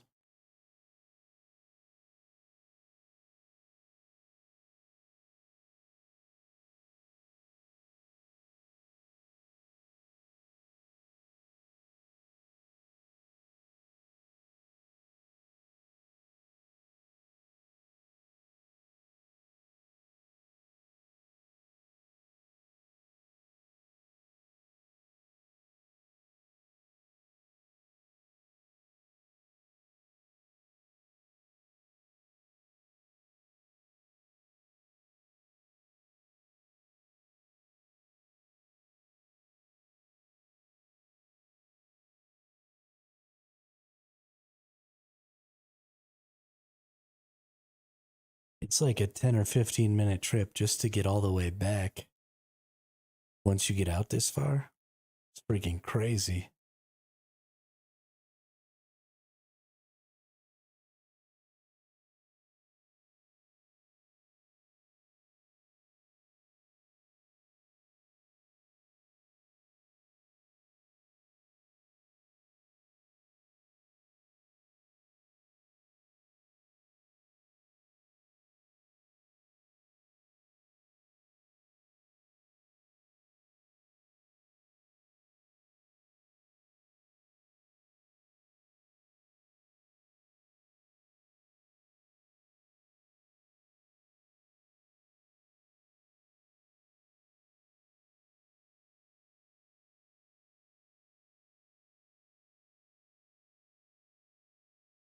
In Haga Basin, nighttime feels a little too dark sometimes, but out here in the deep desert, I don't really feel that way at all.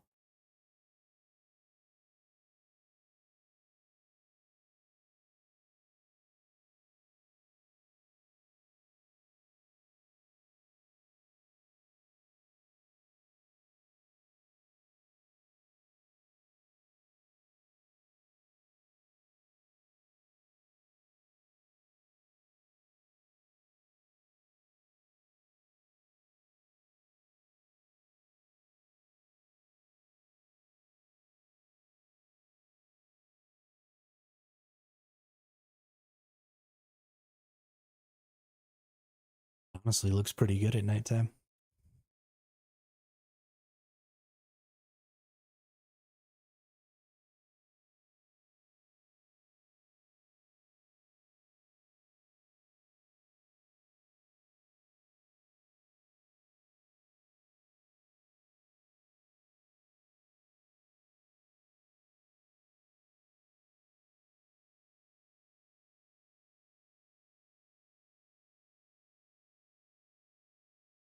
How far back have I come?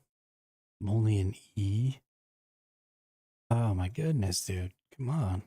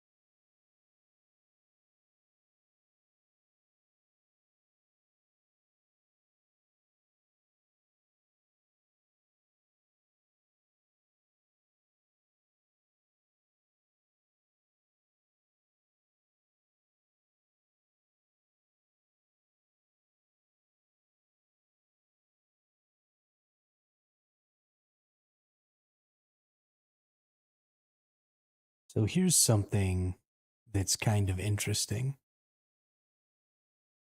It seems like when you activate, so you don't have control over the yaw when you're in vulture mode, right? Yaw is this way and this way. You have control over the pitch, which is up and down, and you have control over the roll, which is the vehicle going this way and that way. But whenever you're activating the roll or the pitch, it seems to lock the other one. So for example, if I aim down and then roll, normally my vehicle naturally wants to bring itself back up to level without any input. But when you're actively rolling, the pitch doesn't autocorrect, it locks. And the same thing is true when you're pitching, right? So if I roll this way, normally it brings myself back to center, right? It's always trying to balance itself back out. But if I go over into the side and then I hit the pitch and back the pitch, my roll doesn't change. So it just allows me to do the circle there. And then when I release all controls, it comes back to the center. So basically, if you have any control active, then it doesn't auto return to its center point.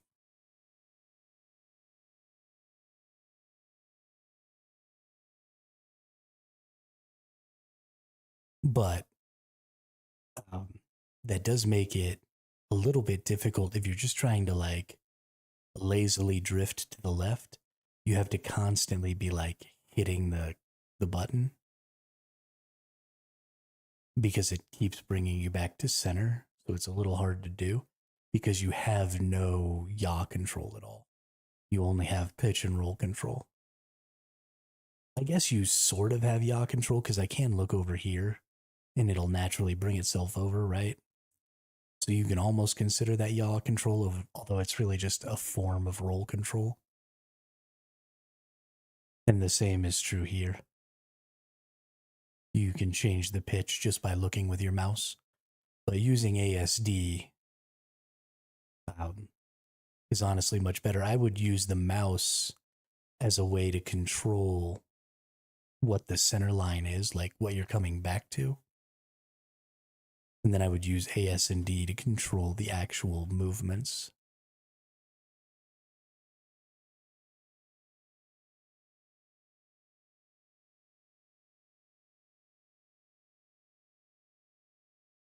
It's difficult to get a hold of because there's also a little bit of like latency on things. You know, the camera doesn't necessarily follow in the right time, and the vehicle doesn't necessarily do exactly what you're saying exactly when you say, right? There's a little bit of like as things sort of recalibrate, especially when you allow things to go back to center, right? Stuff gets a little shifty. And so it does. It makes it a little difficult to control, but it makes it feel pretty realistic and feel pretty good. I've obviously never flown an airplane before, so I don't know how actually realistic it is, but it does feel realistic. You know, my brain says, yeah, that's totally what should be happening. Whether that's true or not remains to be seen.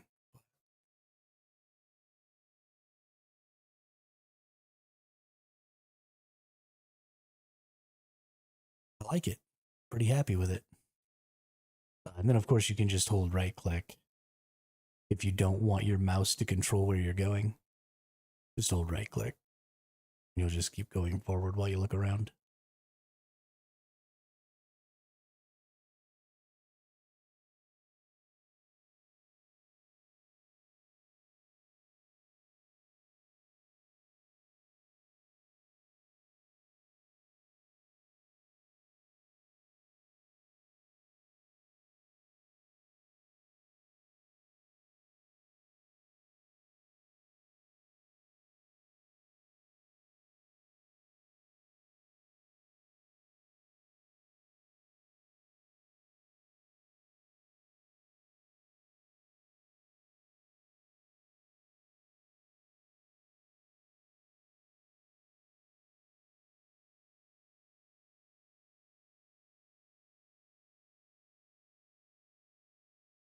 Something I want to see real quick.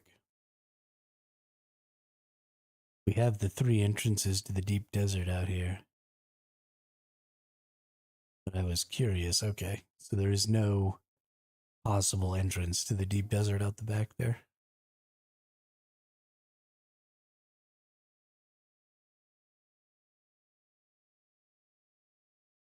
I didn't figure there would be. I kind of wanted there to be.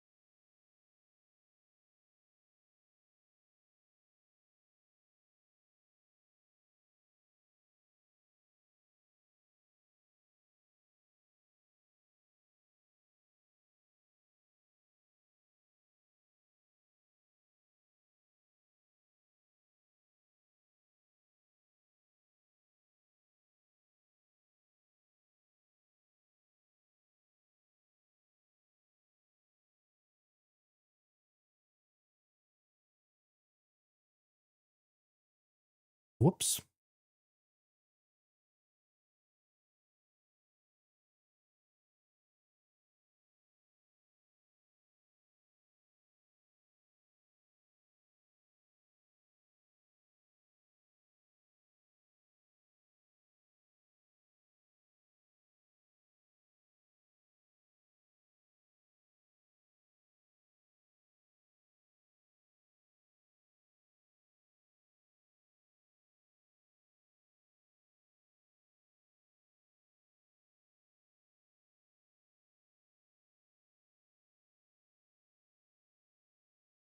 My poor thruster. It's been getting some use.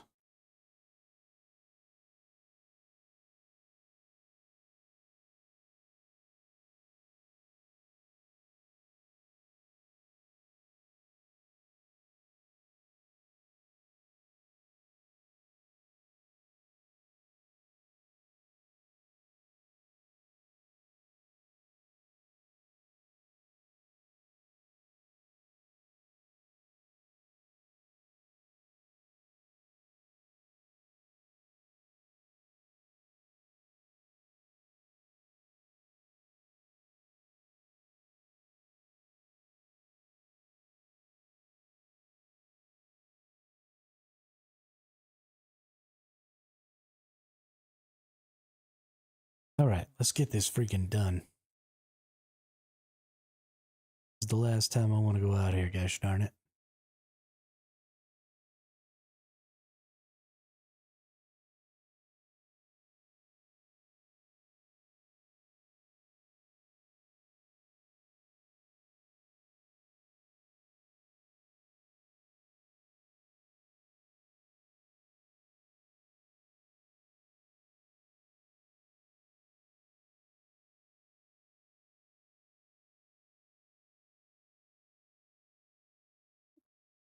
That's another one of the reasons that I thought it was better to not start until the 10th. Is we would have ended up losing a lot more people from the guild to the early game bugs.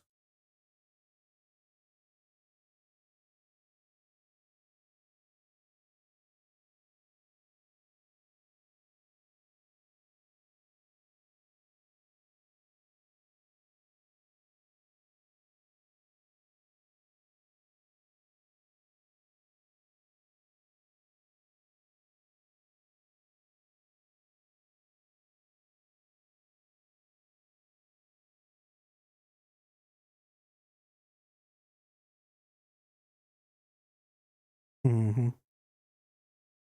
All of my suggestions are God tier suggestions.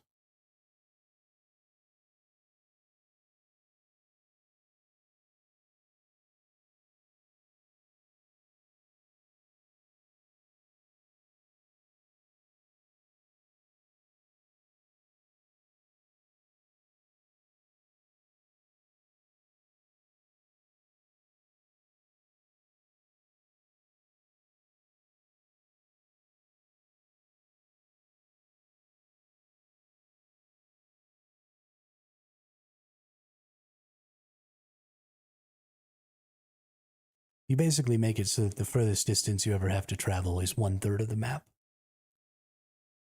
And that's pretty dope.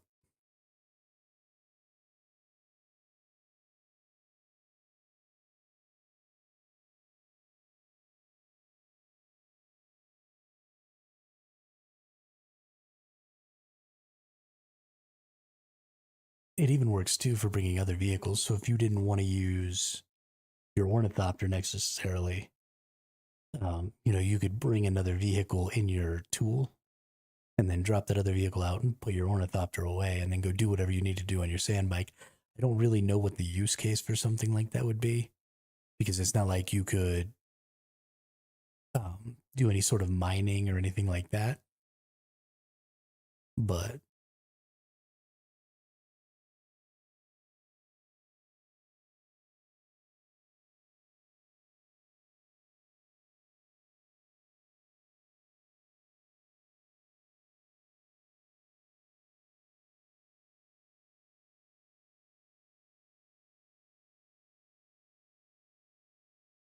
I really can't wait to test out the transport thopters and to shoot some people down with the assault thopters.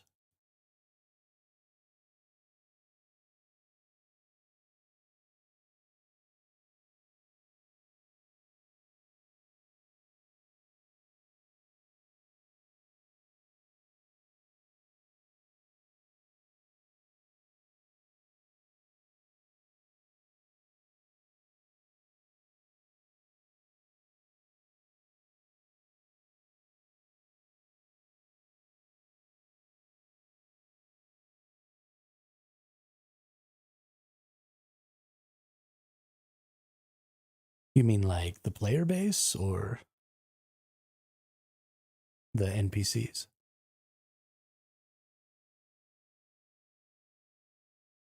Okay.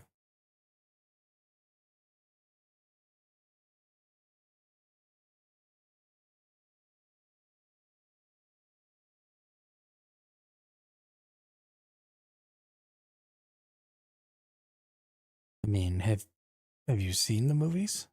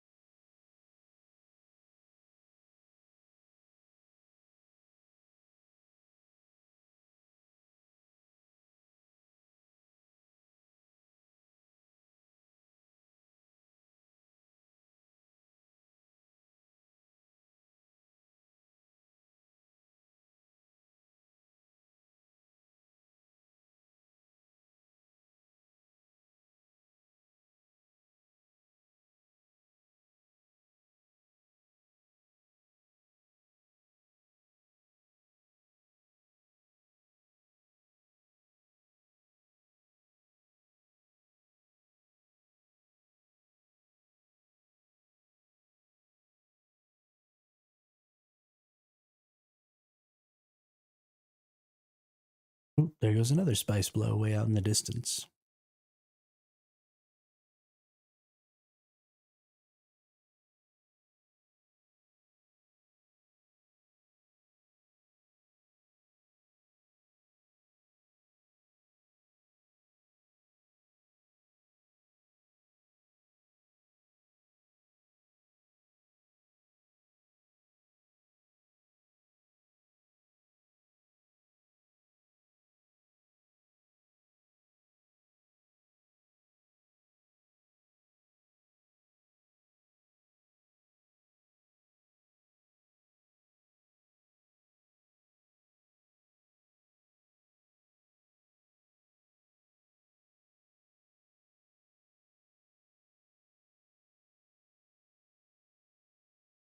Yeah, now I kind of wish that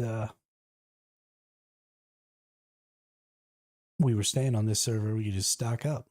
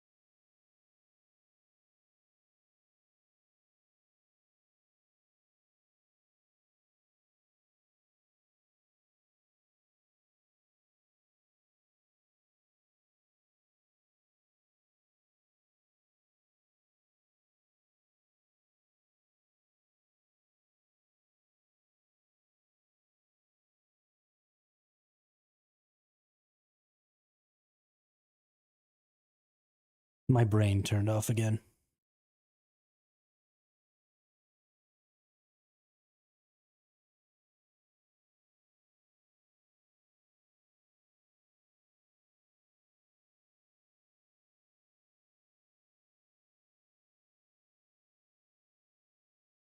I keep turning on my freaking thruster and then forgetting to turn it off, and it beeps at me.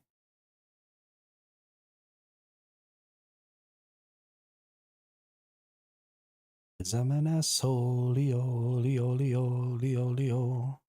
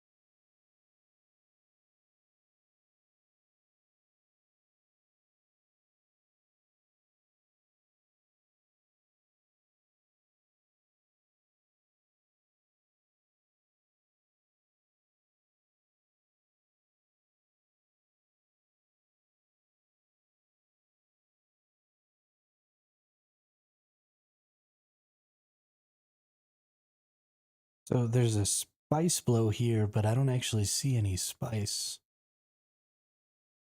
I'm a little confused.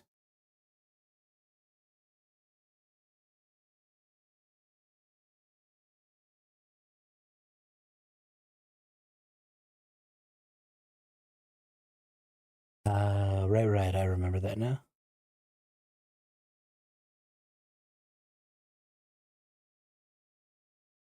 I remember that now.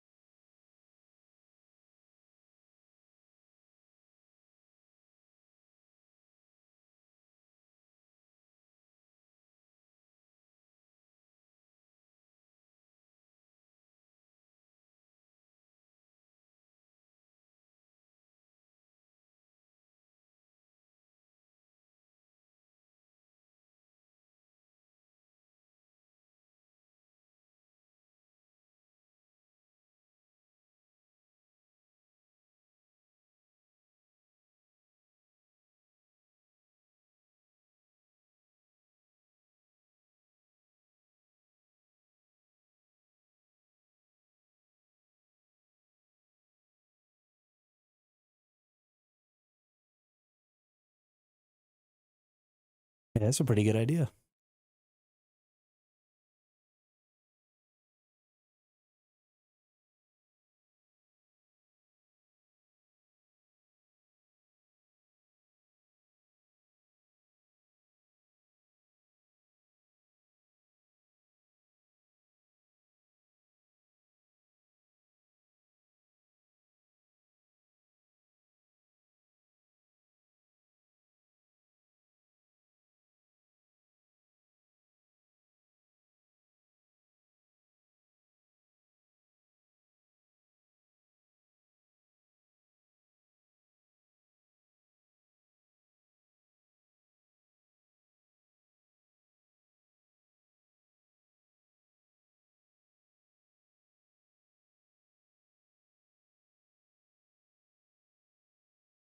Mm-hmm.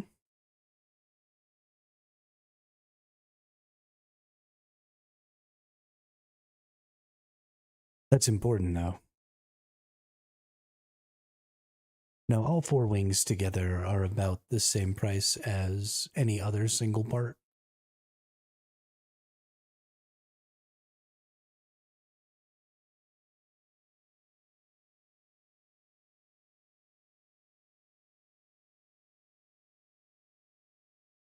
It's pretty much all the same resources that everything else. They require the industrial pumps, so it's 2 industrial pumps per wing, but everything else is just the standard kinds of resources that everything else takes.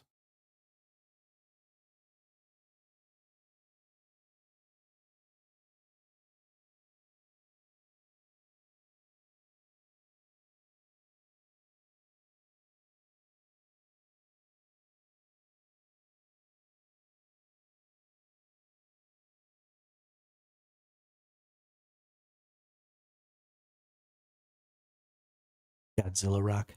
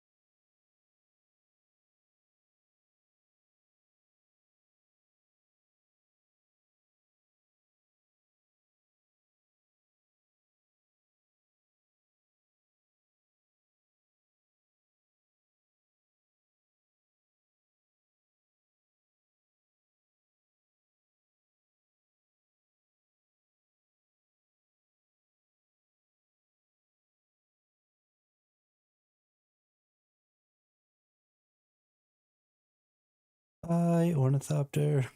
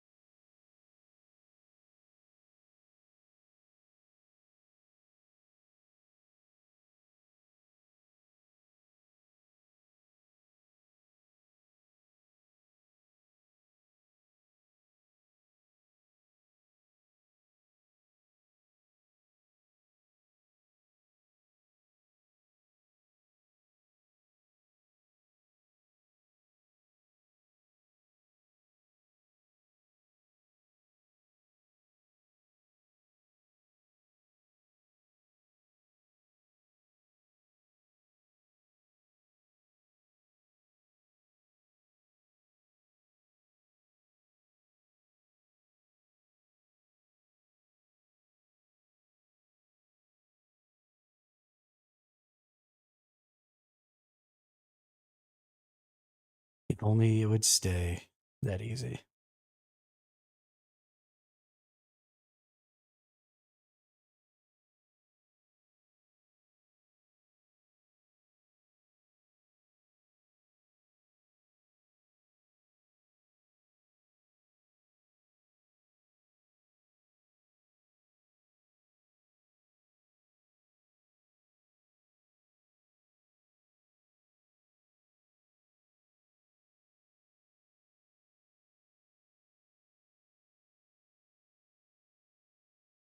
I really want to blow somebody else's sandcrawler up and steal all their spice.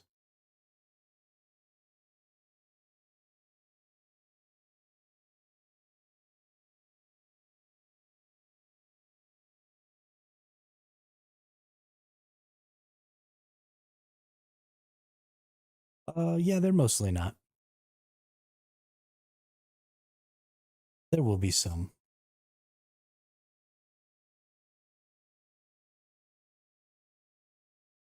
Right. And I mean, even if there's only 4 of us that are really interested in PvP, that's a whole team. You can go do some good stuff. And there will be lots of PvP to be had around people doing PvE. Like, those people who don't want a PvP will absolutely be wanting to come out here and get big spice blows and, do stuff like that.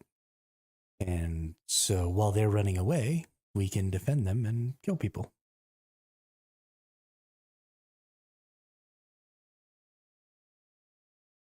And I think that's kind of the point. I think that's what they were trying to get at, is allowing people to do different things but together.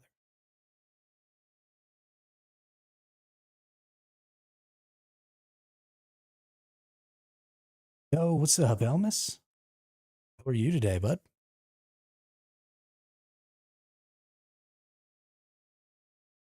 How goes your time in the Dune?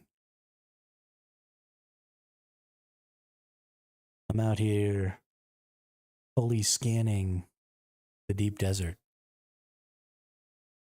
which has taken me 5 hours now, and I'm about 4/5 of the way done.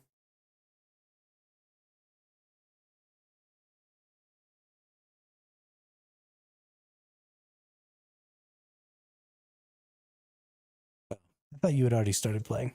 Whoops. Hard to keep track of all you nerds.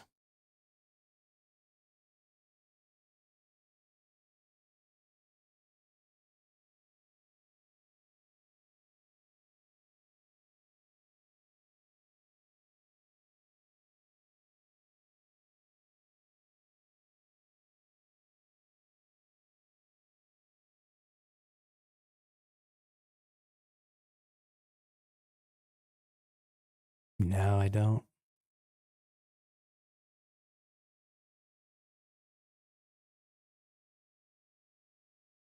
I'm not trying to find anything.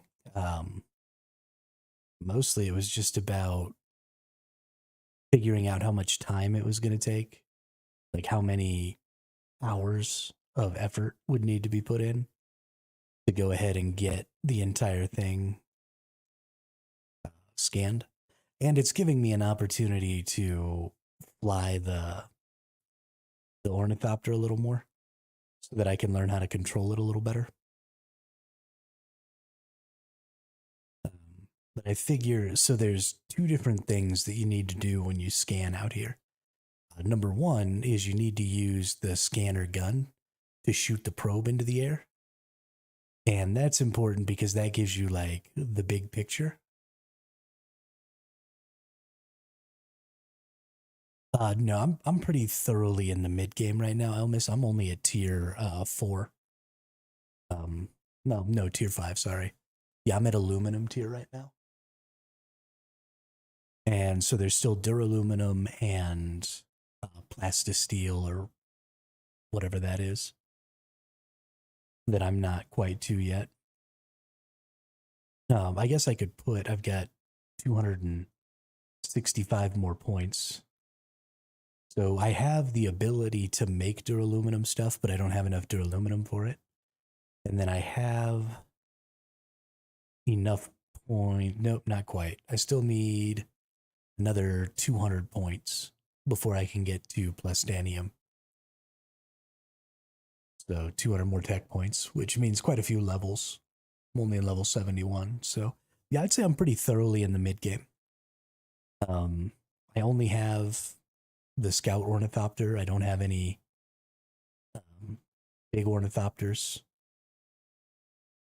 But I just wanted to know, like, how many people and how many hours am I going to need to spend to do this out here? And so there's actually two things that you want to do. No, I haven't had any PvP encounters.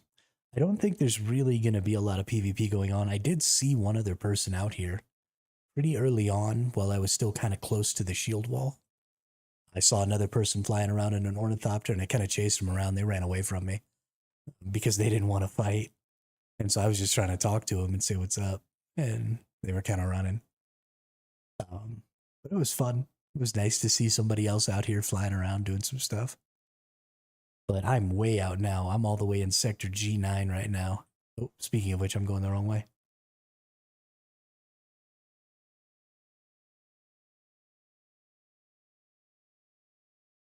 So I've just got H1 through 9 and I1 through 9 left to do. So I've got 18 more probes to launch.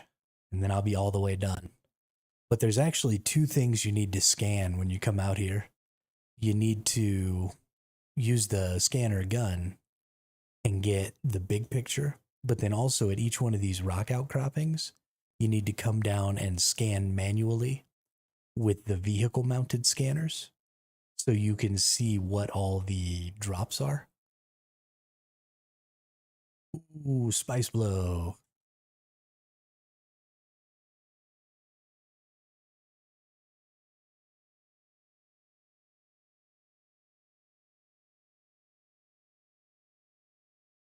Gosh, that's cool.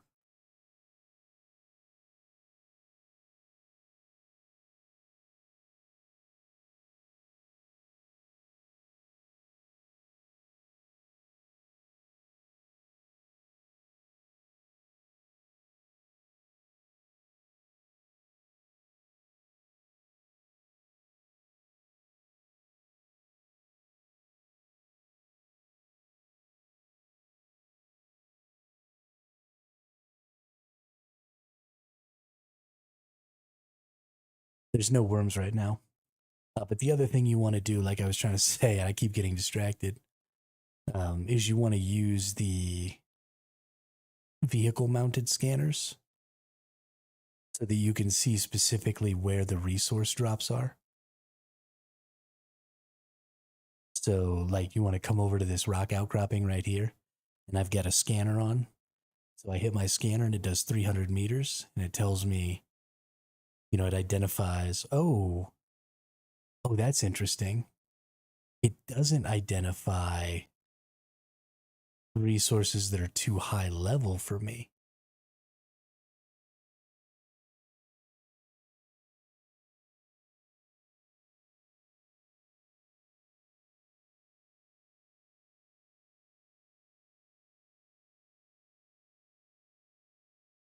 Anyway, so you want to come out here with a scanner also and hit those, because then when you make your sync chart, it'll tell you about that too.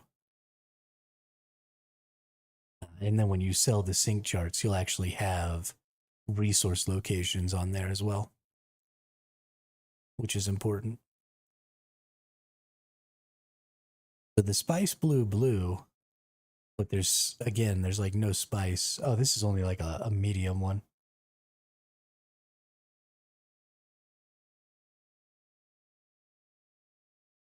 So I could just come over here.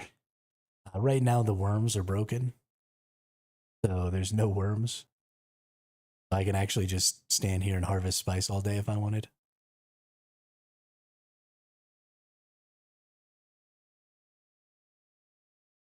But I'm not going to.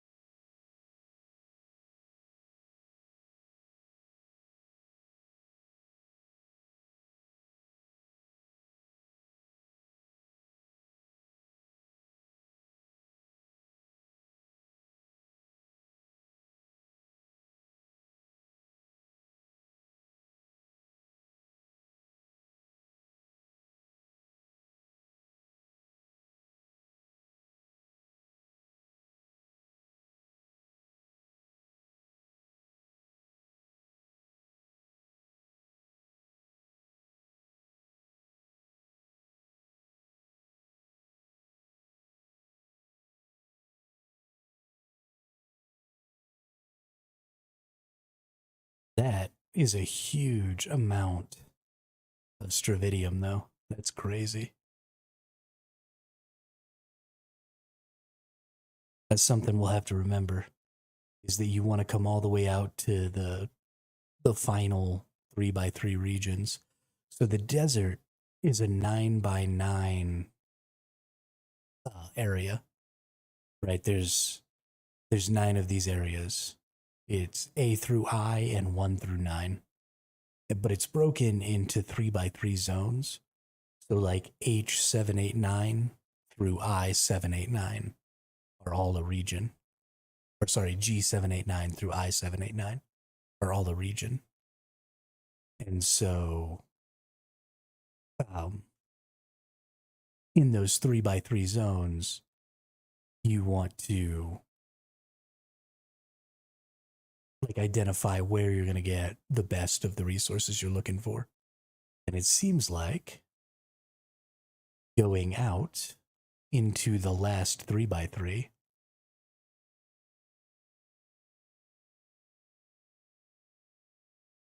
probably where you're going to find the best stuff.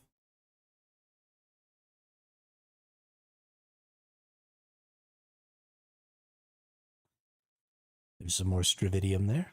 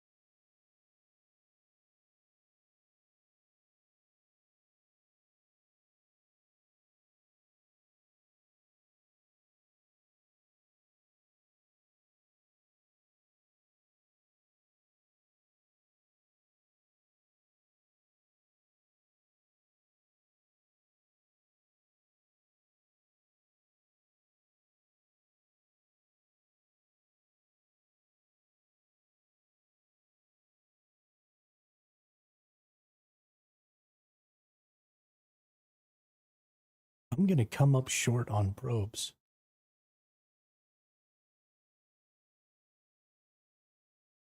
No, I have exactly the right number of probes. So nothing can go wrong, or I won't have enough probes. It's a cool little rock outcropping there. Go check that out, see what's over there.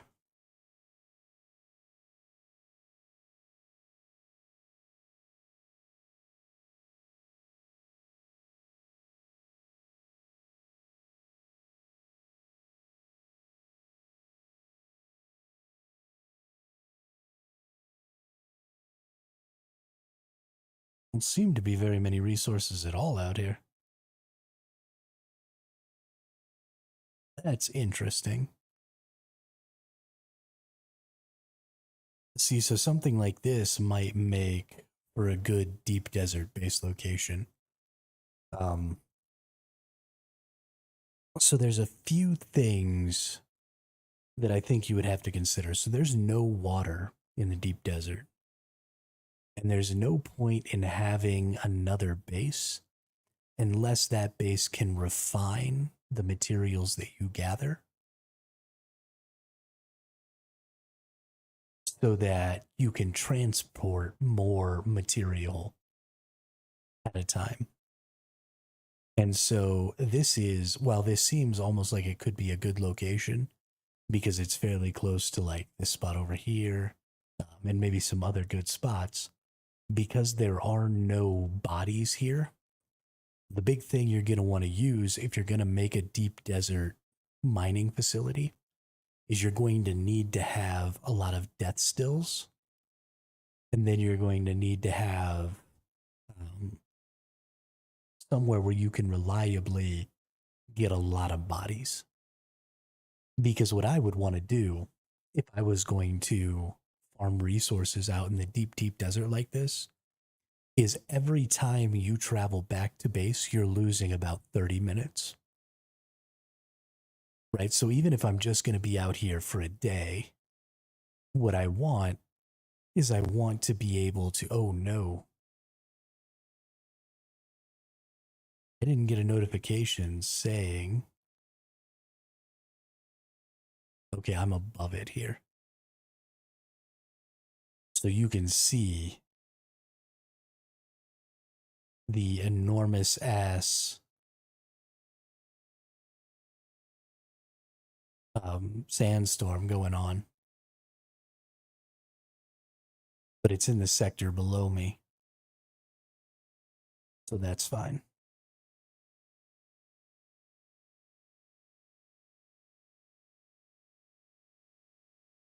Oh, but anyway, like I was saying, what I would want to do is if I was going to build a base out here, I would want that base to be able to refine all my materials because that would cut down the weight of those materials by about, a quarter or so.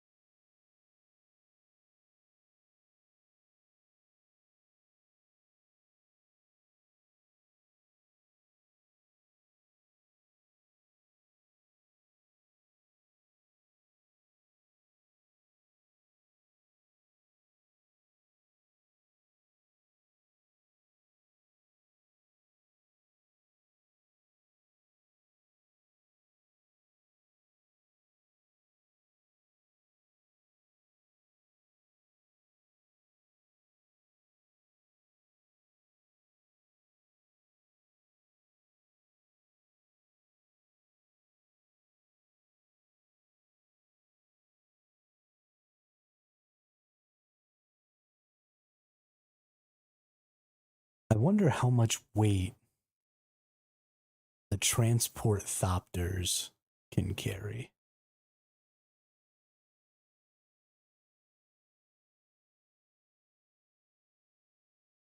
And I also wonder if the transport thopters, we need to do a little investigation here real quick.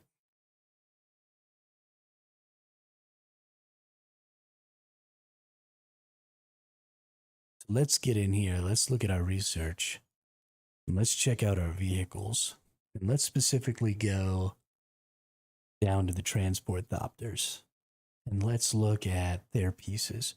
So something I just learned is if you press left alt, you can actually see the stats of an item even before you unlock it.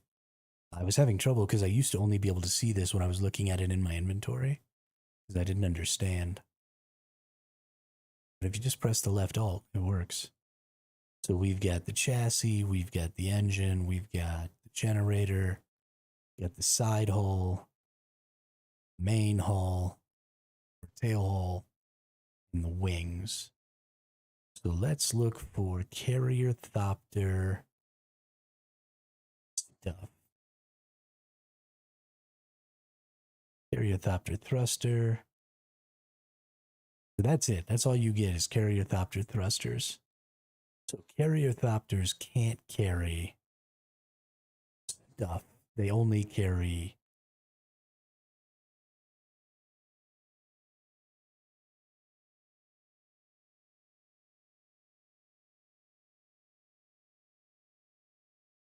vehicles. So the best that you could get would be a buggy with a storage that could carry 3,000 volume. And you could carry that with a carrier thopter. But if we look at the assault thopters, they have thrusters. Assault thopters have rockets. Okay, so assault thopters don't have storages. And the scout thopter only has one version of its storage.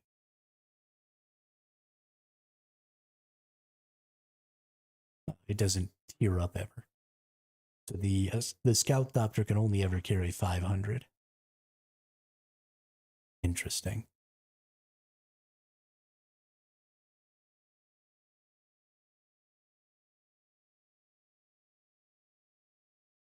Let's see. The Sandcrawler Centrifuge holds 7,500.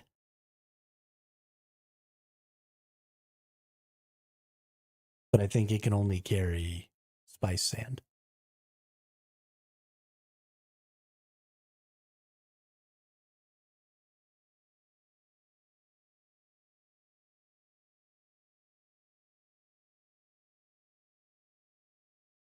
Interesting.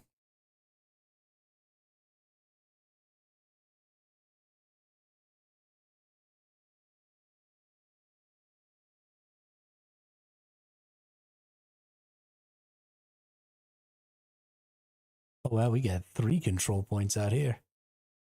That's crazy.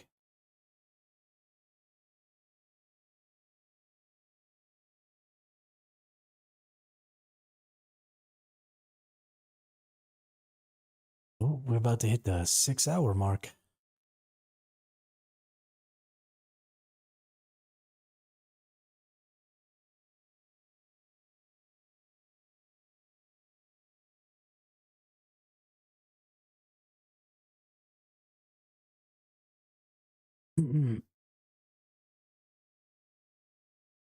We are about to hit that 6-hour mark.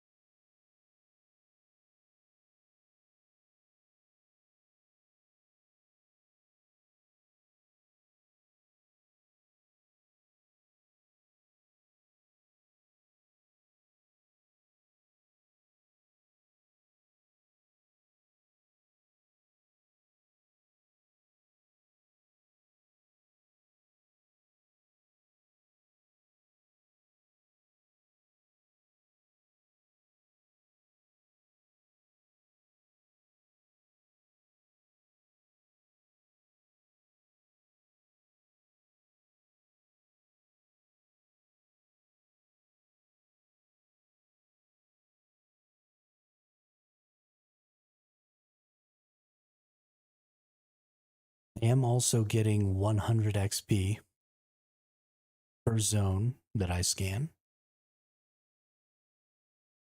which means that I'm going to get 8,100 XP per week that I come out here and do this, which has been an insane amount of XP. I'm up 12 levels today, and I'm not even done. I've still got like 12 more, so 1,200 more XP to get.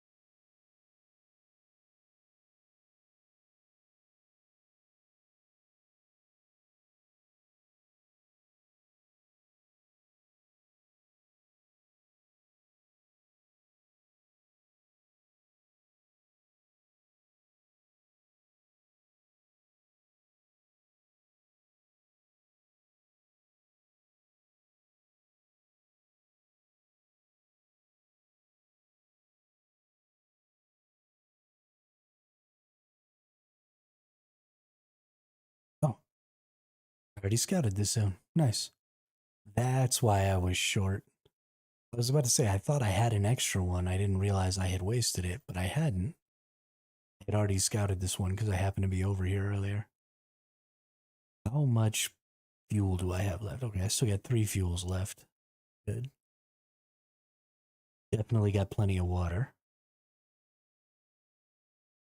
How's my tool doing? I think the tool's going to be okay.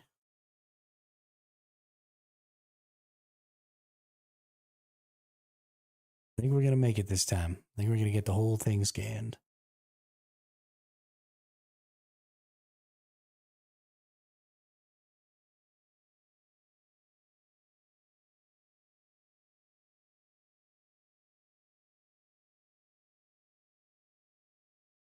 Then we're going to practice some more flying our ornithopter. Because that is important.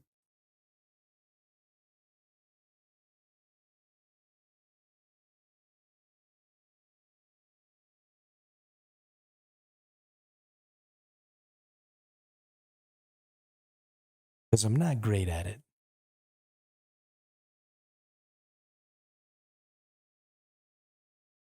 I'm probably better than most people at this point. Because I've just been flying an ornithopter around for 2 days straight now. Some people haven't even flown an ornithopter yet, but it's not going to take very long. And then everybody else is going to be better than me.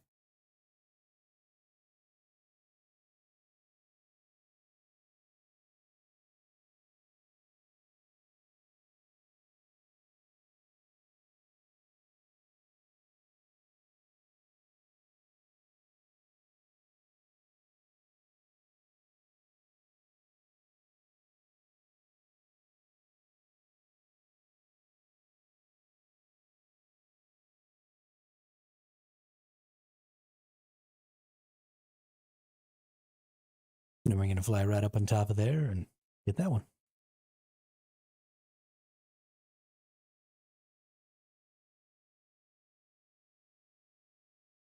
Fly over here, maybe. I'm surprised that it's going to let me scan this one. Considering how much higher that peak is, that's kind of weird.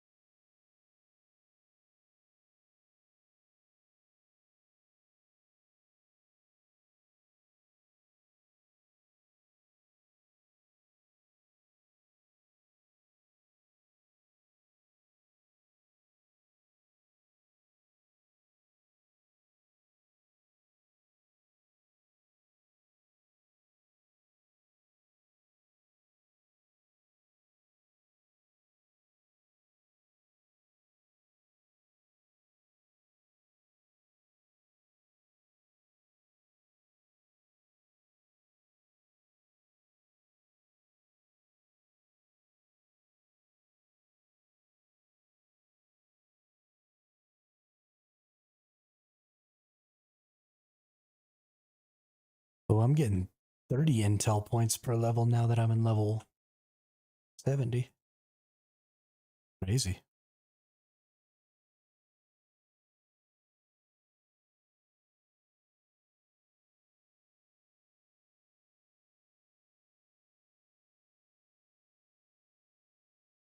That looks like a big spice blow, but there's no spice in it. It might just be that visual glitch, like what happened when they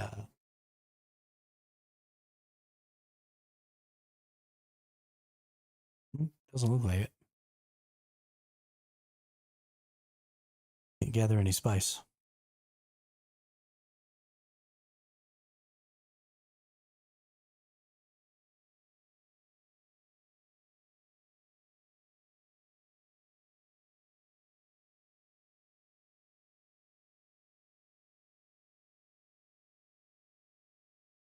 I am parched. Good thing I brought all the leader johns.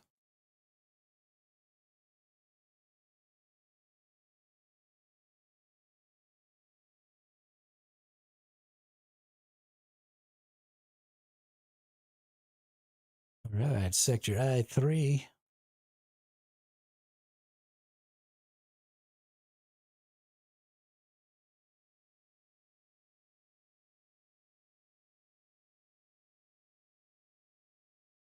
Boom, spice blow.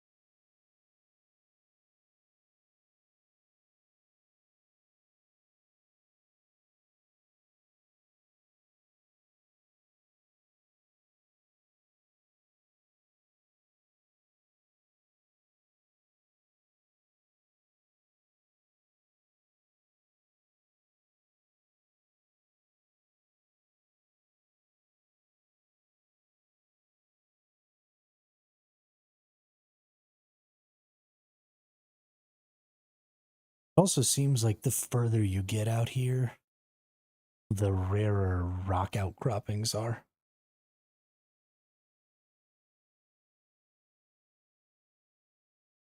Like this whole area is just empty desert. Couple of rocks over here, couple of rocks over here. But just so much empty. Well, maybe not.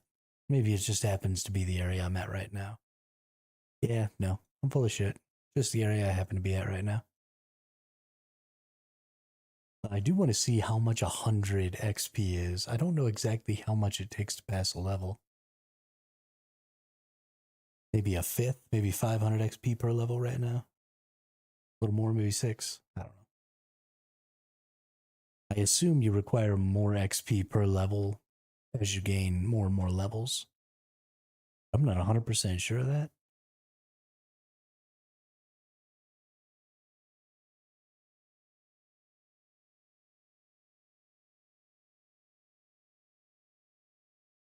Utility module about to break.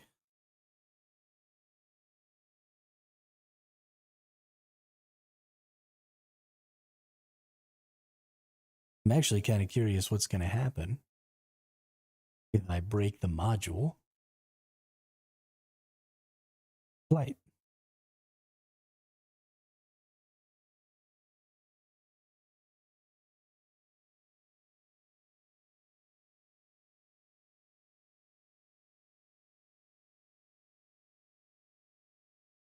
We might just have to go ahead and find out.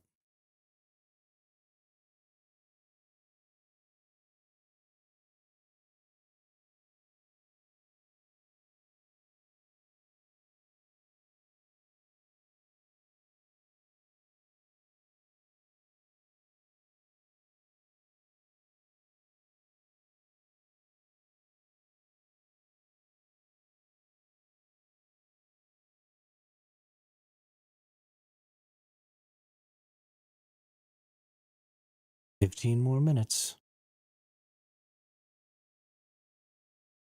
I think I'm going to make it.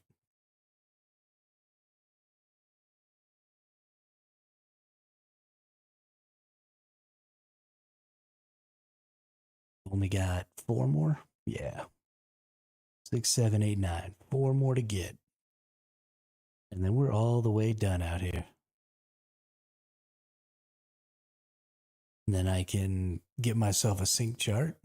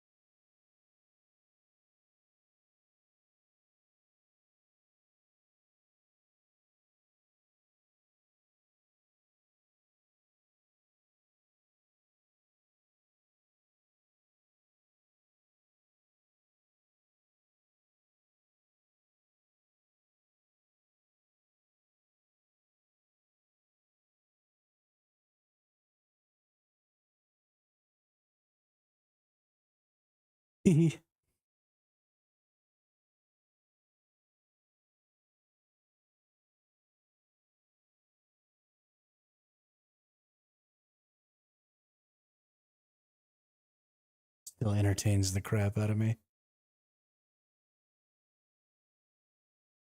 Oops.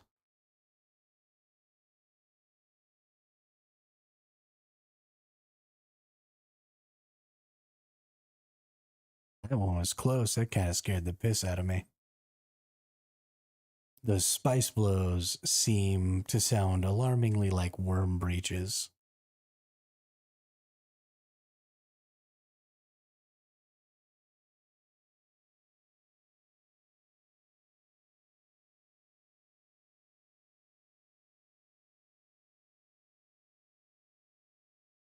And I don't think I like it.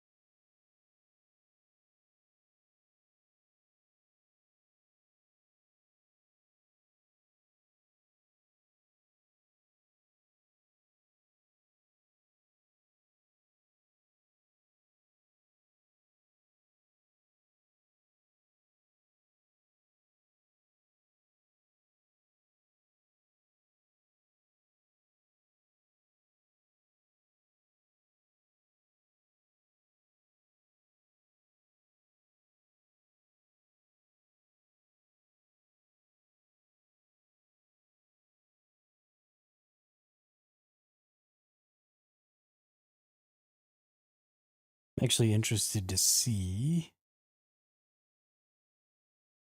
This is the one I just saw, Wallach House.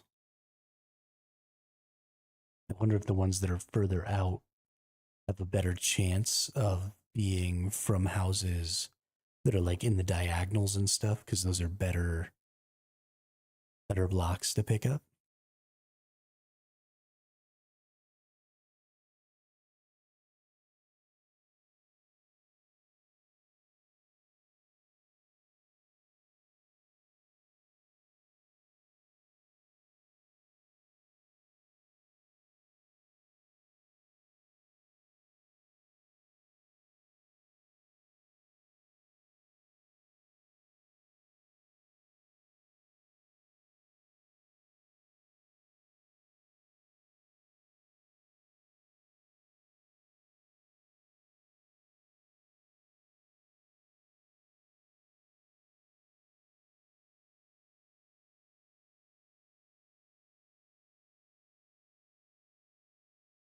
See both of the shells. Nope. Well, Hagal is, but that one's not.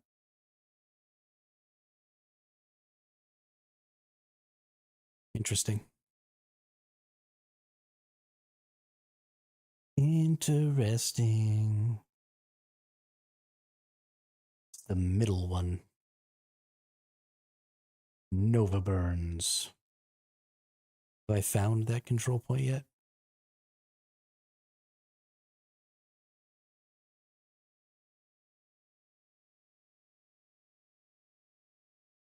I don't even know. Whoops.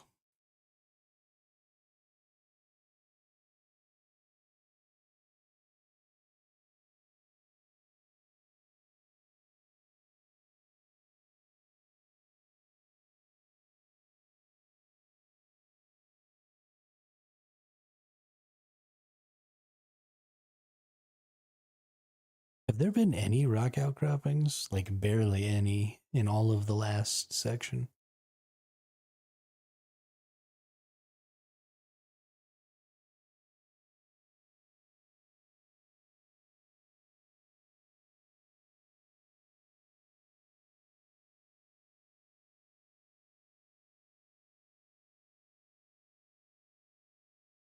We're almost done.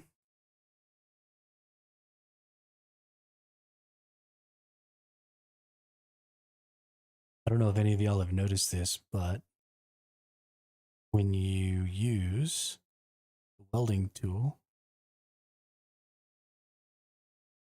to fix these, you can actually see like the holes and stuff heal up in the wings.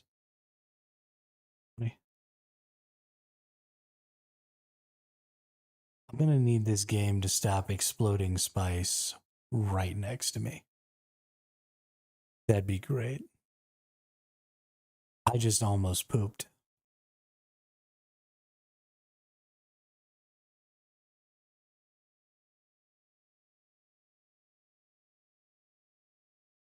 I've never been so terrified in my entire life.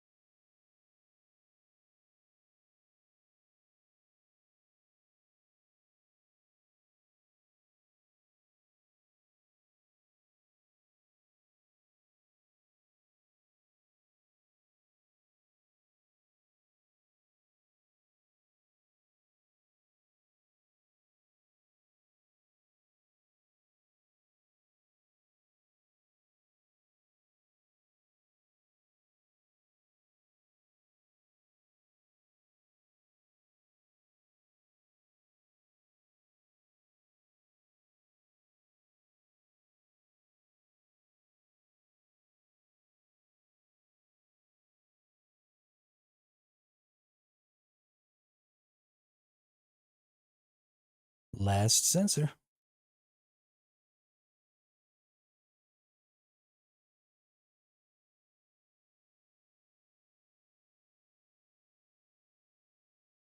I wonder if I'm gonna get Steam achievement for getting a whole deep desert unlocked.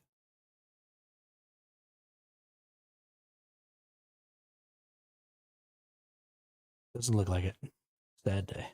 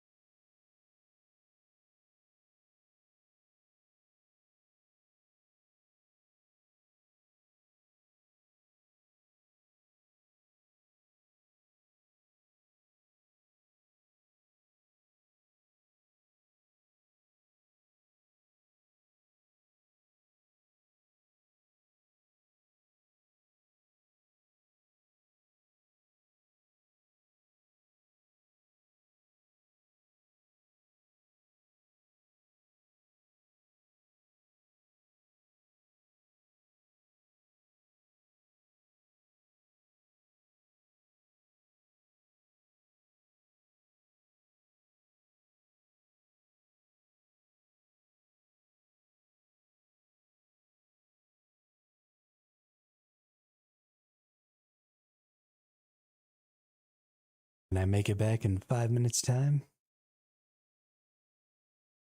I don't actually think that I can.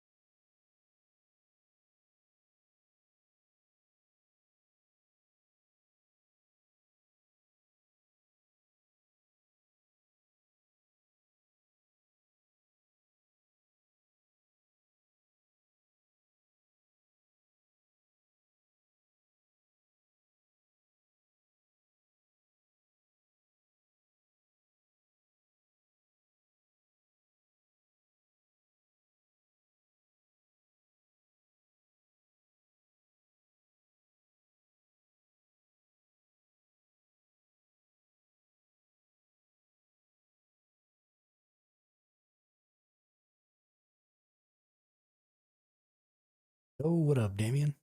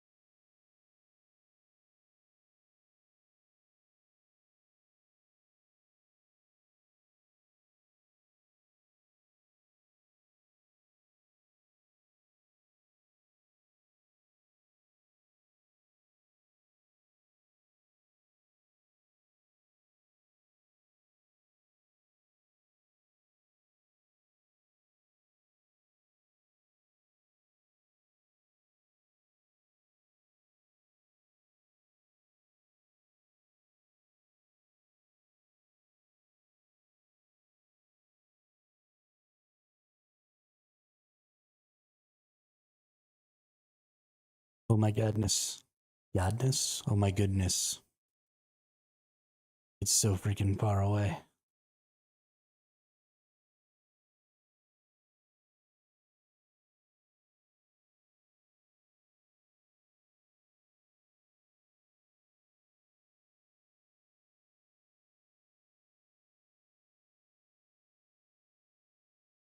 I'm returning from the deep desert. I have officially mapped the entire deep desert today. It took me almost exactly 6 hours.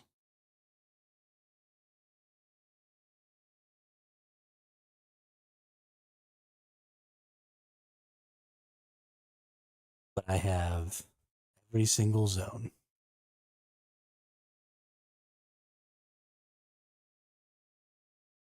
The problem is all that was me doing the big scan. What you really need to do is you also need to use this little scanner that I have mounted to my vehicle and go scan each rock outcropping so that you can get scans of where all the resource nodes are. And that would probably take at least as long again as how long it took me just to get all of the big scans done. All I did was go shoot. There's. We gotta find a rock outcropping. Quickly. Quickly. But yeah, you want scans of all the nodes and all that stuff. So you know exactly where the resources that you want to get are. So you can plan your excursions better. And I think that would take at least another 6 hours to do. So you're probably looking at about 12 hours of work to get the scans in every week. Which admittedly isn't bad. I mean, you break that up across 5 or 6 people.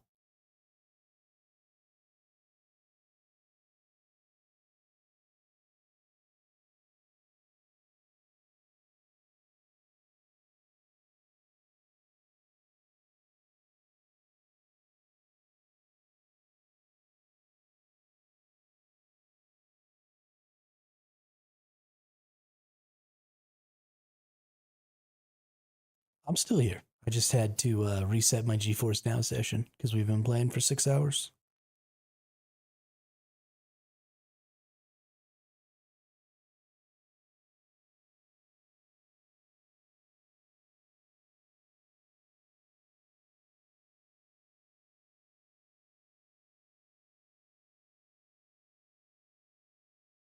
That's how you know I'm having just the best time. Is I keep pushing the GeForce Now session to its limit because I don't want to get off, even for a moment. While this is loading back in, I should probably go use the restroom because I gotta pee really bad. So I'll be right back.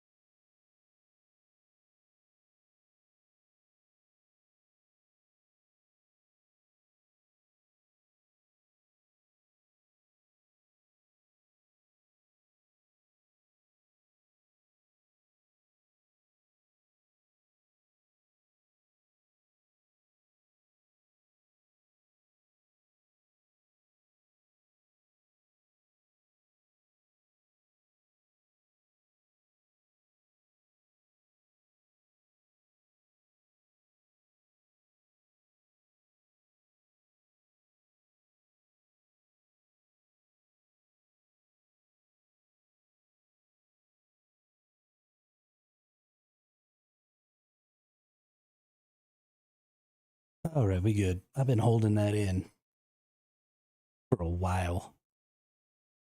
I was trying to just get that survey stuff done and get back to base, but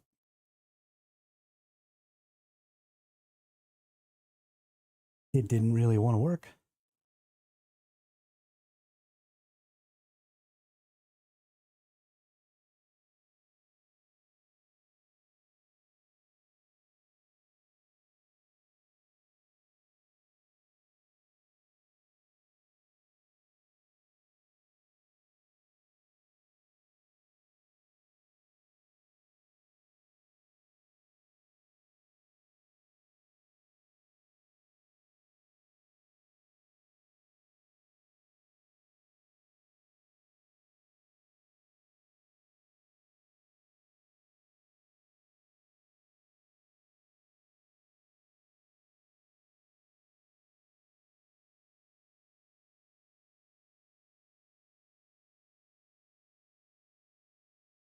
So now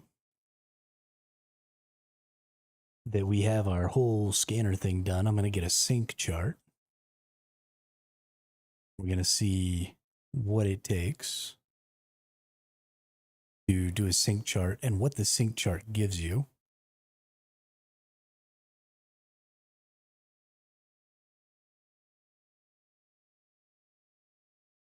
Because if I need 81 sync charts, then I'll probably lose my mind.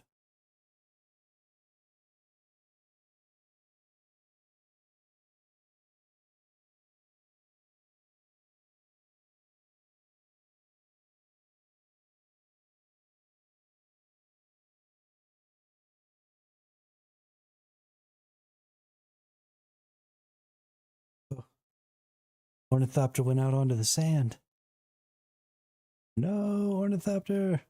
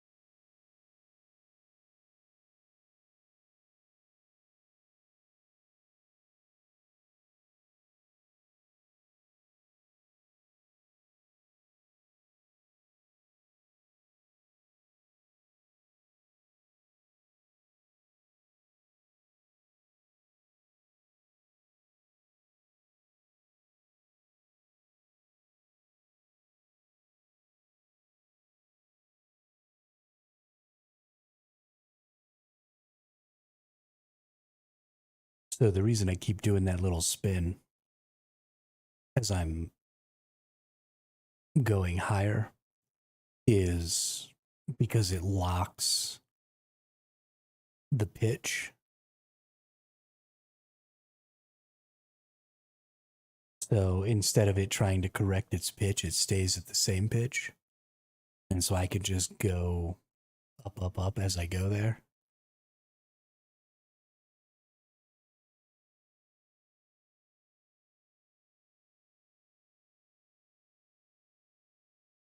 I could accomplish the same thing by simply aiming up on the mouse, but I don't really like that. And in fact, I probably want to check the settings. Let's do that real quick. Let's check the settings, controls, key bindings, gameplay, sprint lock, toggle, hold, lock, equip lock. Same odds that the wings don't flap. So the wings do flap. There are two different modes, Damien. So we have helicopter mode, where the wings flap. And while the wings flap, you have total yaw control. Right? So you can go like this, and then WASD move you on the X plane, forward, back, left, and right. And then if you want to move up and down, you hold space to go up, control to go down. So you have no pitch control and you have no roll control, really.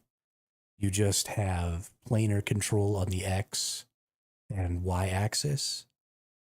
And then you have look control across your yaw axis.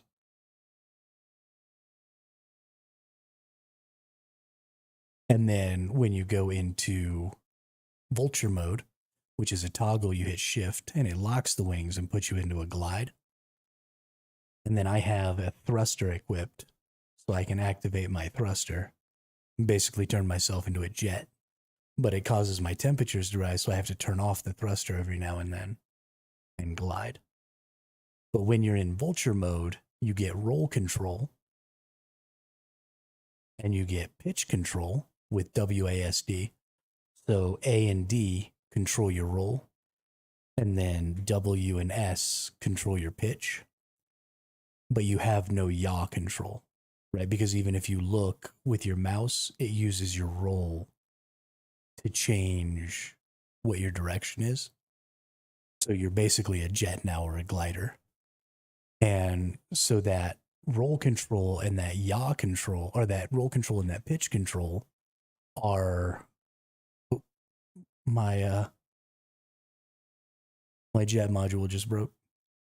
But that yaw control and that pitch control are relative to the vehicle. So for example, when I'm looking just like this, I go up and down normally. But if I roll and then hold S, you'll see the nose is still being pulled up. But because I'm already rolled over, it's not actually changing my altitude. It's just increasing, right? It's pulling my turn. And so there's quite a bit to controlling this thing in vulture mode. And I think it's going to be very important because the assault ornithopter should have similar controls. The assault ornithopter is what you're going to use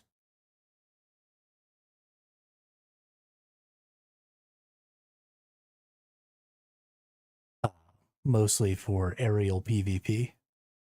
And so getting good at, being able to rock these super tight turns and, control like your pitch and your yaw, or your pitch and your roll, and recognizing that, like, if I hold a direction and down, I do this kind of wonky turn.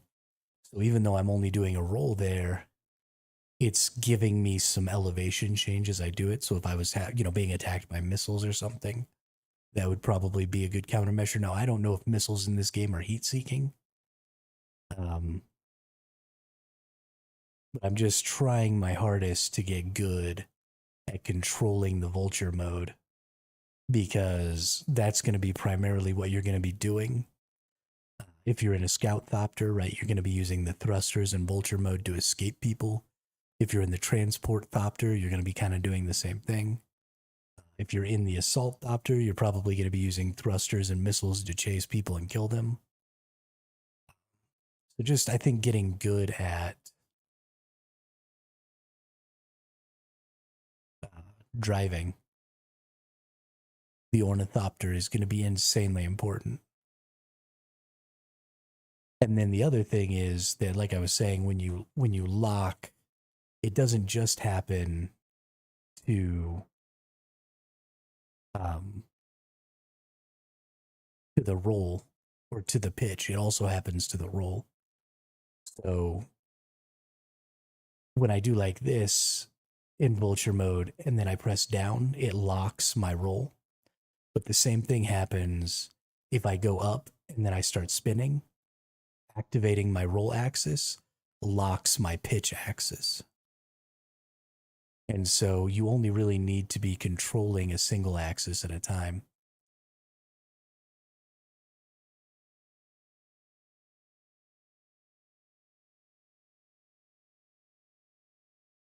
But it's fairly difficult. I'm having trouble. My brain doesn't quite want to figure out what I'm doing. I've never flown a plane before, so. And I'm not really a flight simulator kind of a person. But I think people who are really good at flying ornithopters are going to be super strong in this game.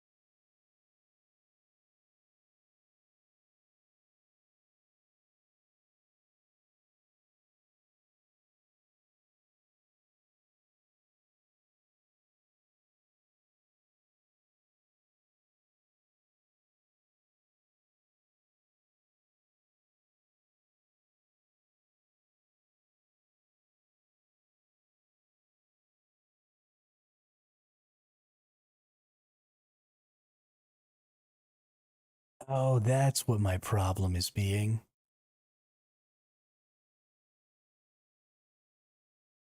So the reason I'm having so much trouble here is I'm I'm going down and then I'm rolling and I'm not giving it time to unlock my roll. And so my ornithopter is still trying to roll while I'm trying to change. So you actually have to wait a moment, it seems like, um, and let your wings come back to kind of center. So if you take the dive and then you roll and you don't let it come back to center before you start trying to pull up,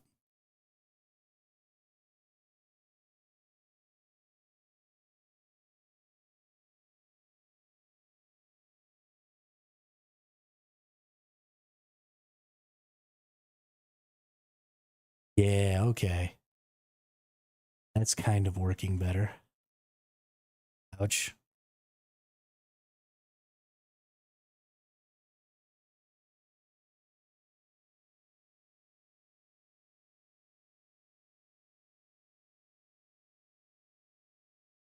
Well, we'll get there. uh, all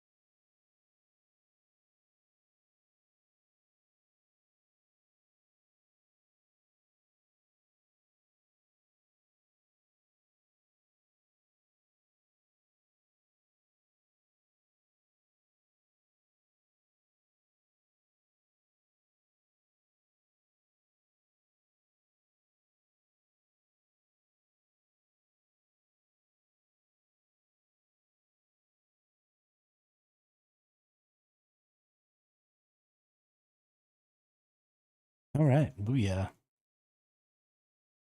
We made it back.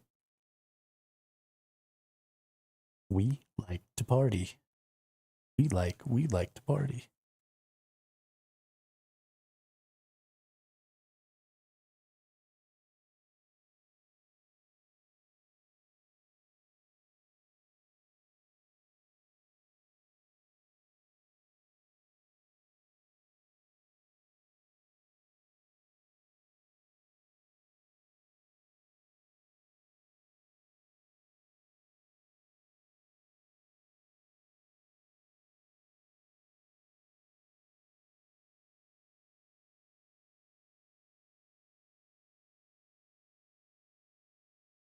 Oh, I forgot to bring.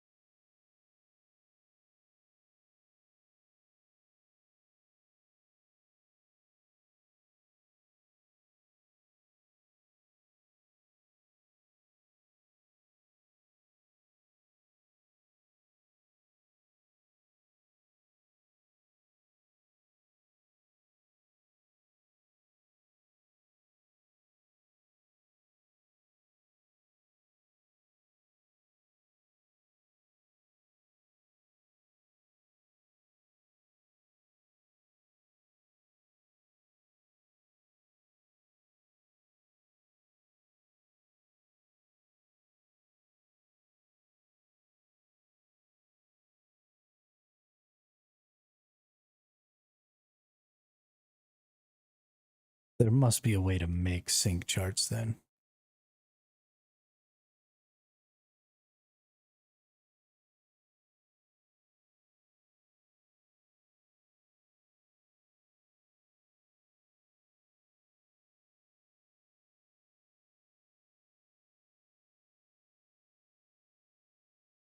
No way. I can't even believe that. You have to buy them? So I guess the way you use them is in here, right?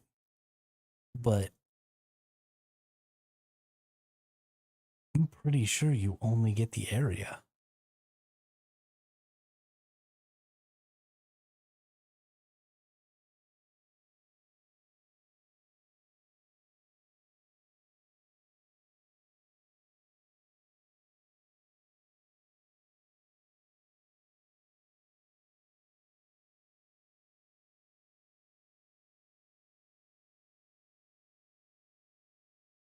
Yeesh.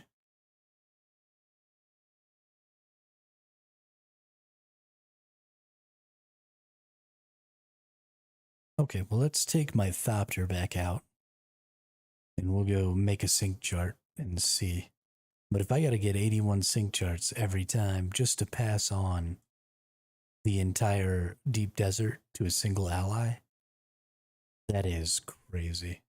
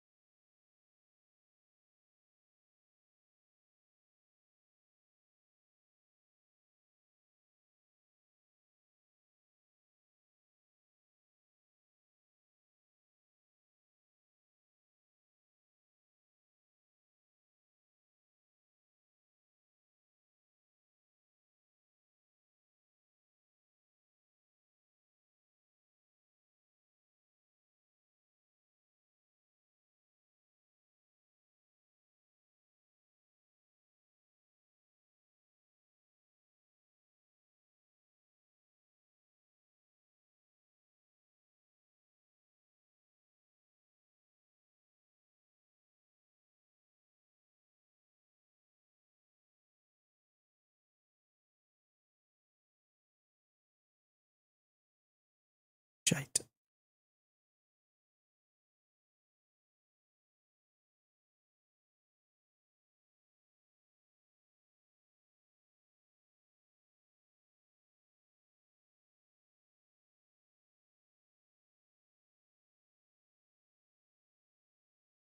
Thankfully, I don't actually have to go out to the region to make the sync chart of it. It seems like I do actually have to go out to the deep desert to make deep desert sync charts. Because I can't see them on my map. And again, I'm only going out here to the deep desert because I'm not 100% sure it's going to copy my entire map.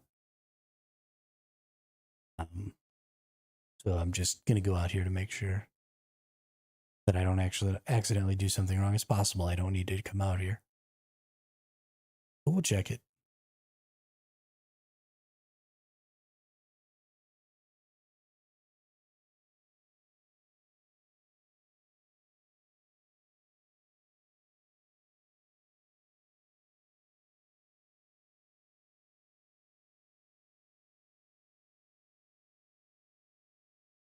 Right.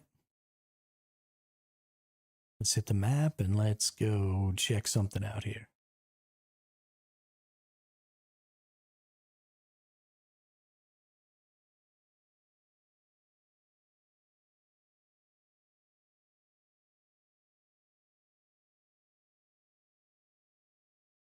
Let's do this one. So we're on this zone. We hit space to make a sync chart. Space. Then we go into our inventory. Look at our sync chart. Deep Desert, Sector C5.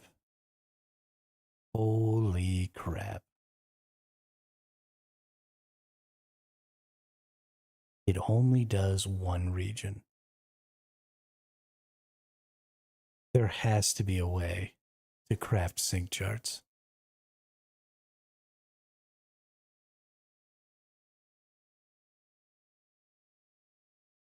That's actually insane.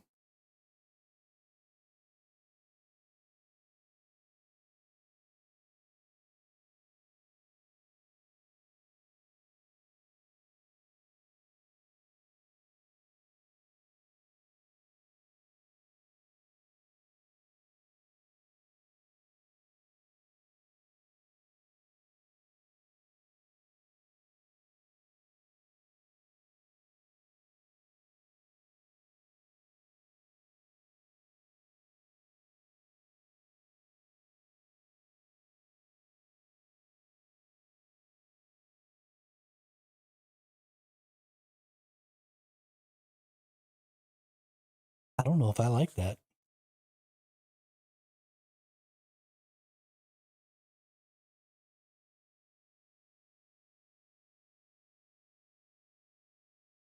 I kind of want to be able to do the entire because going out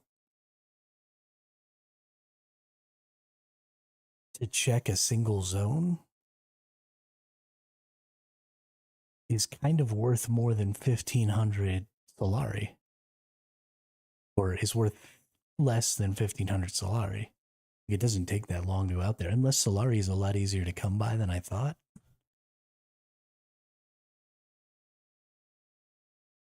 I don't know.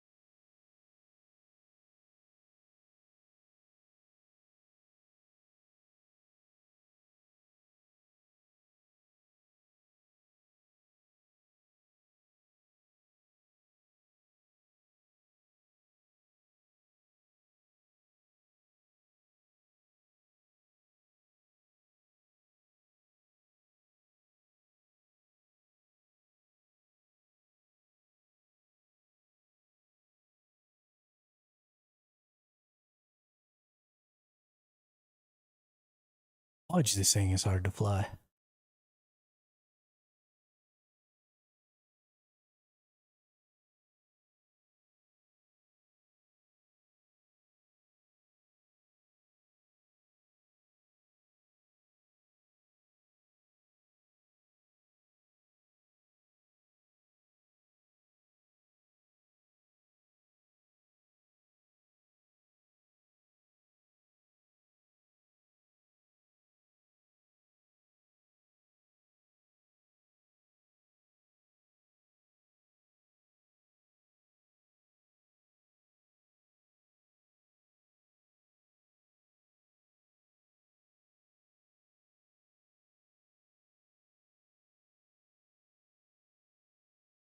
I think if you could fly through this cavern, that would pretty much be the tops right there.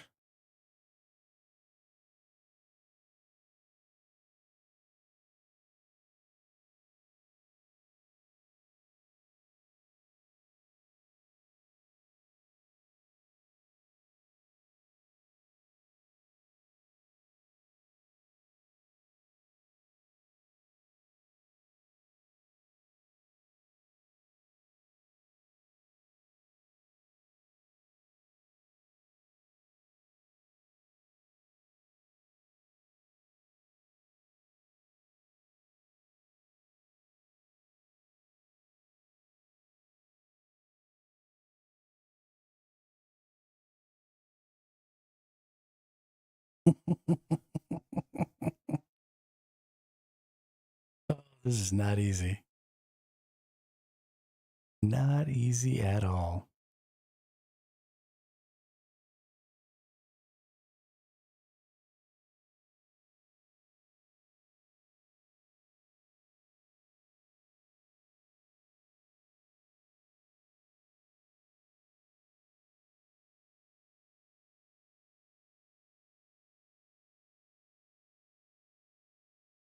We got my repair jobber here.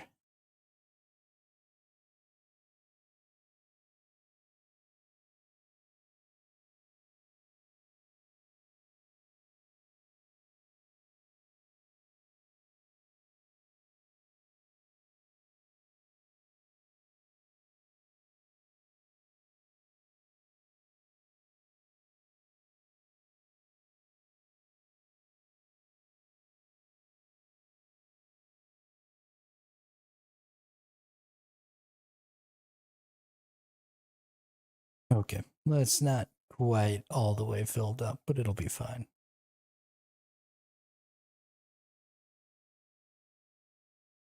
Okay.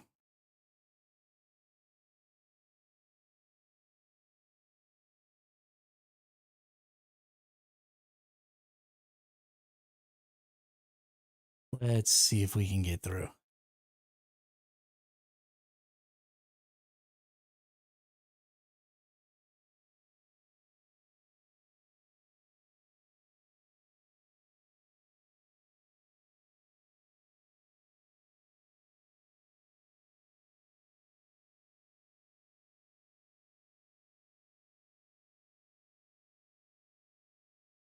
Oh no.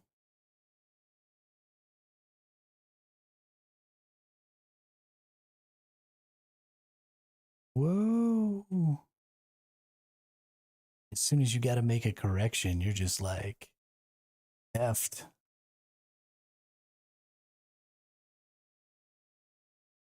Ugh.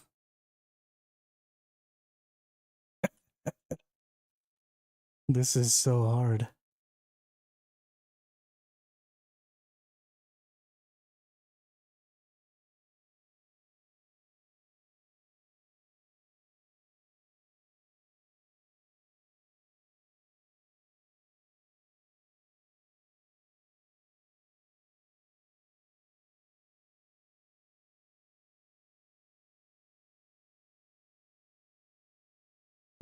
Got it turned over.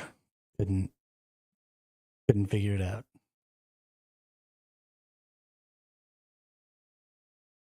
So there is going to be some interesting stuff to do there where you can bring it like up and twist it. Try and get it to do whatever the thing is you're trying to get it to do. But I'm not that good.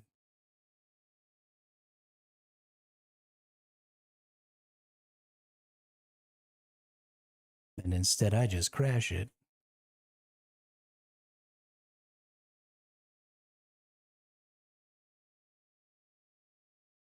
Into walls. Over and over again.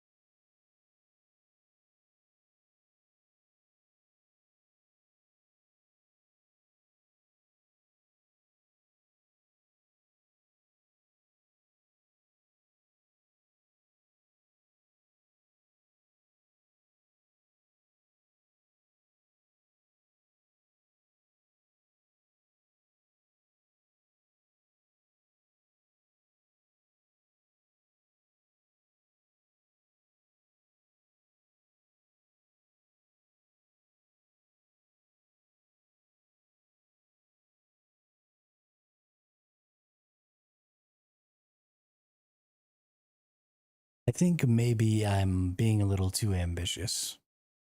I think perhaps we should start with something easier, like creating an obstacle course out of some of this stuff and just flying around. Because trying to fly around in the dark down there is wildly difficult. But maybe trying to finesse my way through some gaps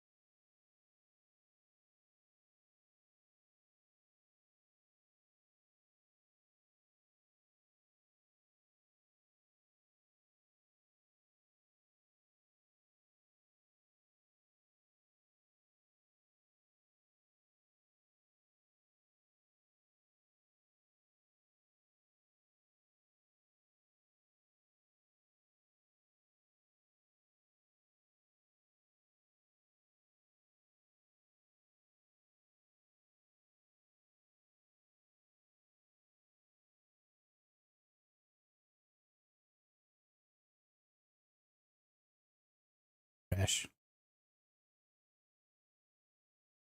Ugh.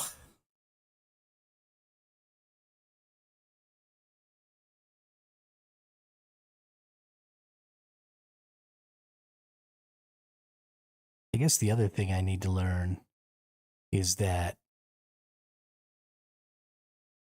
I can shift, right?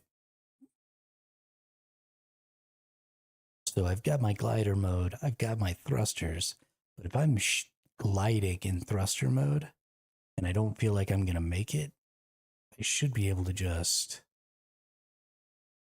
shift into thopter mode.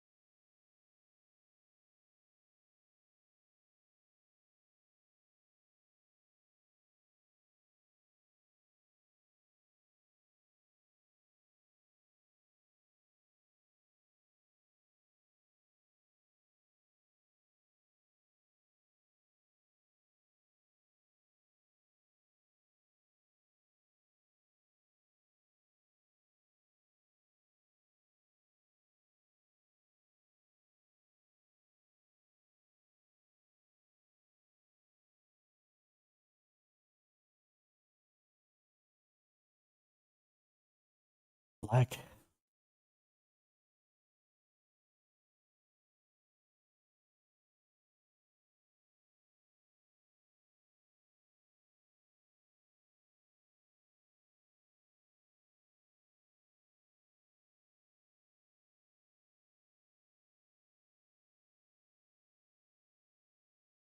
No game audio, but I can hear the game audio. What are you doing to me, game?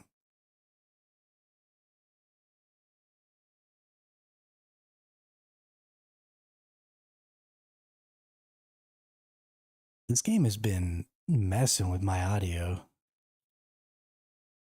Like hard.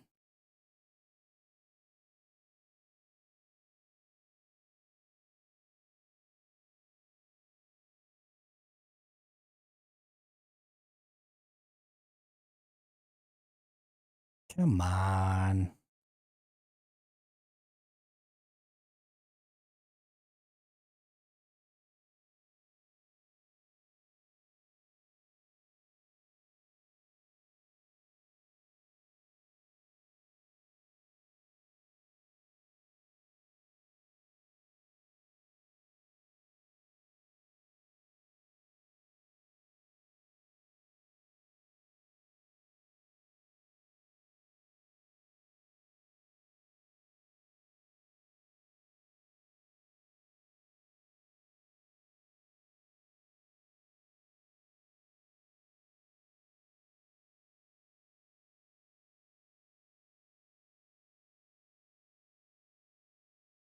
Probably I'll have to totally reset the game to get the audio to come back. So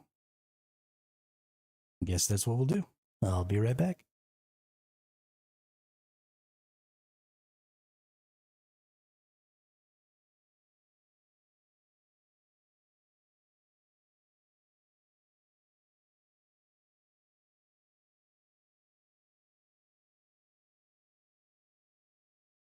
Something I need to check is whether or not I can change the inverted controls.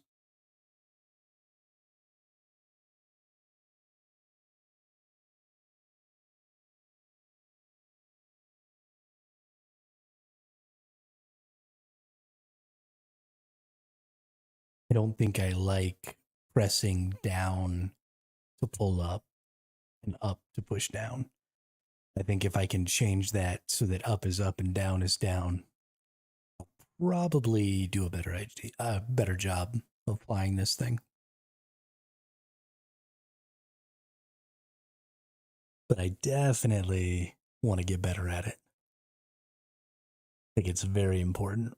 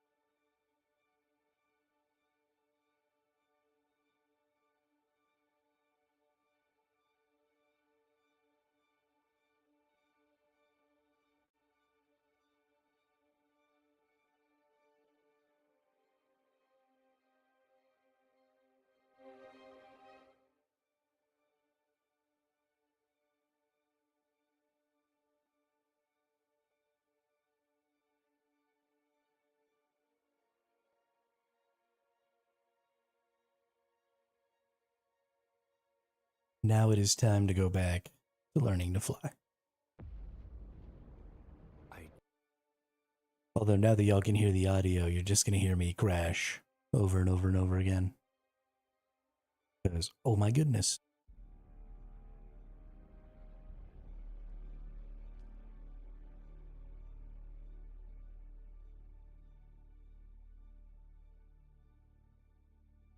I think tomorrow, probably, I'm going to spend most of the stream just trying to give away my base and my stuff.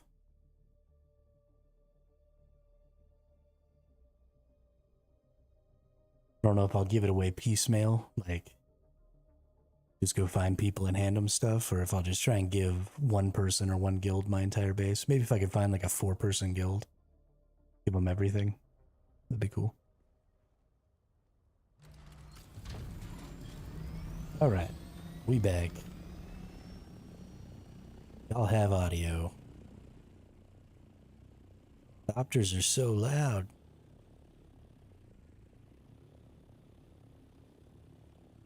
So let's learn to fly.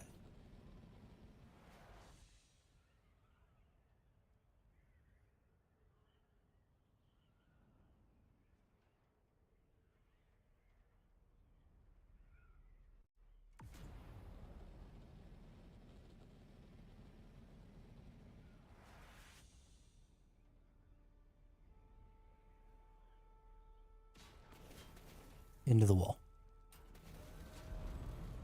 Okay. Let's check my settings here real quick and see. Invert mouse axis, invert controller, mouse sensitivity, virtual camera shakes. Turn the camera shakes off, actually.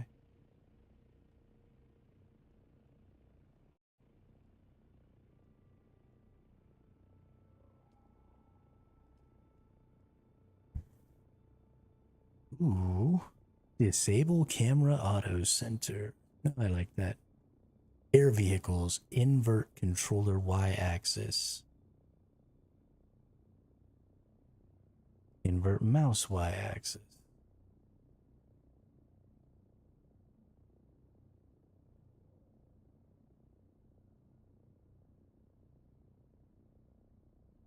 Planar lock.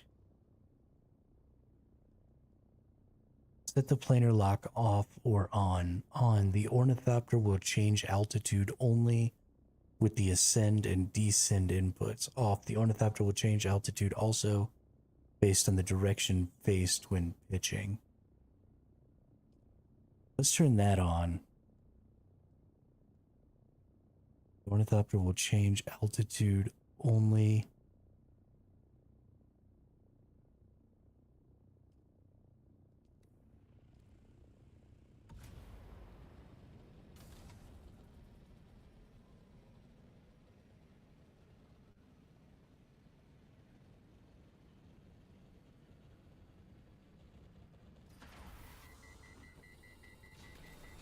Oops. Get a little laggy there. Whenever you go over those PvP areas, you get a little laggy. Remember that.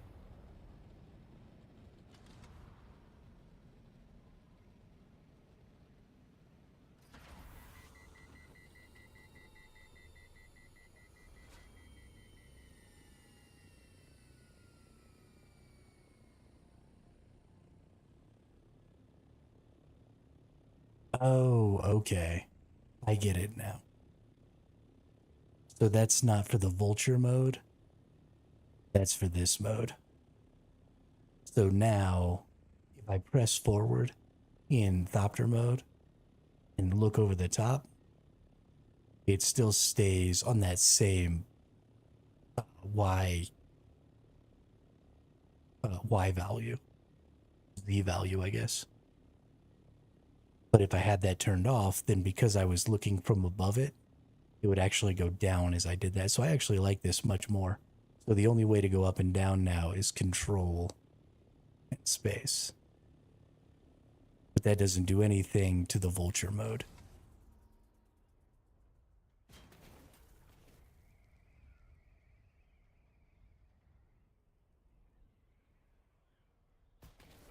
Now.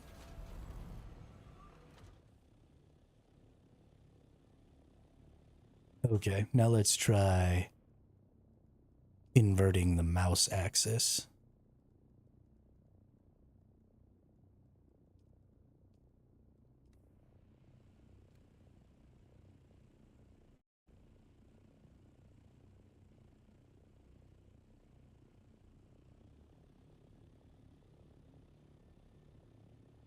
Yeah, we got it fixed. Nope. Definitely do not want to invert the mouse axis. Okay, hate that. That just changes what makes you go above and below. We'll turn that off.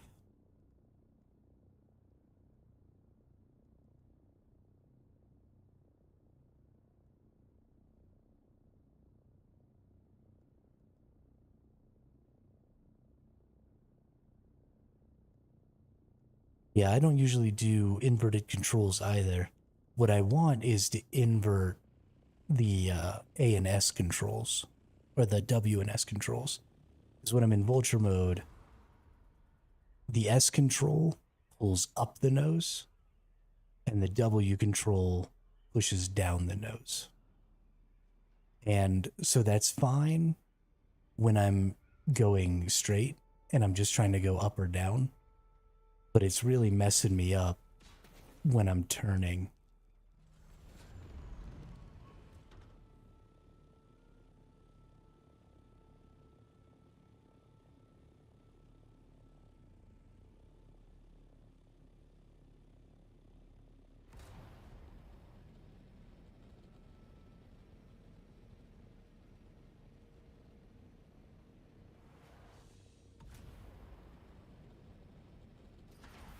It's pretty easy to figure out how to control the thopter mode, right? The helicopter mode is simple. It moves pretty slow. I don't feel like I'm having a hard time. But this vulture mode is rough.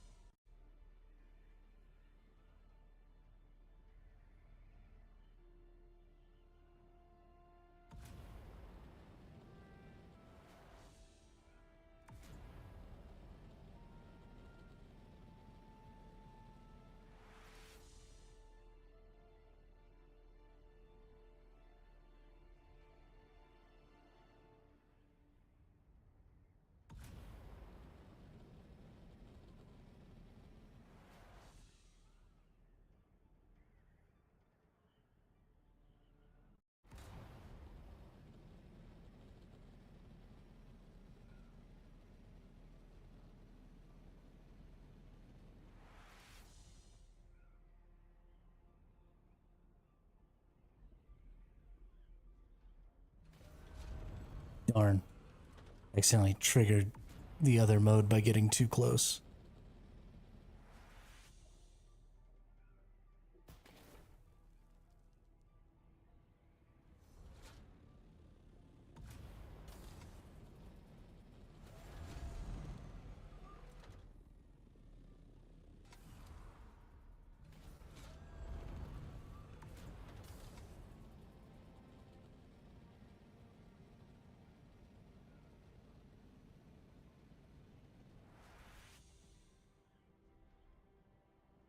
Right now, I'm just trying to get better at flying the ornithopter, Gravy.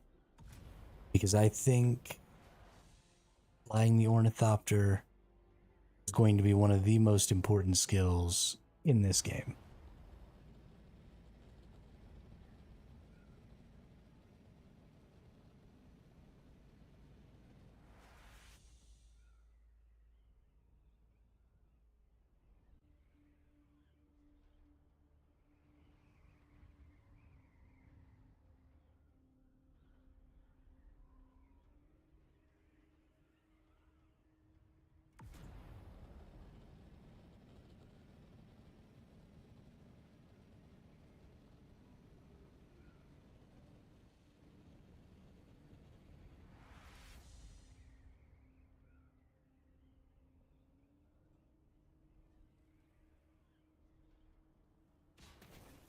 Crap.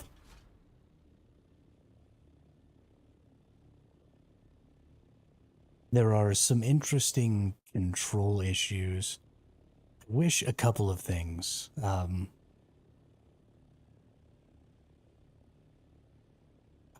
wish that maybe I could lock the mouse. Let's see.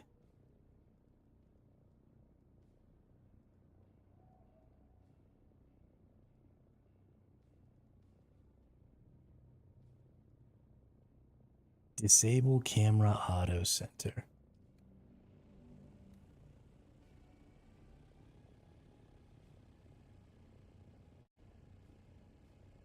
Hmm.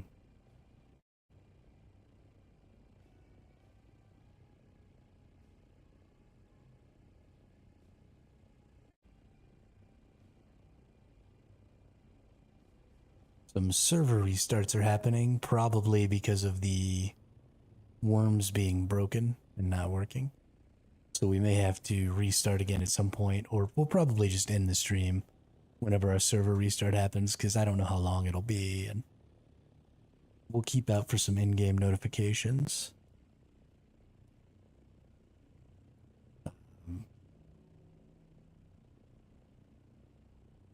Yeah, so now we have it where the vehicle or the camera won't center anymore. I wonder how that'll feel. I really just wish that the mouse didn't control vulture mode and that the mouse was just me looking. Because the fact that the direction I look with the mouse matters, and adjusts some of the settings or some of the pitch and roll makes it really, really difficult for me to fly this. I really need a setting that gets rid of that.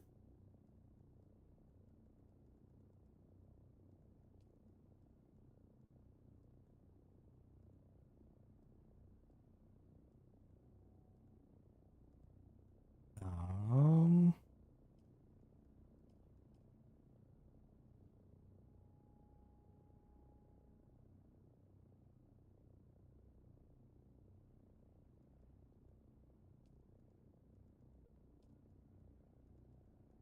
Vehicles, air vehicle. Ooh, here we go. Here we go. Fly forward, fly reverse, strafe, strafe, ascend, descend, free look, vulture mode.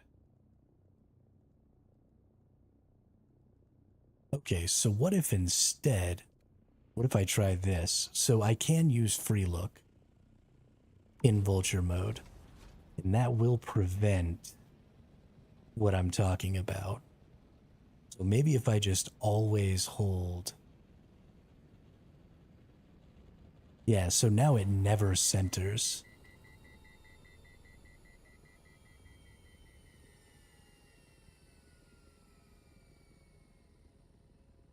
Or it centers weird.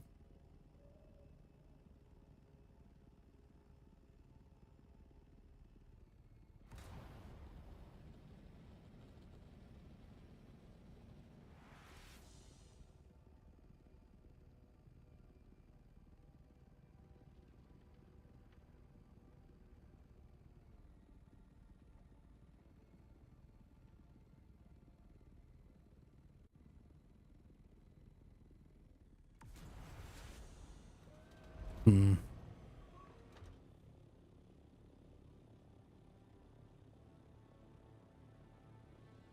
I think that actually made it more difficult to try and.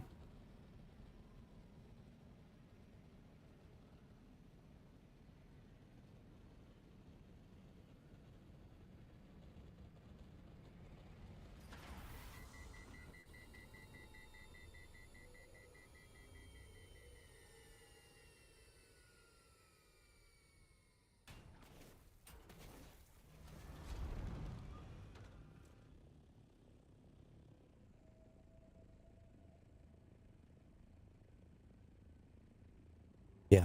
Yeah, I don't think it goes back to center very well when you do that. It is unfortunate.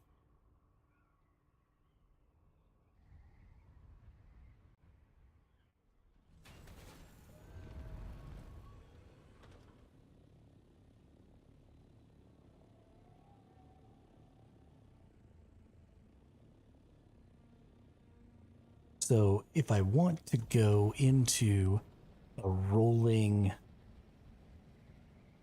well, I really can't.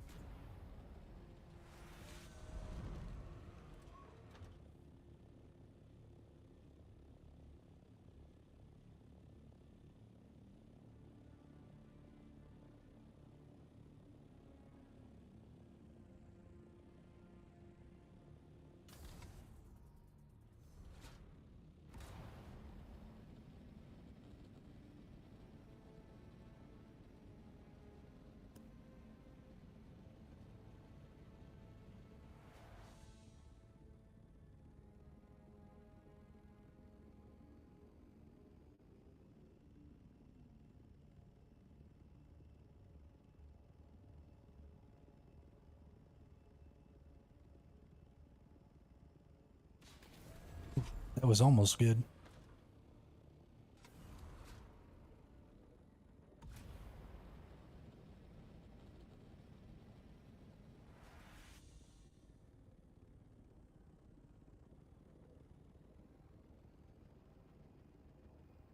Nope, that wasn't even close. Ooh, this is tough.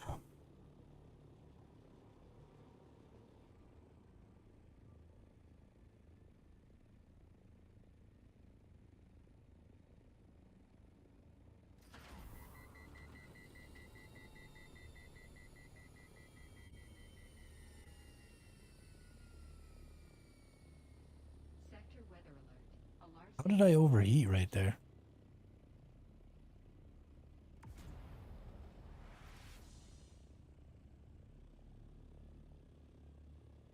I think something went wrong with my...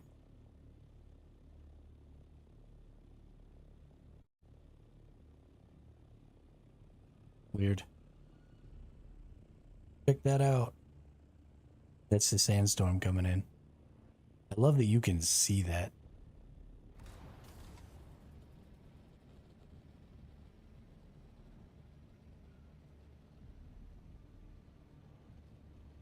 So...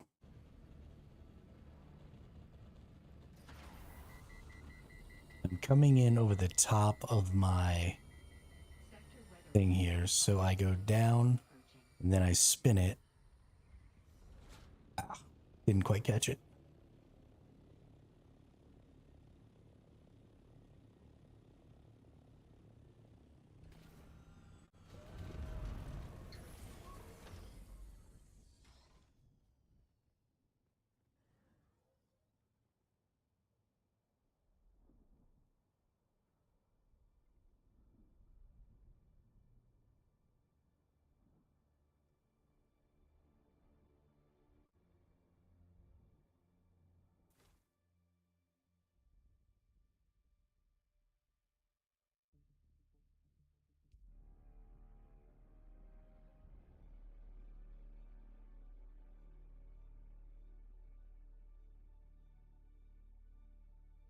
I think our server just got reset.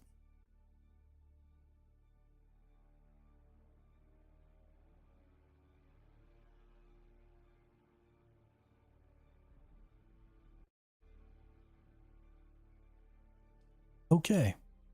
Well, it looks like 7 hours is all we're going to get to stream today. So...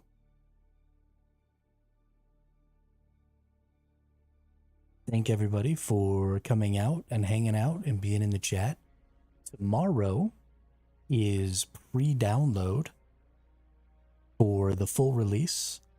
So if you are going to be playing on the full release, don't forget to pre-download your game tomorrow. It's 24 hours before the actual launch. You should be able to download the game. So get your pre-download in so that you're ready. So that on the 10th, right at the release window, you can jump in the game and get after it. Try and beat that rush, because there's going to be a whole lot of people trying to log in right when launch happens. So yeah, I really appreciate everybody coming out and hanging out. I hope everybody has fun when they get into Dune and start hanging out on Arrakis. I will be back again tomorrow, and I think I'm probably going to spend the rest of the day trying to set up a video about how to fly the ornithopter, because, again, I think it's just going to be one of those things that's super important to know how to do. So we're going to put out a little infographic, infomercial about how to use the ornithopter. So yeah, hope everybody has a great day. I'll see you all in the next one, and thanks again for coming out.